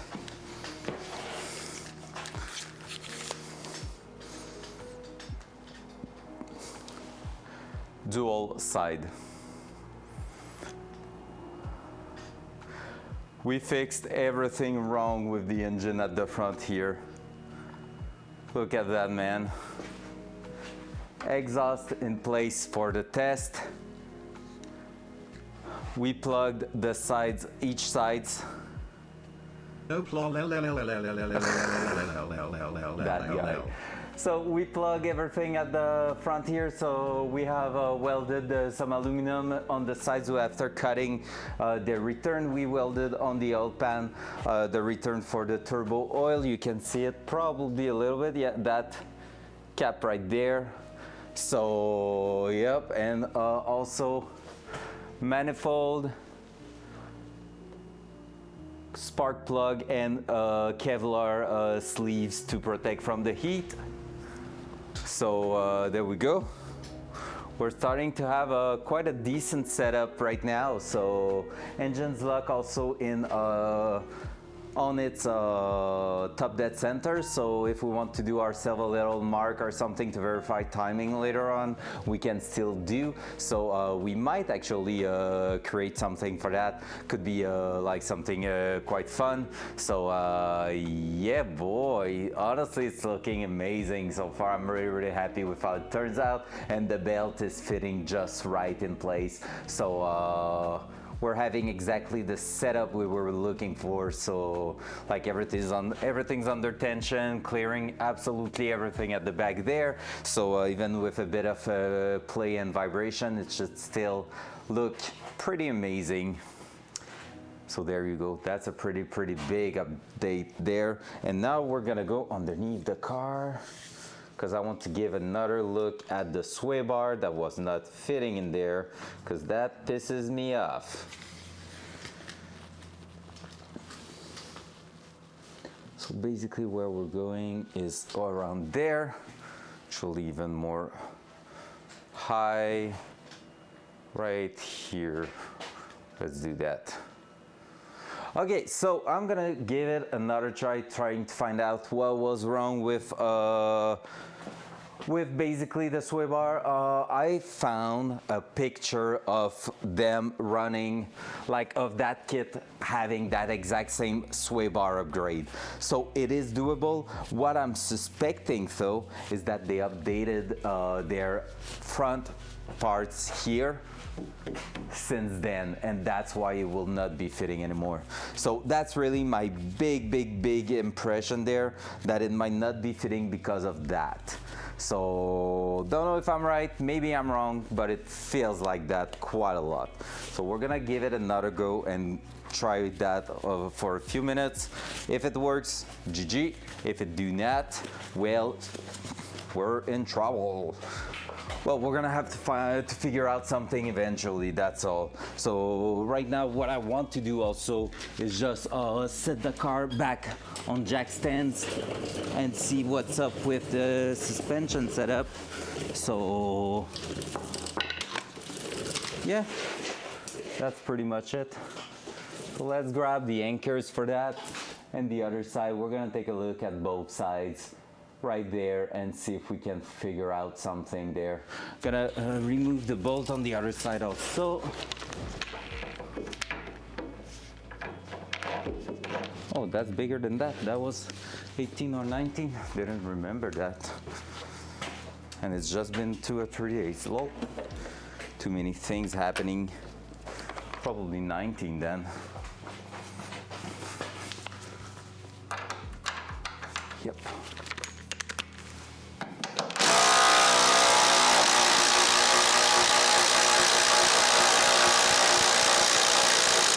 I need to go to the hardware shop with that one. All right. Let's try to grab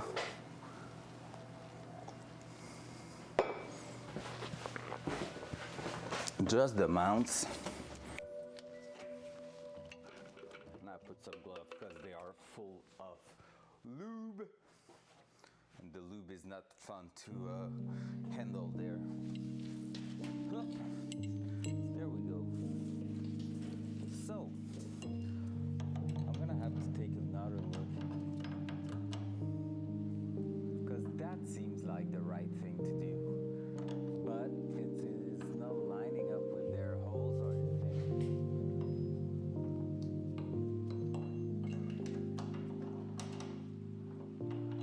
So if I was to pivot that, and it's still not lining up,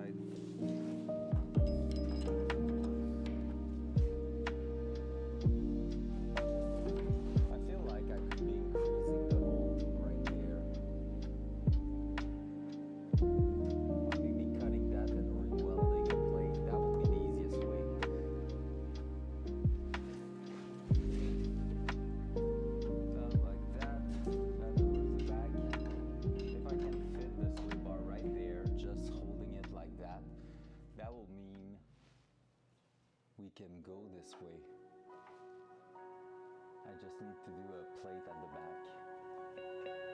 Quite difficult to be fair. That's some steel also, so I can definitely weld on that.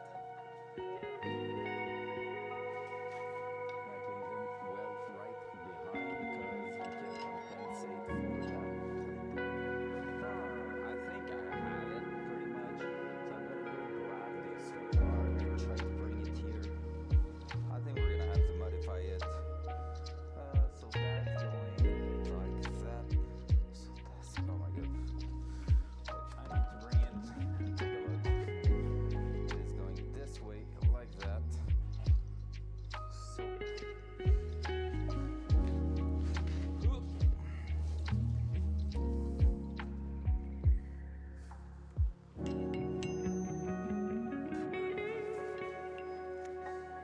that's gonna be like that. So knowing that, I can hold it in there like so. Oh, my jeans are going to be disgusting. That needs to come this way, like so. This needs to come this way, right? Like so.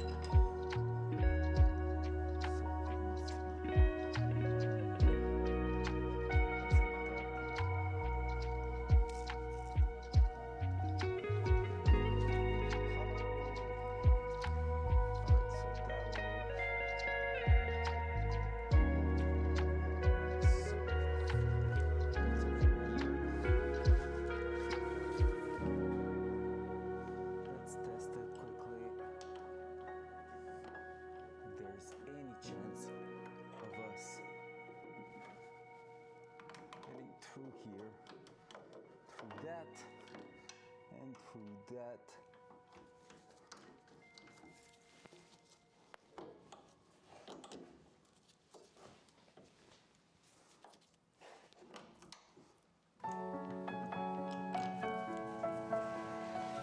Honestly, I don't get it because that's not really like it's not going flat there.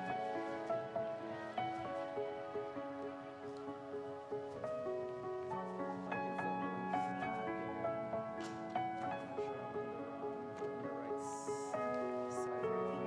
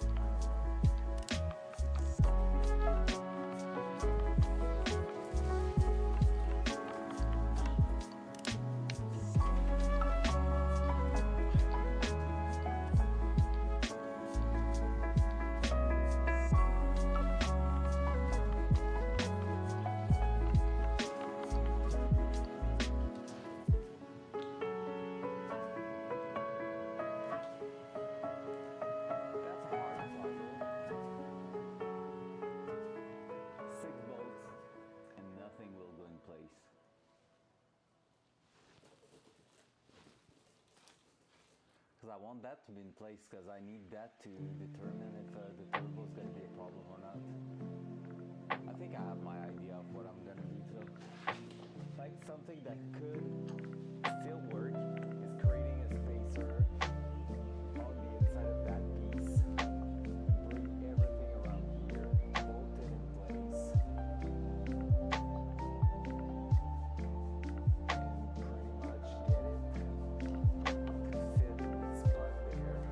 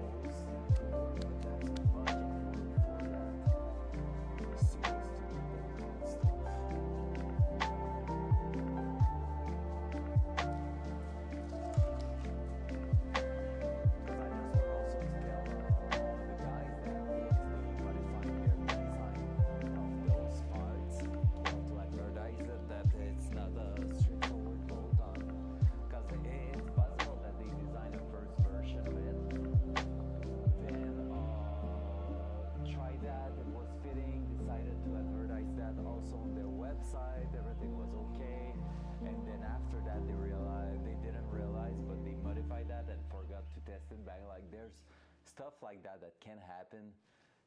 And I wouldn't even be mad about it. Like it's just I want to know. I pretty much want to know. Yep. So from there, no sway bar for sure.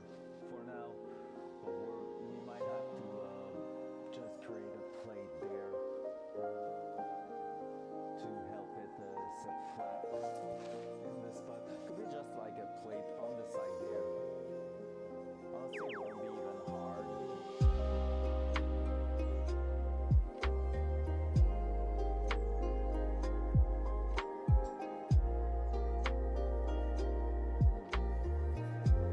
That's gonna be a problem for future us because right now I don't have the patience for that. What I want to do now is to apply some jack stand here and see what kind of steering angle and stuff we can get with the wheel we have right now because we are quite close to the crunch, not gonna lie. So I want to test that, and then after that I want to go and see what kind of wheel will be the best at the front because I don't see anything like more important than all that right now, to be fair.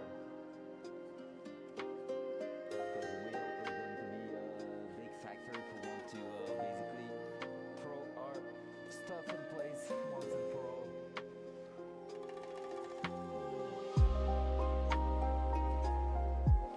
I don't think I'm gonna do it. I don't think I'm gonna be able to put the transmission in there without having to basically, well, I can tilt the engine back a little bit, but I don't know if I'm gonna be pushing in place without having to put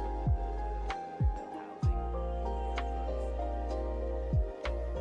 It's gonna be a trial and error, I think that one.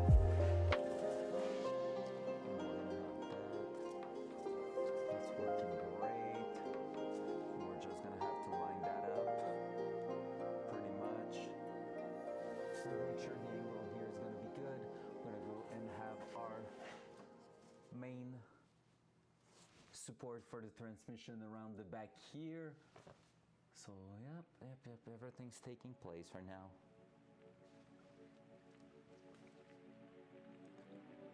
Everything's starting to sit in place. And after that, we're gonna have the most ridiculously short drive shaft. I'm gonna look. I might ask to build it in aluminum at this point because basically an aluminum drive shaft is going to take less power out of the engine. Well, because basically anything you need to rotate is eating a bit of power, which is usually a low amount, but still it's doing it.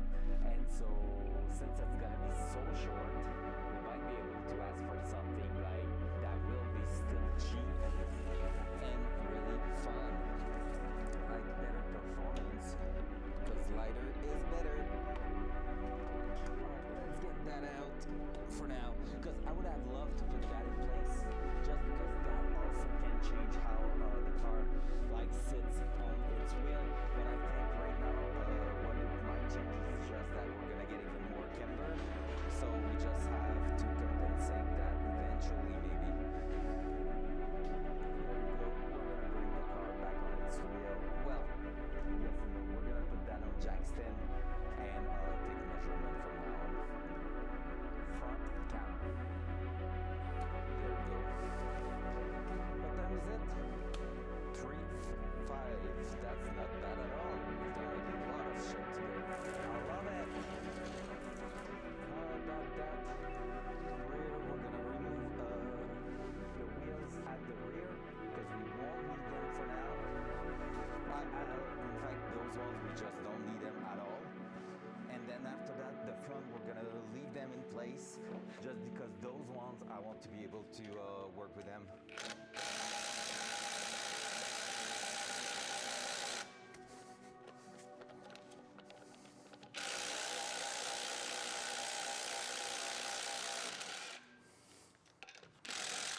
Oh my god, I'm a dumbass. It's not the good socket I have in here. That's some 19 mil. Yikes. probably just trip a big chunk at the back there. Yikers. In my mind it was still 17, but we have one bolt here at the front. There we go. At least it's not stripped.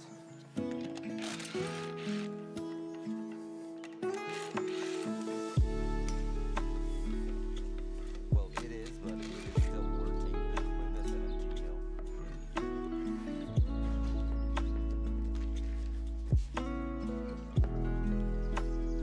Alright, let's take out the little jack stands. Well, little, I mean, I'm gonna use the extended one on the wood setup, just because it's gonna allow us to go quite high.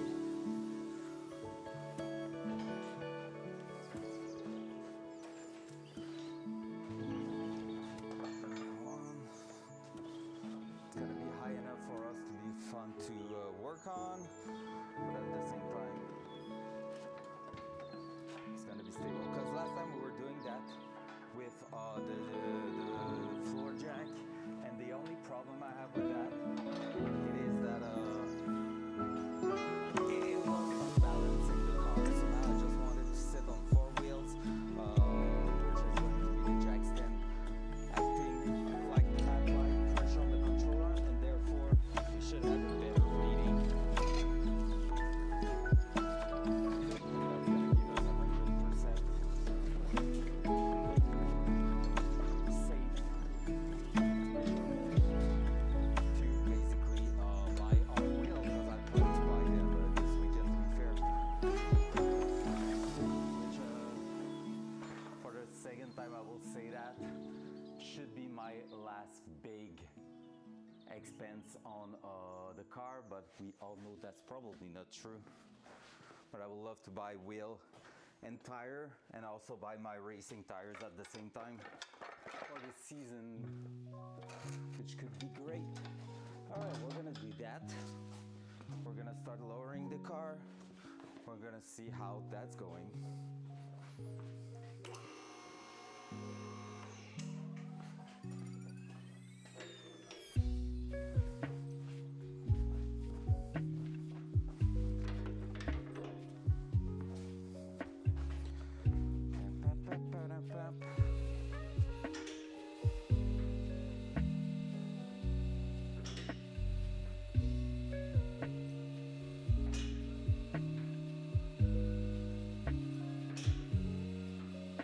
So I'm gonna try to put them in a way that they won't be it won't be a problem for the car to turn the wheel, but at the same time they need to be in the spot where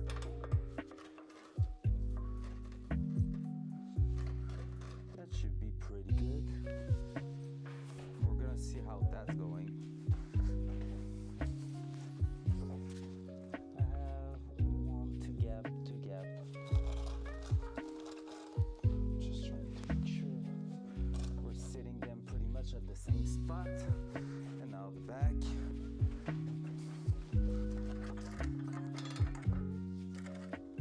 Right there.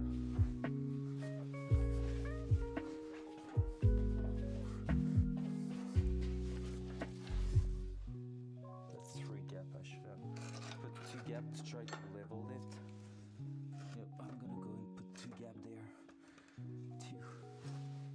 So that way the car is gonna be sitting in a spot where it should not be an issue to figure out what's going on suspension wise. Like everything's gonna be sitting even and having a load on it. Let's go.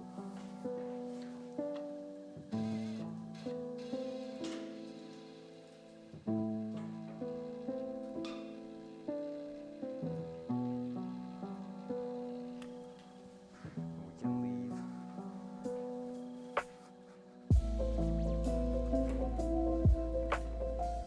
See, quite stable.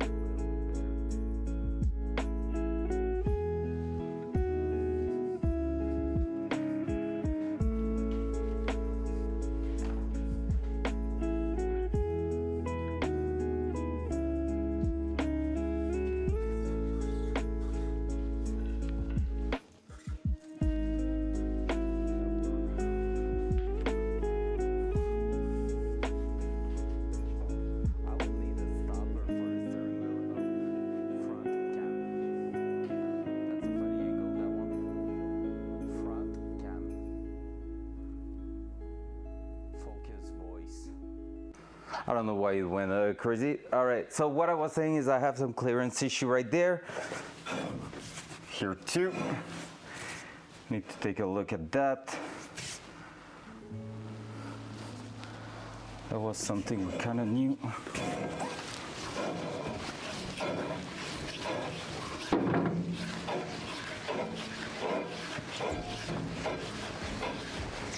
It's getting better by itself.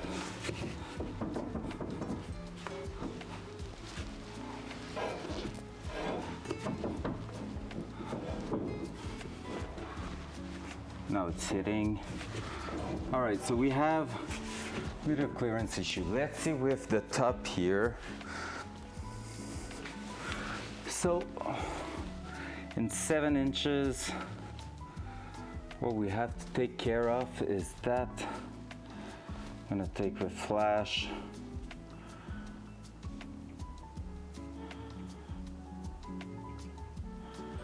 It's not loving that. But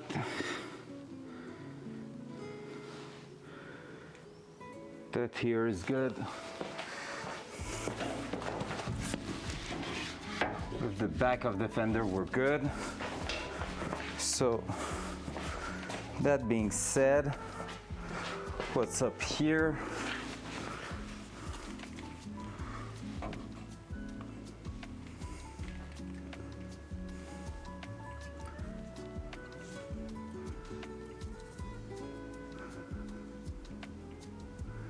All right, we do have clearance right now. So if my 8.5 was sitting pretty much at the same spot, we would be quite good.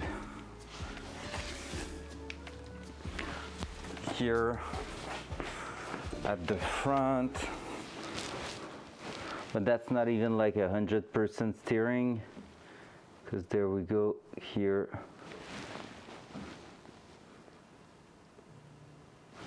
That, and now if I go the other side, should be the same thing.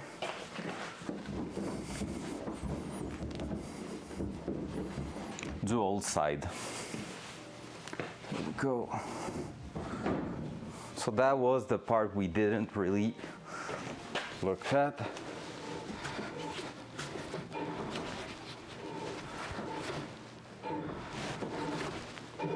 Here we have more clearance with the disc brake going there. Ow, that was my neck cracking.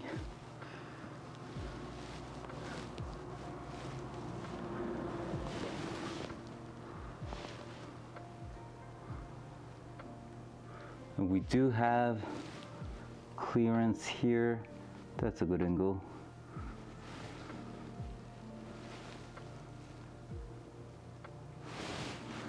We have more clearance here. We have a bit more clearance at the bottom there, which is surprising. Maybe that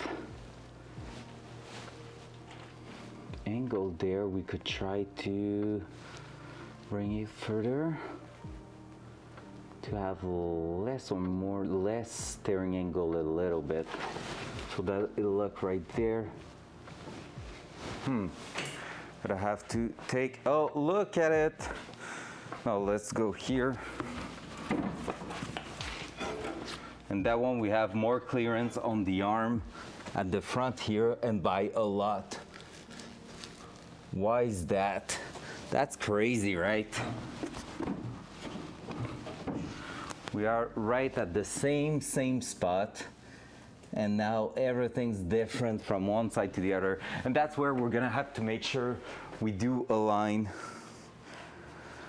pretty much everything. So we know it's possible because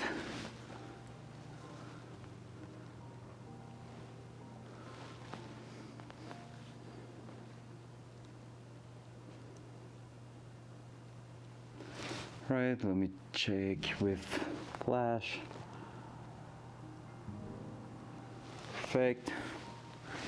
And I want to take one from here.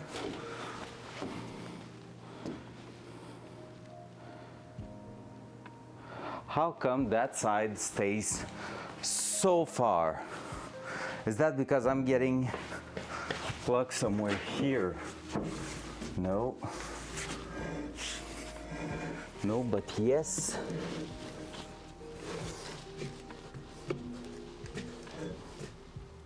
No, I'm not.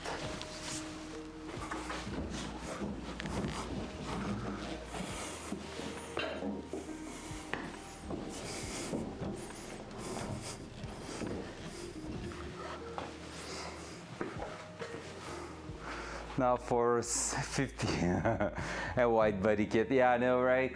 Well, you know what? The 9.5 inches will be awesome with the front fender flare, but at the back I will need like 2 to 2.5 inches of spacer, which is kind of stupid.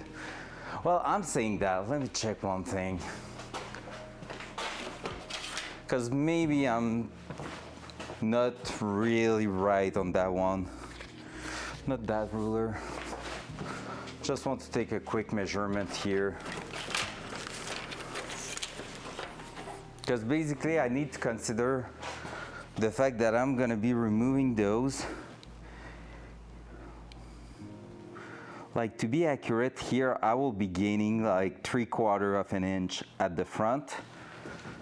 If I was to put fender flare, and at the back, I will be gaining, that's the one that's problematic a little bit. I will be gaining like 1 3/4, and 1 3/4, that's quite a thick spacer, right?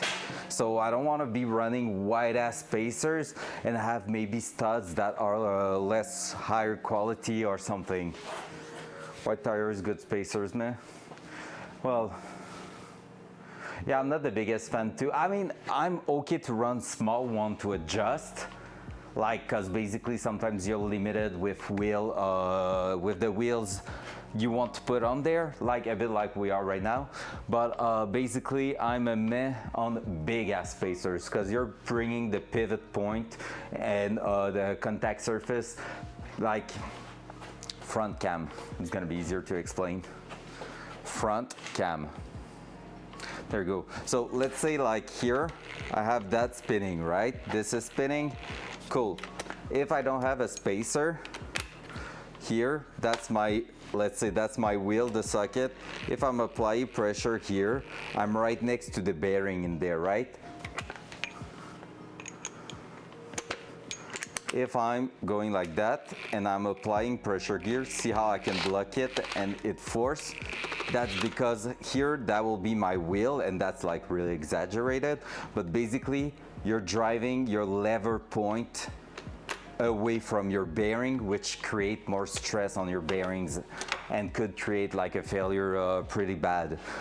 So again, 10mm spacer, probably not a big deal. I mean, I run 7mm spacers on the BMW because my class is, no, now it's 5mm, that's true. Before it was 7, because my class in autocross, you can run OEM size plus or less 1 inch on the wheel, plus or less 7mm offset.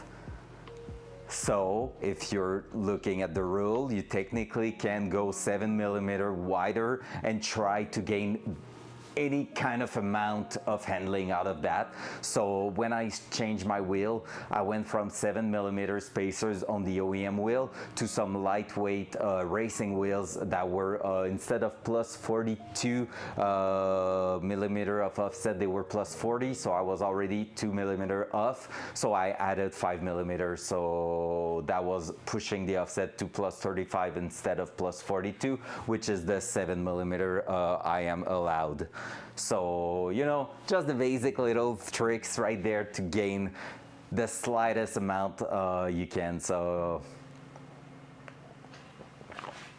all right, so here, let's try to figure out quickly, why can't we clear right there compared to the other side? We are rubbing on that one, but on the other side, we are not. If I was to push that even further, could I technically gain? Because I will be pushing the hub further away from it, so I think I will gain a bit of clearance. That could be a thing, but I'm not sure about it. Oh, and it's maybe the, like, let's say that we didn't align properly here. That might be what's going on here.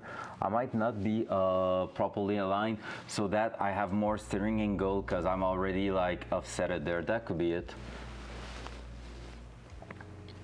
And I'm really thinking about adding maybe a stopper or something, and maybe we're gonna try if we can run the actual lower steering angle instead of the wider one, because if the car was stopping like around here instead of going even further, that will be perfect. I don't think I need any more than that technically, and it's always like doable to go the other way around because I just don't want to end up like some guys I know on which they played with the steering angle on their drift car, and basically if they go too harsh on the steering wheel because they are drifting, well basically they bend the tie rod right there on spot because they go too far and there's no steering lock. So it's just like there's no steering stopper or anything, and it's just going through and bending components, which is not what I'm looking for, obviously. So, you know,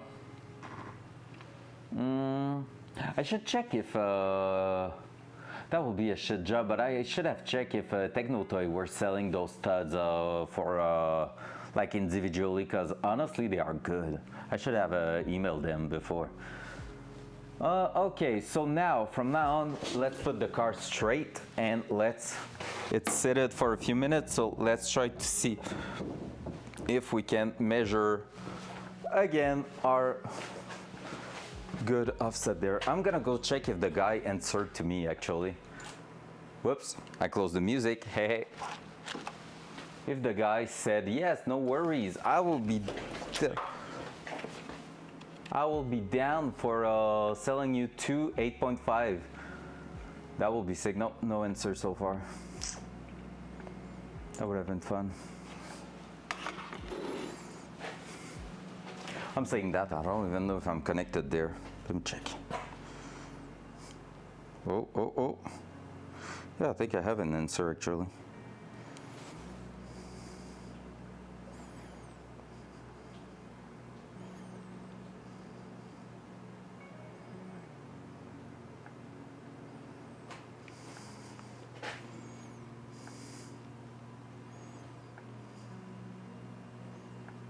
I'm not sure what he means by that.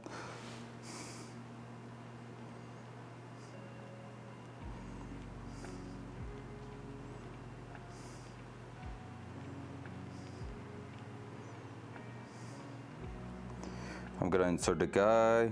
Because Micah is the wheel that we were talking about, like maybe shipping to your place. They just, when I chat with them, they uploaded their listing so that they can ship to Canada. Like it was just not added basically, but they can do it, so.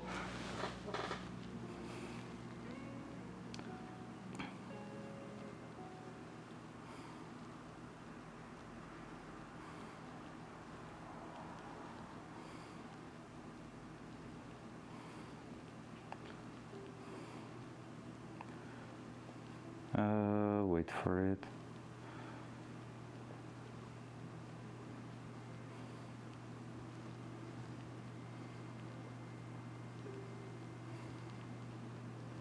Because I don't know what they mean by that. He said to me, ideally 17 by 8.5 minus 10, so you might need to use spacers. But I'm like, you don't even know the car I'm driving or anything, so like, well, not really driving, but you know, you don't even know my project, so like, how can you say what is the measurement or anything? Add spacer to get the 17 x 8.5 plus 4 to minus 10 of offset. I am measuring as we talk, so I should have my answers by tonight. and they will be here in about 2 to 3 weeks, which will be amazing. All right, let's keep going. We're gonna undo the wheel at the front now, 17, yeah, don't want to strip more. And we're gonna measure again. So we're gonna also measure the camber roughly again to make sure we gain what we wanted at the back. And we're gonna take the measurement on every single side because nothing is really perfect. So we just wanna make sure. Also, we have to take in account that this panel is not set to its final spot. So that's also something that we need to make sure is not going to cause any problem.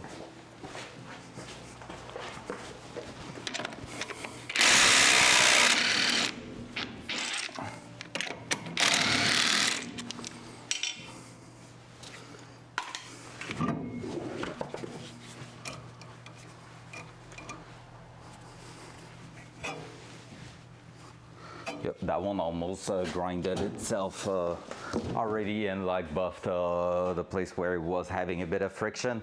So we shouldn't be too bad. So I'm gonna bring you over there. We're gonna start watching and remaking the measurement for that setup. Dual side. Dual side. There you go. I'm gonna grab that. So I'm in 17 by 9.5 minus 20. So we're gonna test that at the front here. I'm gonna check right now the tools I need to for these, just because.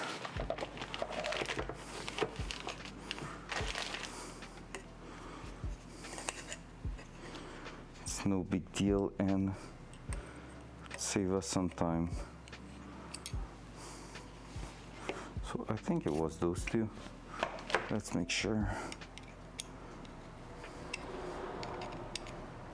Yeah, that one there and that one there. Maybe not. Wait for it. Wait for it.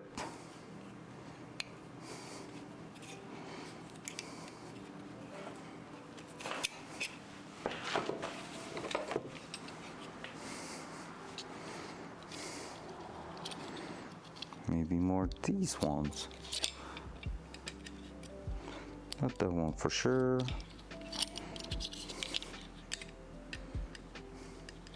That one, yes. That one, yes. But we won't need that one, just the top one. Perfect. There we go, there we go, there we go. And now the 19 mil ratchet right here, just because we need to drill that in place. Let's go. So from now, I'm gonna do that. We're just going to set that in place one more time. Yep. Just going to drill 3 of them. The 4th one is kind of optional. It's already long enough to drill that in place.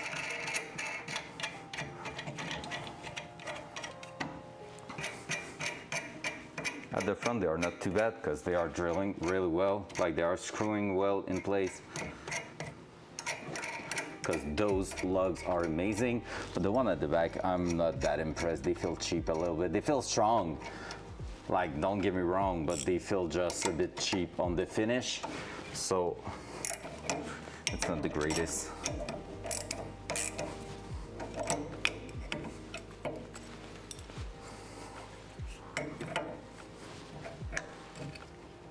Perfect. So we shouldn't have any problem with that.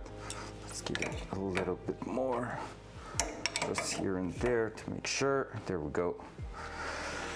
So there we go. So here we are obviously not far enough. I wonder if I shouldn't put the jack stand even further back, right further to the outside of the wheel there. I'm gonna do that just because are they all coarse or fine thread? Good question. I think it's fine, those ones. It's the classic M12 by 1.5, I think. or 1.25, the classic things for wheels.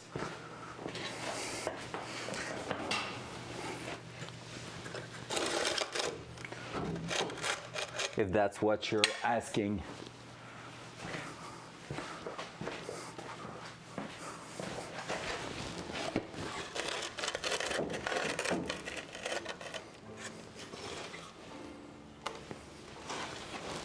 I need to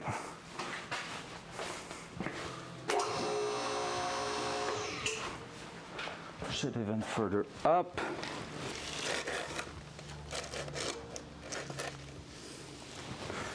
Want to make sure I almost hit the tool there.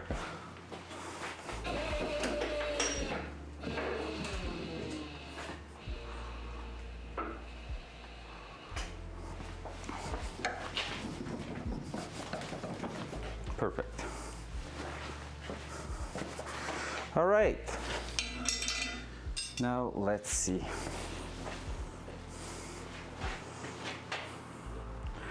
So that's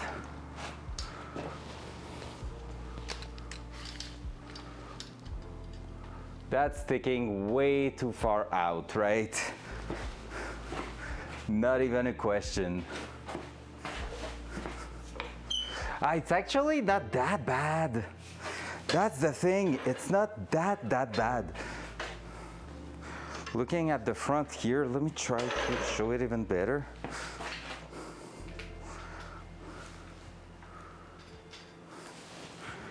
Oh man.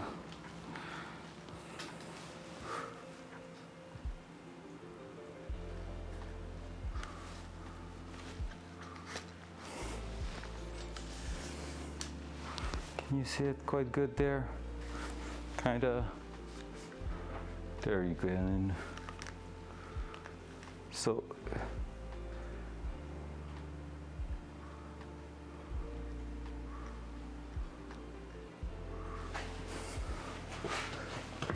So you can see it's sticking out a little bit, but like technically it would go towards the inside.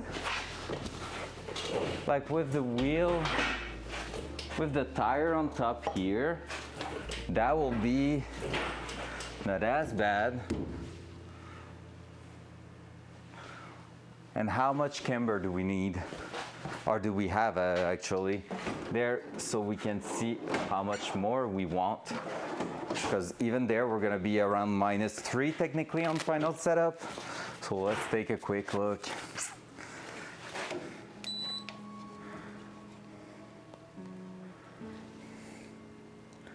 We're just at -1.2 right now, which might not be the most accurate place to take it on the hub here. Yeah, -1.2, that's not enough.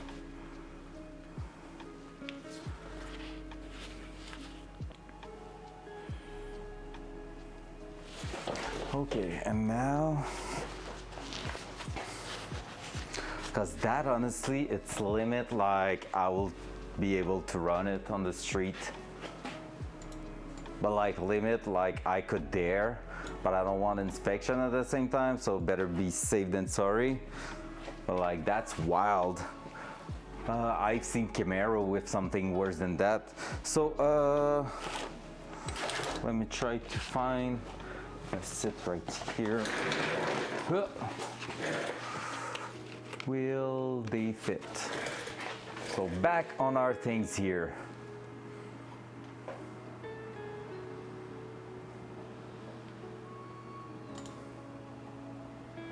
Oop, I'm back. So what do we want to see right here? So right now we are looking for a wheel looking like that. And I'm gonna go back to what the setup we had. So the picture we just took was 205, 55, 15 in 7/0 offset. And now we're looking for 255 if we're lucky, 40, 17 into some 9.5 minus 20. So it will push a bit further inside, which is dangerous there, because that could mean we need a spacer. So like let's say a 10 mil spacer will be spot on. So therefore, if we're measuring with 10 mil added to it, we're getting in a danger zone. My door is making noise. Because now that will mean we need fender flare for sure. But we will be close to greatness, like 9.5 at the front, 255, it's intense, it's cool. Like it's some super, super heavy grip on the track.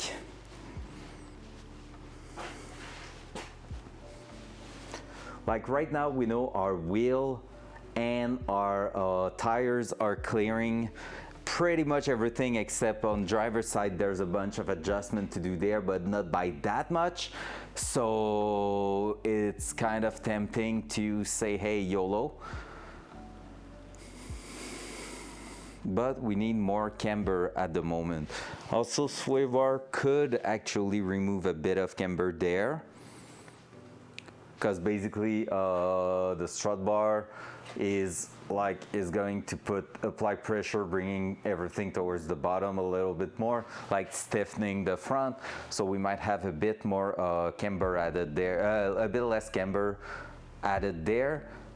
So that means I will need to play with my control arm at this point to know if I could like push the bottom, but I know I can add camber for sure. I know I can add some.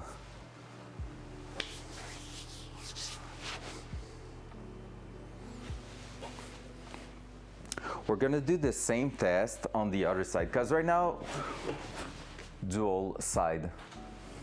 What does that mean basically is that like here, once I'm gonna be bolted like back in place, like let's say, I don't know exactly where, but let's say for example here, like everything's getting a little bit towards the inside.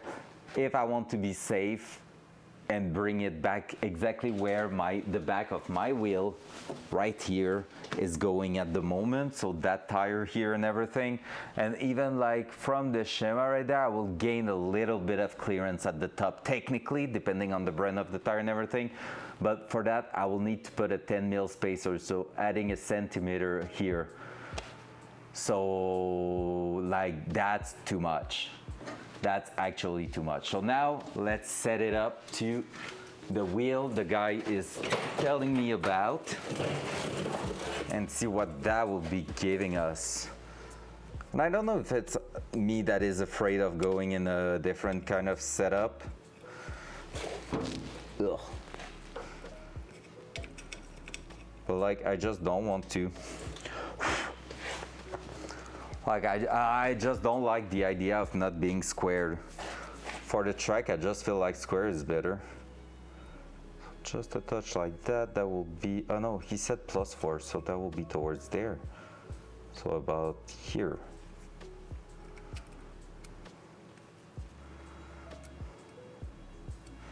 So +4 in, I will assume that this one is 8, but this is 8.5 actually. I need to go. Oh yeah, this is the 8.5. 9, 8.5. Yep.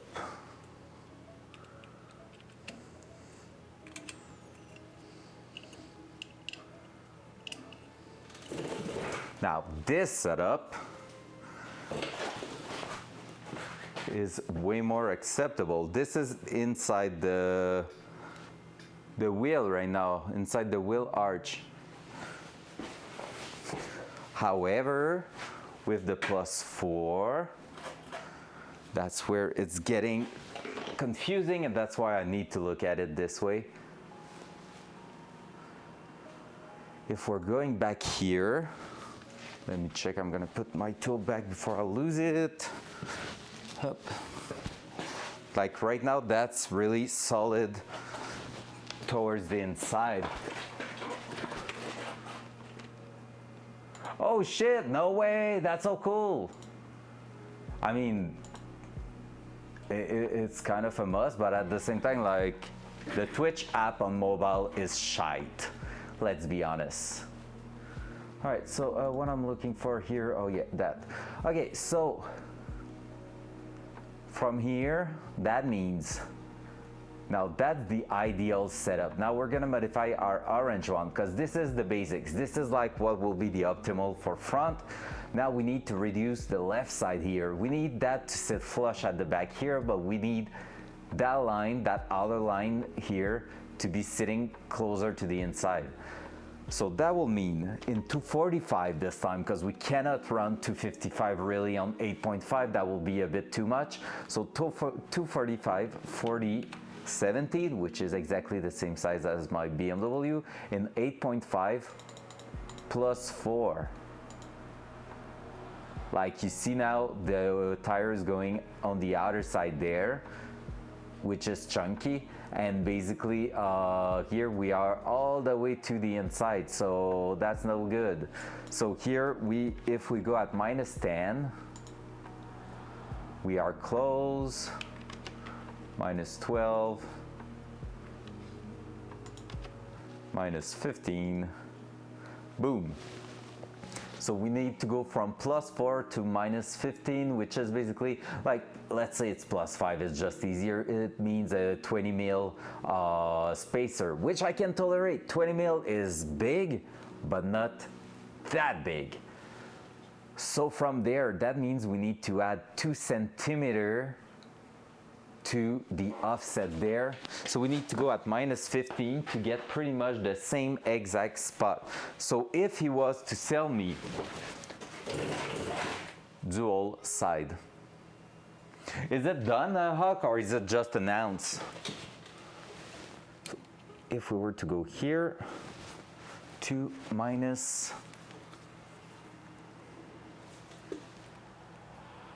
15, because we will be at minus 14 technically, I think. No, at minus 16 with a 20 mil. That will be the setup there. And that's quite good. That's kind of spot on, like, let me show it. He's back. How was that? How was your episode of Fallout, NBView? You're using it, let's go! Progression on side of Twitch.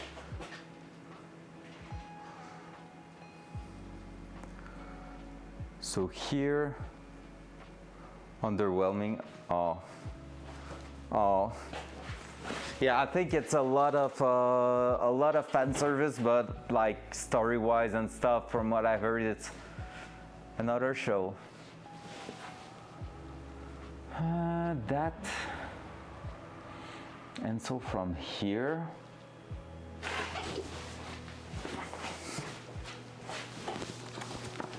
if we're going back on our little website,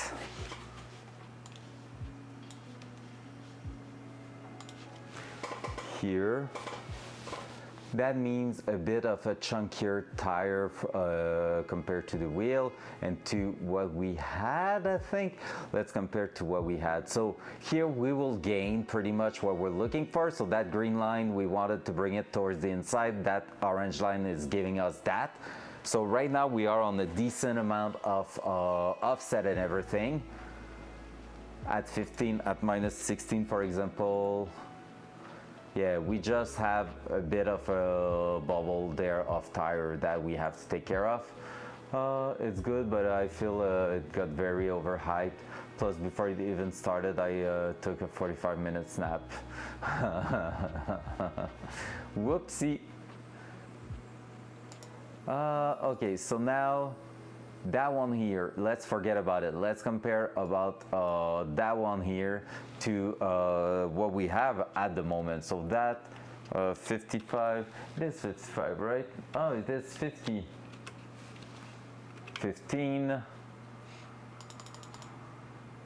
7, 0. So you see how much diameter we're gonna gain, guys? That's quite a lot, honestly, but that's like the accurate measurement for the car.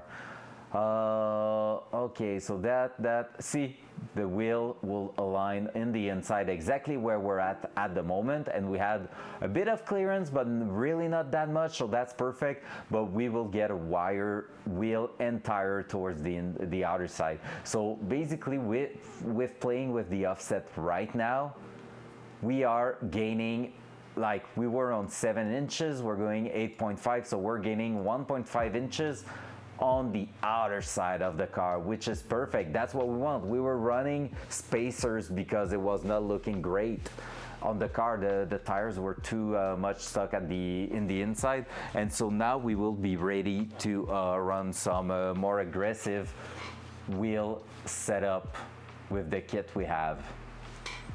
So 245 at the front and 255 at the back is pretty much what we can do. Now, because that's not all, let me check one thing. 17x 8.5 max tire width.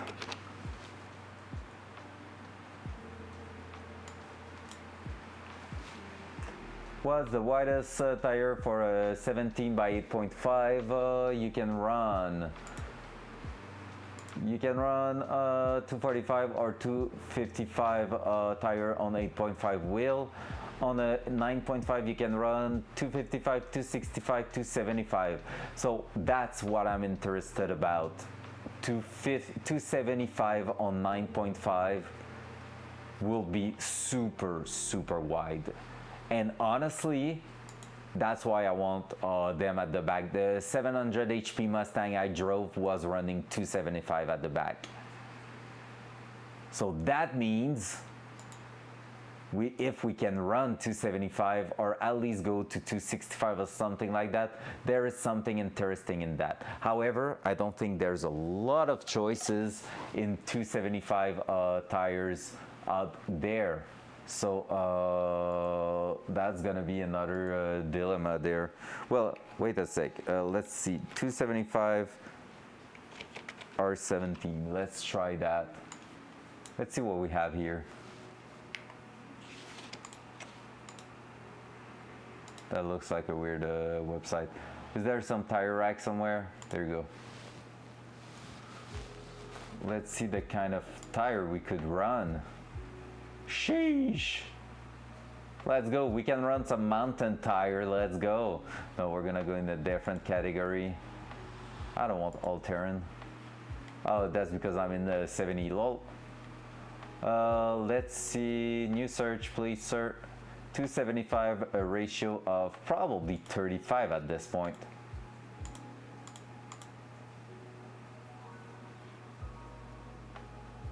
Mountain Man! Who's here? Let's go. Oh, the CRS is available in those. 2 in stock, need to order now.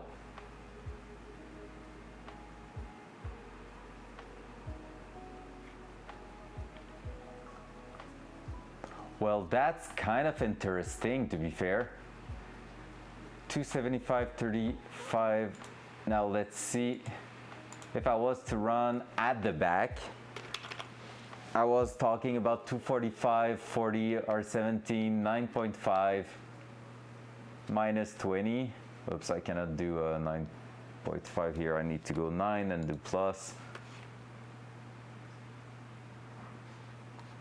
Mom, we need the credit card. Mom, credit card, please. And 275, 35, 17 in 9.5 wheel width and minus 20 because I want to see the difference in between those two. That's not bad. 255 was looking towards the inside, 275 is looking towards the outside. So we could run 275 at the back.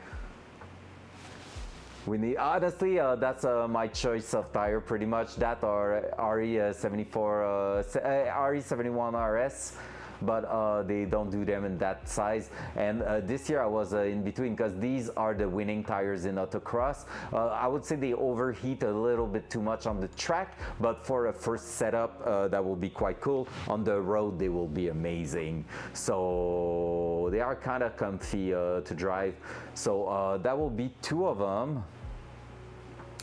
And two of the 70, here the 245 at the front. That could be interesting. That could be a fun setup. So 8.5 wheel at the front, 9.5 at the back.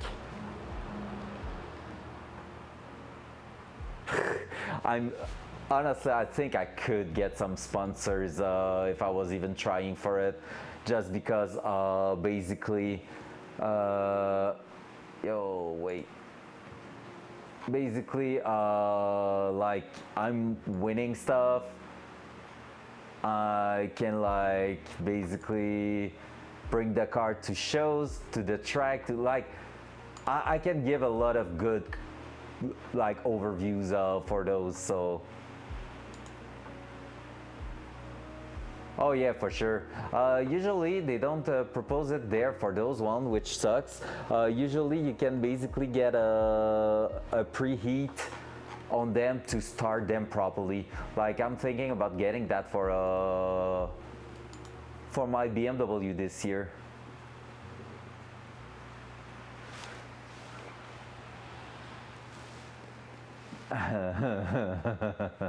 Well, I mean, I know NPV it might sound a bit cocky, but I mean it's just straight fact. Like I've been winning the local championship. I've been doing top 2 and for the last 2 years in the provincial. Been running in the US and finished in the top 20, like on the over 200 drivers from all over the states. So I mean, I feel like I have a profile that could actually my tire heater for my street bike tires low. So, you know, I mean, I feel like if I was trying to find some sponsors, it will be at least like I can give them something. But yeah, I mean, kind of a humble brag. I just mean like if I was to try it, okay, let's put it this way. I know people not like just participating, not doing anything exceptional and having sponsors. So like why I couldn't have sponsors, it's probably like right now I don't have any because probably I'm just like not trying at all for that, but that's all. Like how many of those streams are there? Not that much, like 5, yeah, pretty much. Maybe. And even like we chat about it the other day, and the guy that was a partner Twitch and everything, he closed his channel. Like there was one guy doing mechanical stuff and being like a partner, and he closed. So that sucks when you think of it.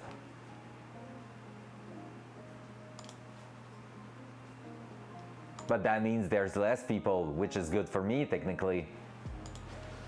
But I will need to get more, like, honestly, that's the thing. I cannot bet on the channel to get some sponsors right now, I think, because for anyone not in the Twitch game, they do not get what 10 average viewer is officially. And I do get that it's not that much. And at this point, guns and cars, how can you go wrong? And Friday night beer, true. But like, it's a thing, like, I get that it's not that much, but like, people do not get like sponsors and stuff if they are not in the Twitch game, like most car stuff are. What it means, technically. Let me just check one thing quickly.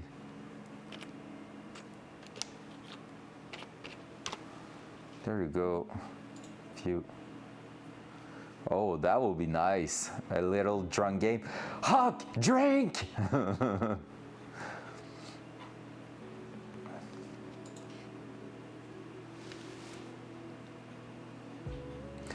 So, little stats for you. At the moment, the channel has an average viewer of 11.9. That means I need to be the adult. Nah, we don't need adult in here. But yeah, so basically average viewers right now is 11.9, which means top 1.83% of Twitch. And can I get it by categories? I think so. Can I? I don't have percentage there, I think.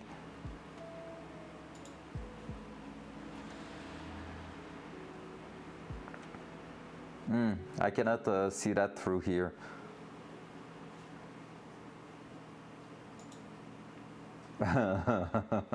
You're the 0.9, all good. But yes, 11.9 means top, like let's say top 2% of Twitch. That's crazy. And that means top 2% on Feed Finder. And like that means the channel is top 69,000 at the moment. Like almost 69,000 flat. That's crazy. Like looking at those stats, you're like, what the heck? And that's like honestly wild.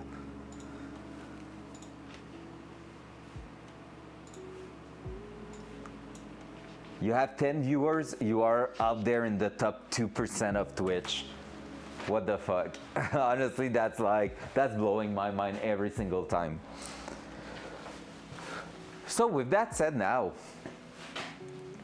we conclude that 8.5 20 millimeters, if the guy has the 8.5 plus 4 wheel to sail, and I add a 20 millimeter spacer on top there, we are gravy, right?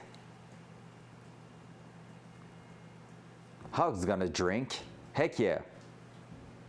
Hog drink! So that will be the one to have quite a good wheel setup. Now let's go at the back. We're gonna throw that one on the other side too, just to see. I want to do that on all the corners because I just want to make sure that we're not gonna run into one side is not having at all the same kind of setup, because right now we're not even full camber.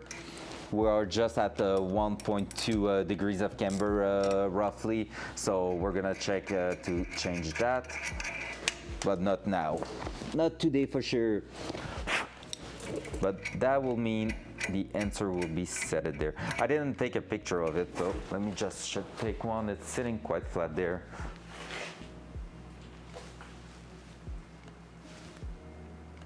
Let me remove the flash.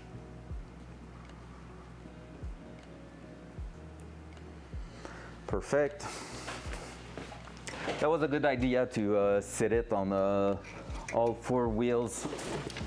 You're not touching anymore, right? No, you're not. Okay. That was a good idea. No fun, nah.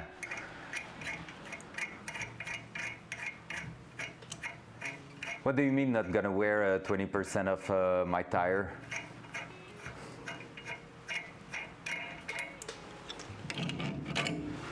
Due to the camber, we want camber. We want aggressive camber max. Well, I mean, I want about 3 degrees of camber on all 4 wheels, maybe 3.5 at the rear, and or 3 at the rear and 3.5 at the front. But I'm gonna rely a lot on probably adding some caster and stuff to get most of my camber out of dynamic camber at the front while cornering. So that's a big thing for me.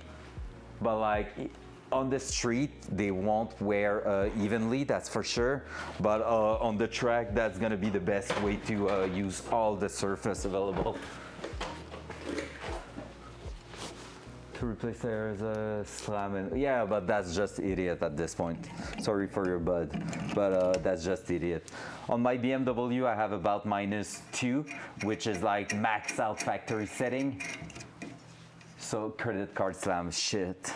Not for me, not that. I'm looking for max performance. And so yeah, I started looking at what is a good setup on those Datsun.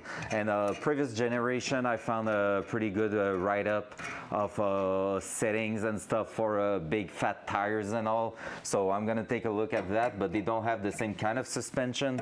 So I need to take that with a grain of salt, but that might be a good reference point to start. so we'll see. So there we go.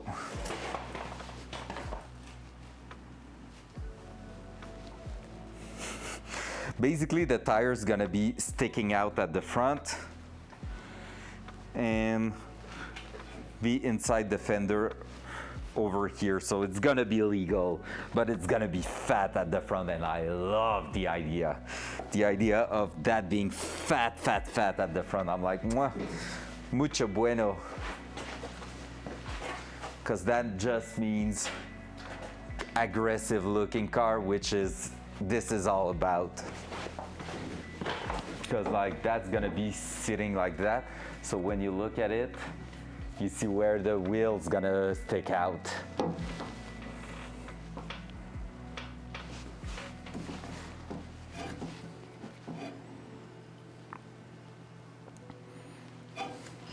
That's gonna be good. Wheels optional, all non-structural metal shall be removed.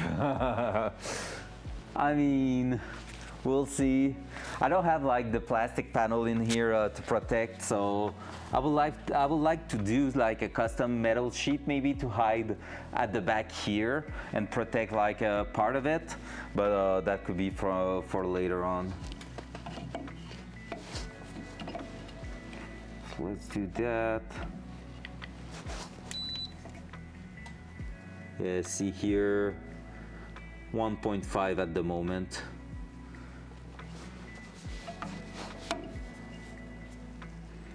.4 on the cap, but the cap might be not sitting 100% flat. Hub is a bit more accurate. 1.6, 1.5, 1.45. Yep, pretty much it. We're at minus 1.5 right there. So we're looking to almost double that. So everything's gonna stick a bit further inside, as long as we have the space for it.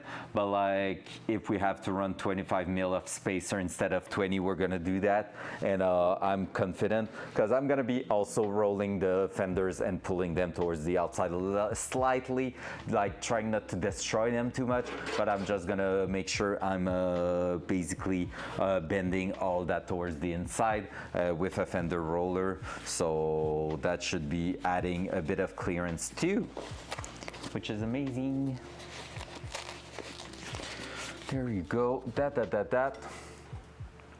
All right, from here, we're going at the back, and we're gonna make sure the back is happy too, because we modified the camber there. So we wanna make sure we are not running into trouble. We changed it in a way we haven't tested yet. So we're making progression.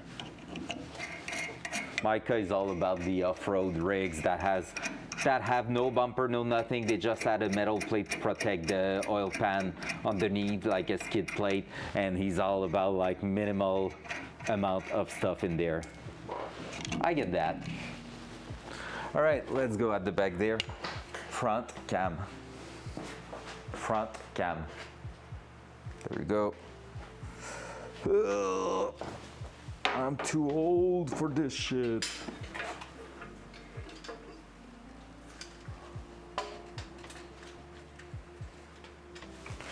There we go, that. Now we're gonna need to modify that because we were again on our setup for the front. So I'm gonna bring that, and I left a nut, I think. Oh well. Huh. Dual side. High beam bumper. Honestly, beam bumper are quite badass. I would love to do that on a winter car. Dialysis, Sedilla dialysis, dialysis, dialysis, Sedilla dialysis, dialysis, Sedilla dialysis, dialysis, dialysis, Sedilla dialysis, dialysis, Sedilla dialysis, dialysis, dialysis, Sedilla dialysis, dialysis, Sedilla dialysis, dialysis, dialysis, Sedilla dialysis, dialysis, Sedilla dialysis, dialysis, dialysis, Sedilla dialysis, Whoa, dialysis, take a screenshot upset at that. He said he loves you.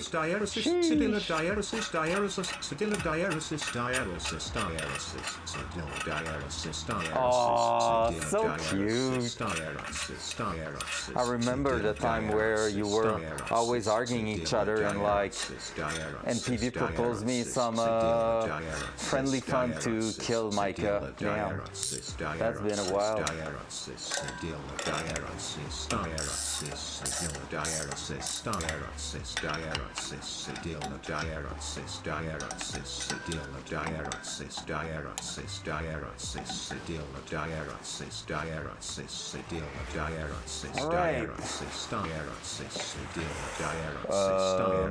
Why is it that flush? I think we left a bit of camber with that new setup there. Or with the sway bar.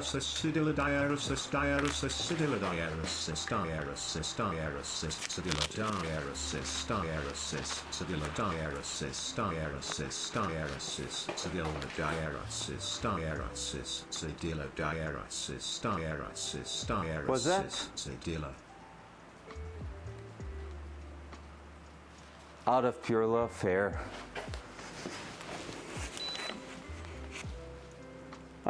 Quite good. Just a touch underneath -3.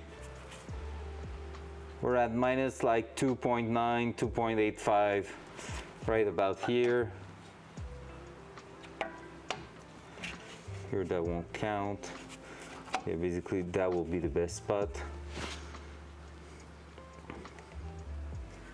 It's not flat. Yeah, right here on the disc brake, we're at about -3, so that's quite good. That's pretty much the camber we want, so we're just gonna have to adjust the toe at this point. Now let's test the top here.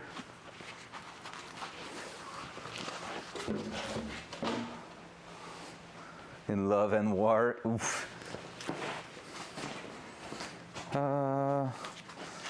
Did I bring the tool on the other side or back here?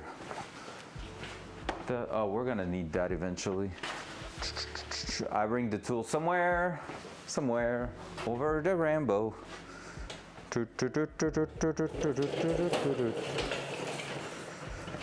I just need the small Allen key I had.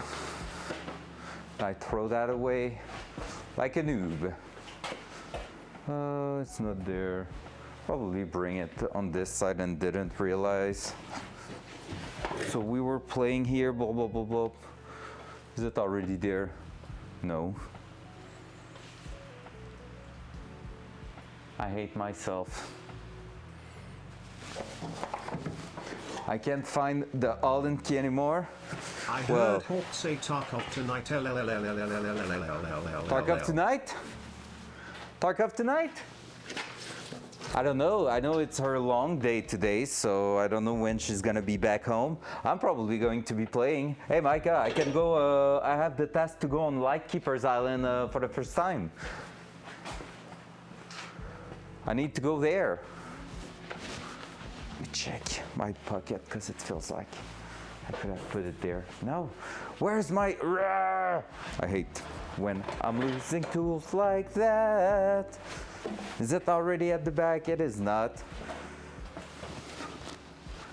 I just need the little Allen key to unbolt that.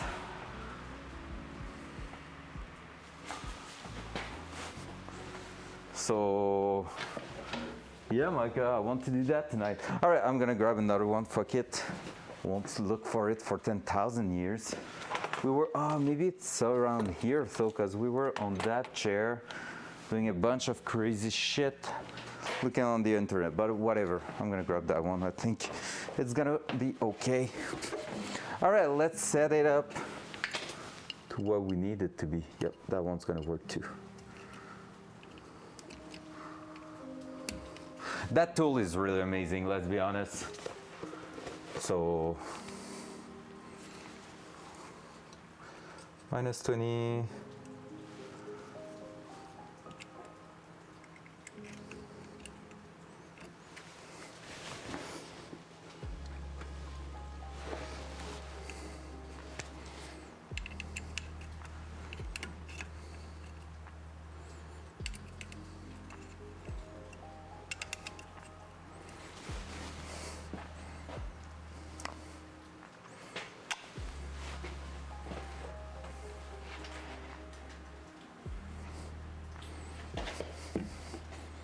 That's legit.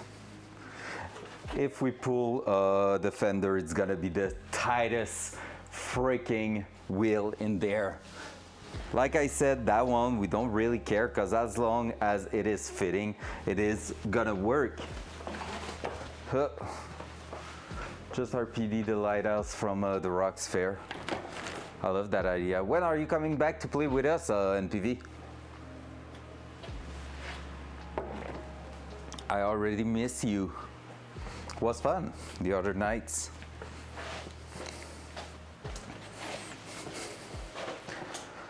So from here,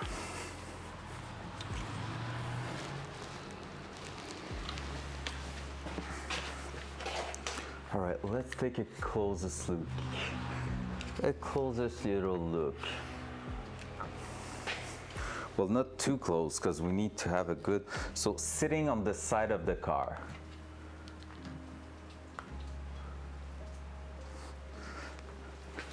That's gonna be sticking out with a big badass tire there.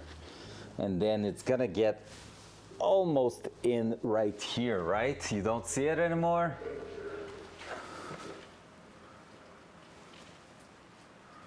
You don't see it, right? So technically that's inside, right there. And then it's gonna stick out again right here. And we're gonna have a wide fucking tire. I don't know if it's too much. We're gonna need to hold that in place. And again, we're gonna be pulling that out a little bit more. We're gonna go take a look at the other side, because that car already has been crashed, by the way, at the back, and it is on this side that there is something that changed. So that's why I'm doing all four corners right now. Friday night, nice. He's always there, he's the ice cap that kills you. Ah, okay, fair. Yeah, that's true, because he's a bot, right? And PV is a bot, confirm.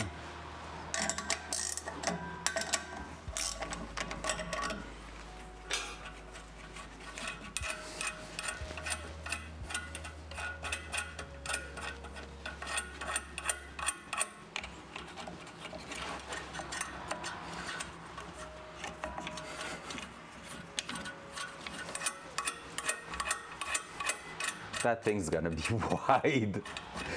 And I love it. I honestly love the idea.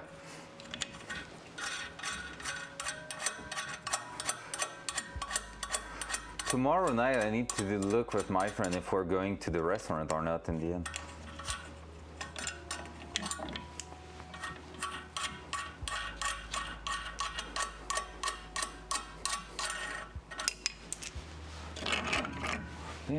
And we go to the other side. Front cam. Front cam. There we go. Let's do the same exercise. Because yeah, like I said, I know that car in the past, in the 80s actually, got smashed in the rear. I found a bit of evidence of that also. But it is not that bad. It's just that there's some body lines that are missing or different a little bit at the rear. So that's part of the game. Dual side. Dual side. My pronunciation sucks. There you go.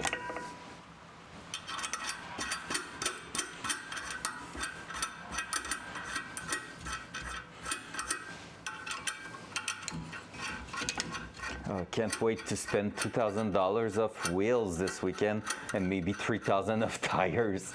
Oh, no, I need to not think about it. I can't technically really afford that low. Not as long as it is not confirmed that I have a job. Once that's gonna be confirmed, I won't be caring at all. Yeah, see, that one is also sticking to the inside, and we're gonna check the camber here.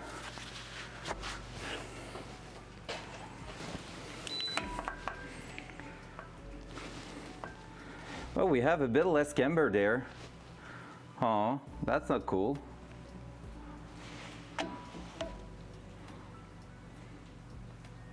We need to increase that for sure. I need to find out why and increase the camber. We're on -2. We're almost on -2 on the other side at the same setup pretty much. So we're gonna have to take a look at what's up with that. But yeah. Interesting. I have to increase that to -3. That explains why this is sticking out a bit more. But it's still quite decent, honestly. It's not too bad. It's just on 275, the wheel, the tire is gonna be sticking out a little bit. Or if we're going lower, it's gonna rub, so we're gonna have to really make sure we're bending that quite good. Gonna have a bit of work to do there. We're gonna be warming and heating that thing quite well.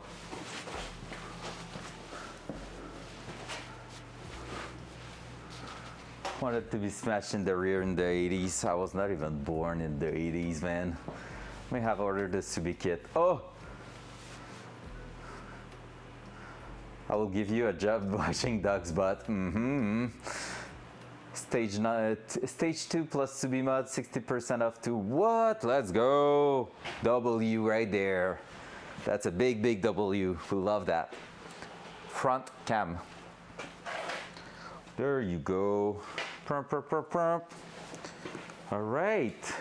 Hey, another bunch of things done. So now we confirm that we need to go staggered. That's gonna be my first setup. No, like it's the first on that car, right? Something has fuel economy is what Melissa was told. Oh yeah, you needed to replace the air filter, right? The turbine filtering the air, right?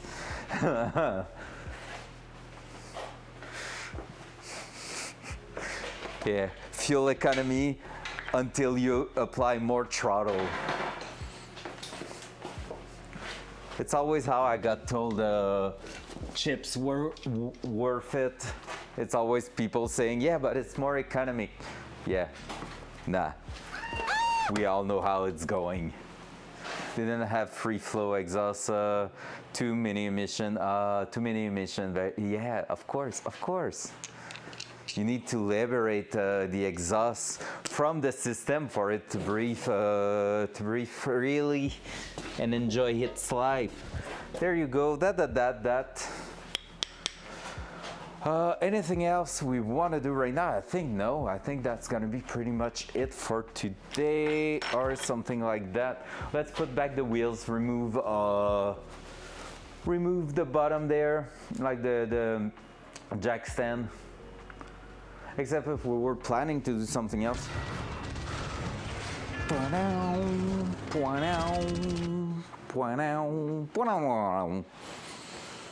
That. Hey, seriously, this week has been quite insane. We got a bunch of stuff done. I need to find a new bolt there. We hear Micah laugh behind that one. Right we go.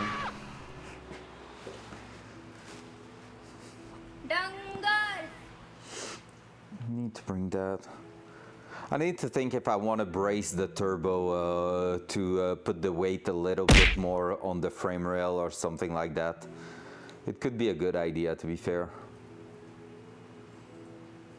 But I just don't know if it's worth or if it's just adding weight for nothing. A bracer turbo. Hot. That's hot. That's hot. Holy, hey, brace my turbo if you want, bro. All right, what were we talking about? Let's put a beautiful view of the engine again. I didn't remove the tool at the back, right? Let's do that. Dual side. Dual side. Dual side. freaking butt. Oh, oh, look how beautiful it is over there. Look at that Kevlar, look at everything. Oh, blah, blah, blah, blah. Love it. People feet in the chat right now. I kind of want to leave it like that actually for the weekend, because maybe the suspension is going to crush itself a little bit, and I'm going to have a better measurement of everything tomorrow just before ordering them. I'm going to finish having a chat with the guy. Actually, yeah, I'm even going to leave the tool in there.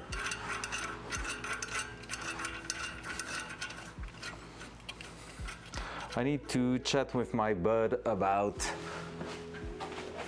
exhaust system. I need to order what was it?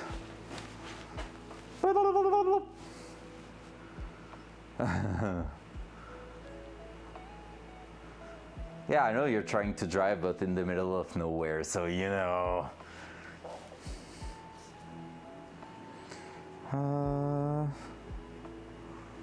Oh, new message. Let's read. For the Go, we only have +4 in stock, but you most likely have to add spacer to clear it. If you don't mind using spacer, I could list it for you.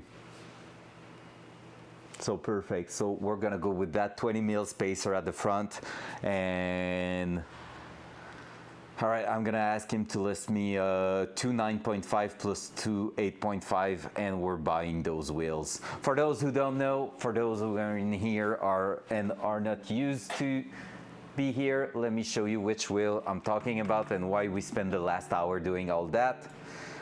We're gonna go wild, and we're gonna go grab this setup all around the Datsun right freaking here. Poof.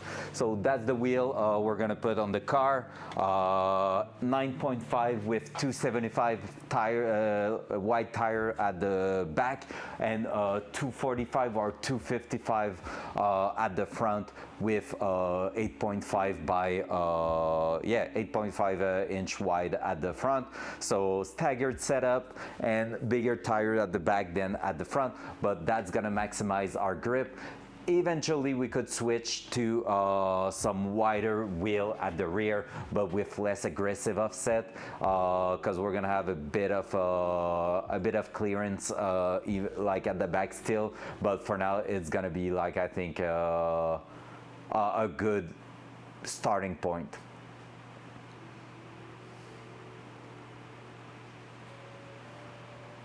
I don't know, I think it's 3D printed, that NPV. Pretty sure it's 3D printed and just like glued to it. Like it's like a transparent filament, and they just, I just hate the fact the corner of the W is not stick to that, while here it's stick, but yeah. Salut Ben, comment ça va? So yeah, you know, kinda working. So there you go, papier.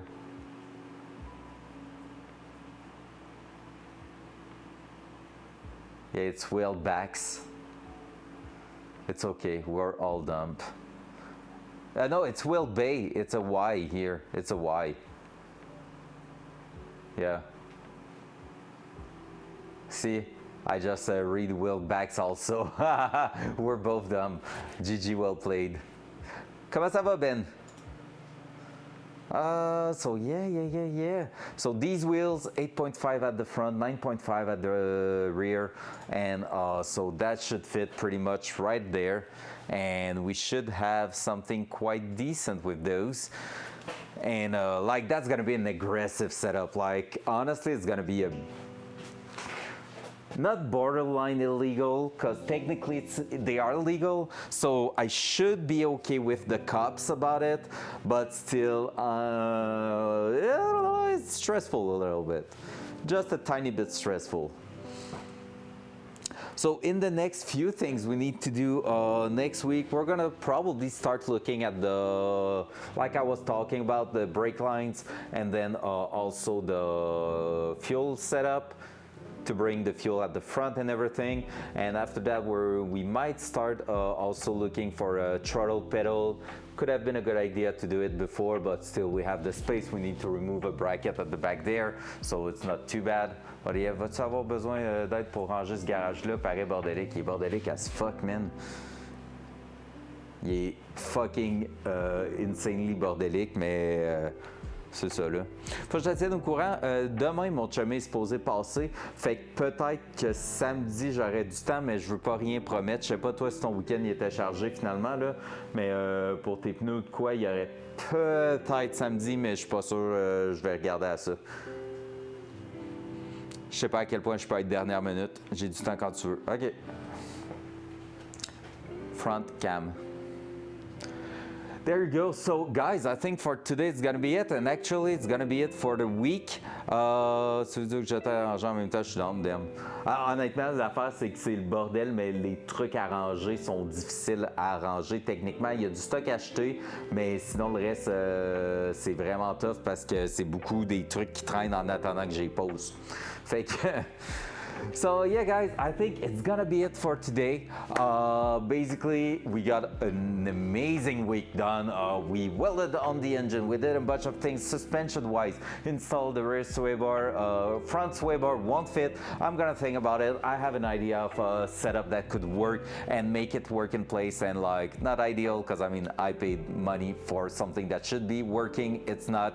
That sucks, but still part of the game. So we might be looking at that next week because it's going to be a bit of fiddling around. I think we have a solid day just making that work properly, but at the same time I would like to put it in place because we cannot tackle down anything on the turbo part of the car as long as this is not in place, because basically it's going to change how the basically the exhaust system here is going to go through, and so it could mean less clearance, less place, less bunch of things. So that's why we're gonna have to narrow it down, and yeah, that's pretty much it, to be fair. So thank you so much for the amazing week. I really appreciate that a lot. And next week we're gonna be back with even more epic stuff to do. Tomorrow I'm probably going to come in here, make a bit of cleanup, to be fair, and then on Saturday maybe do just a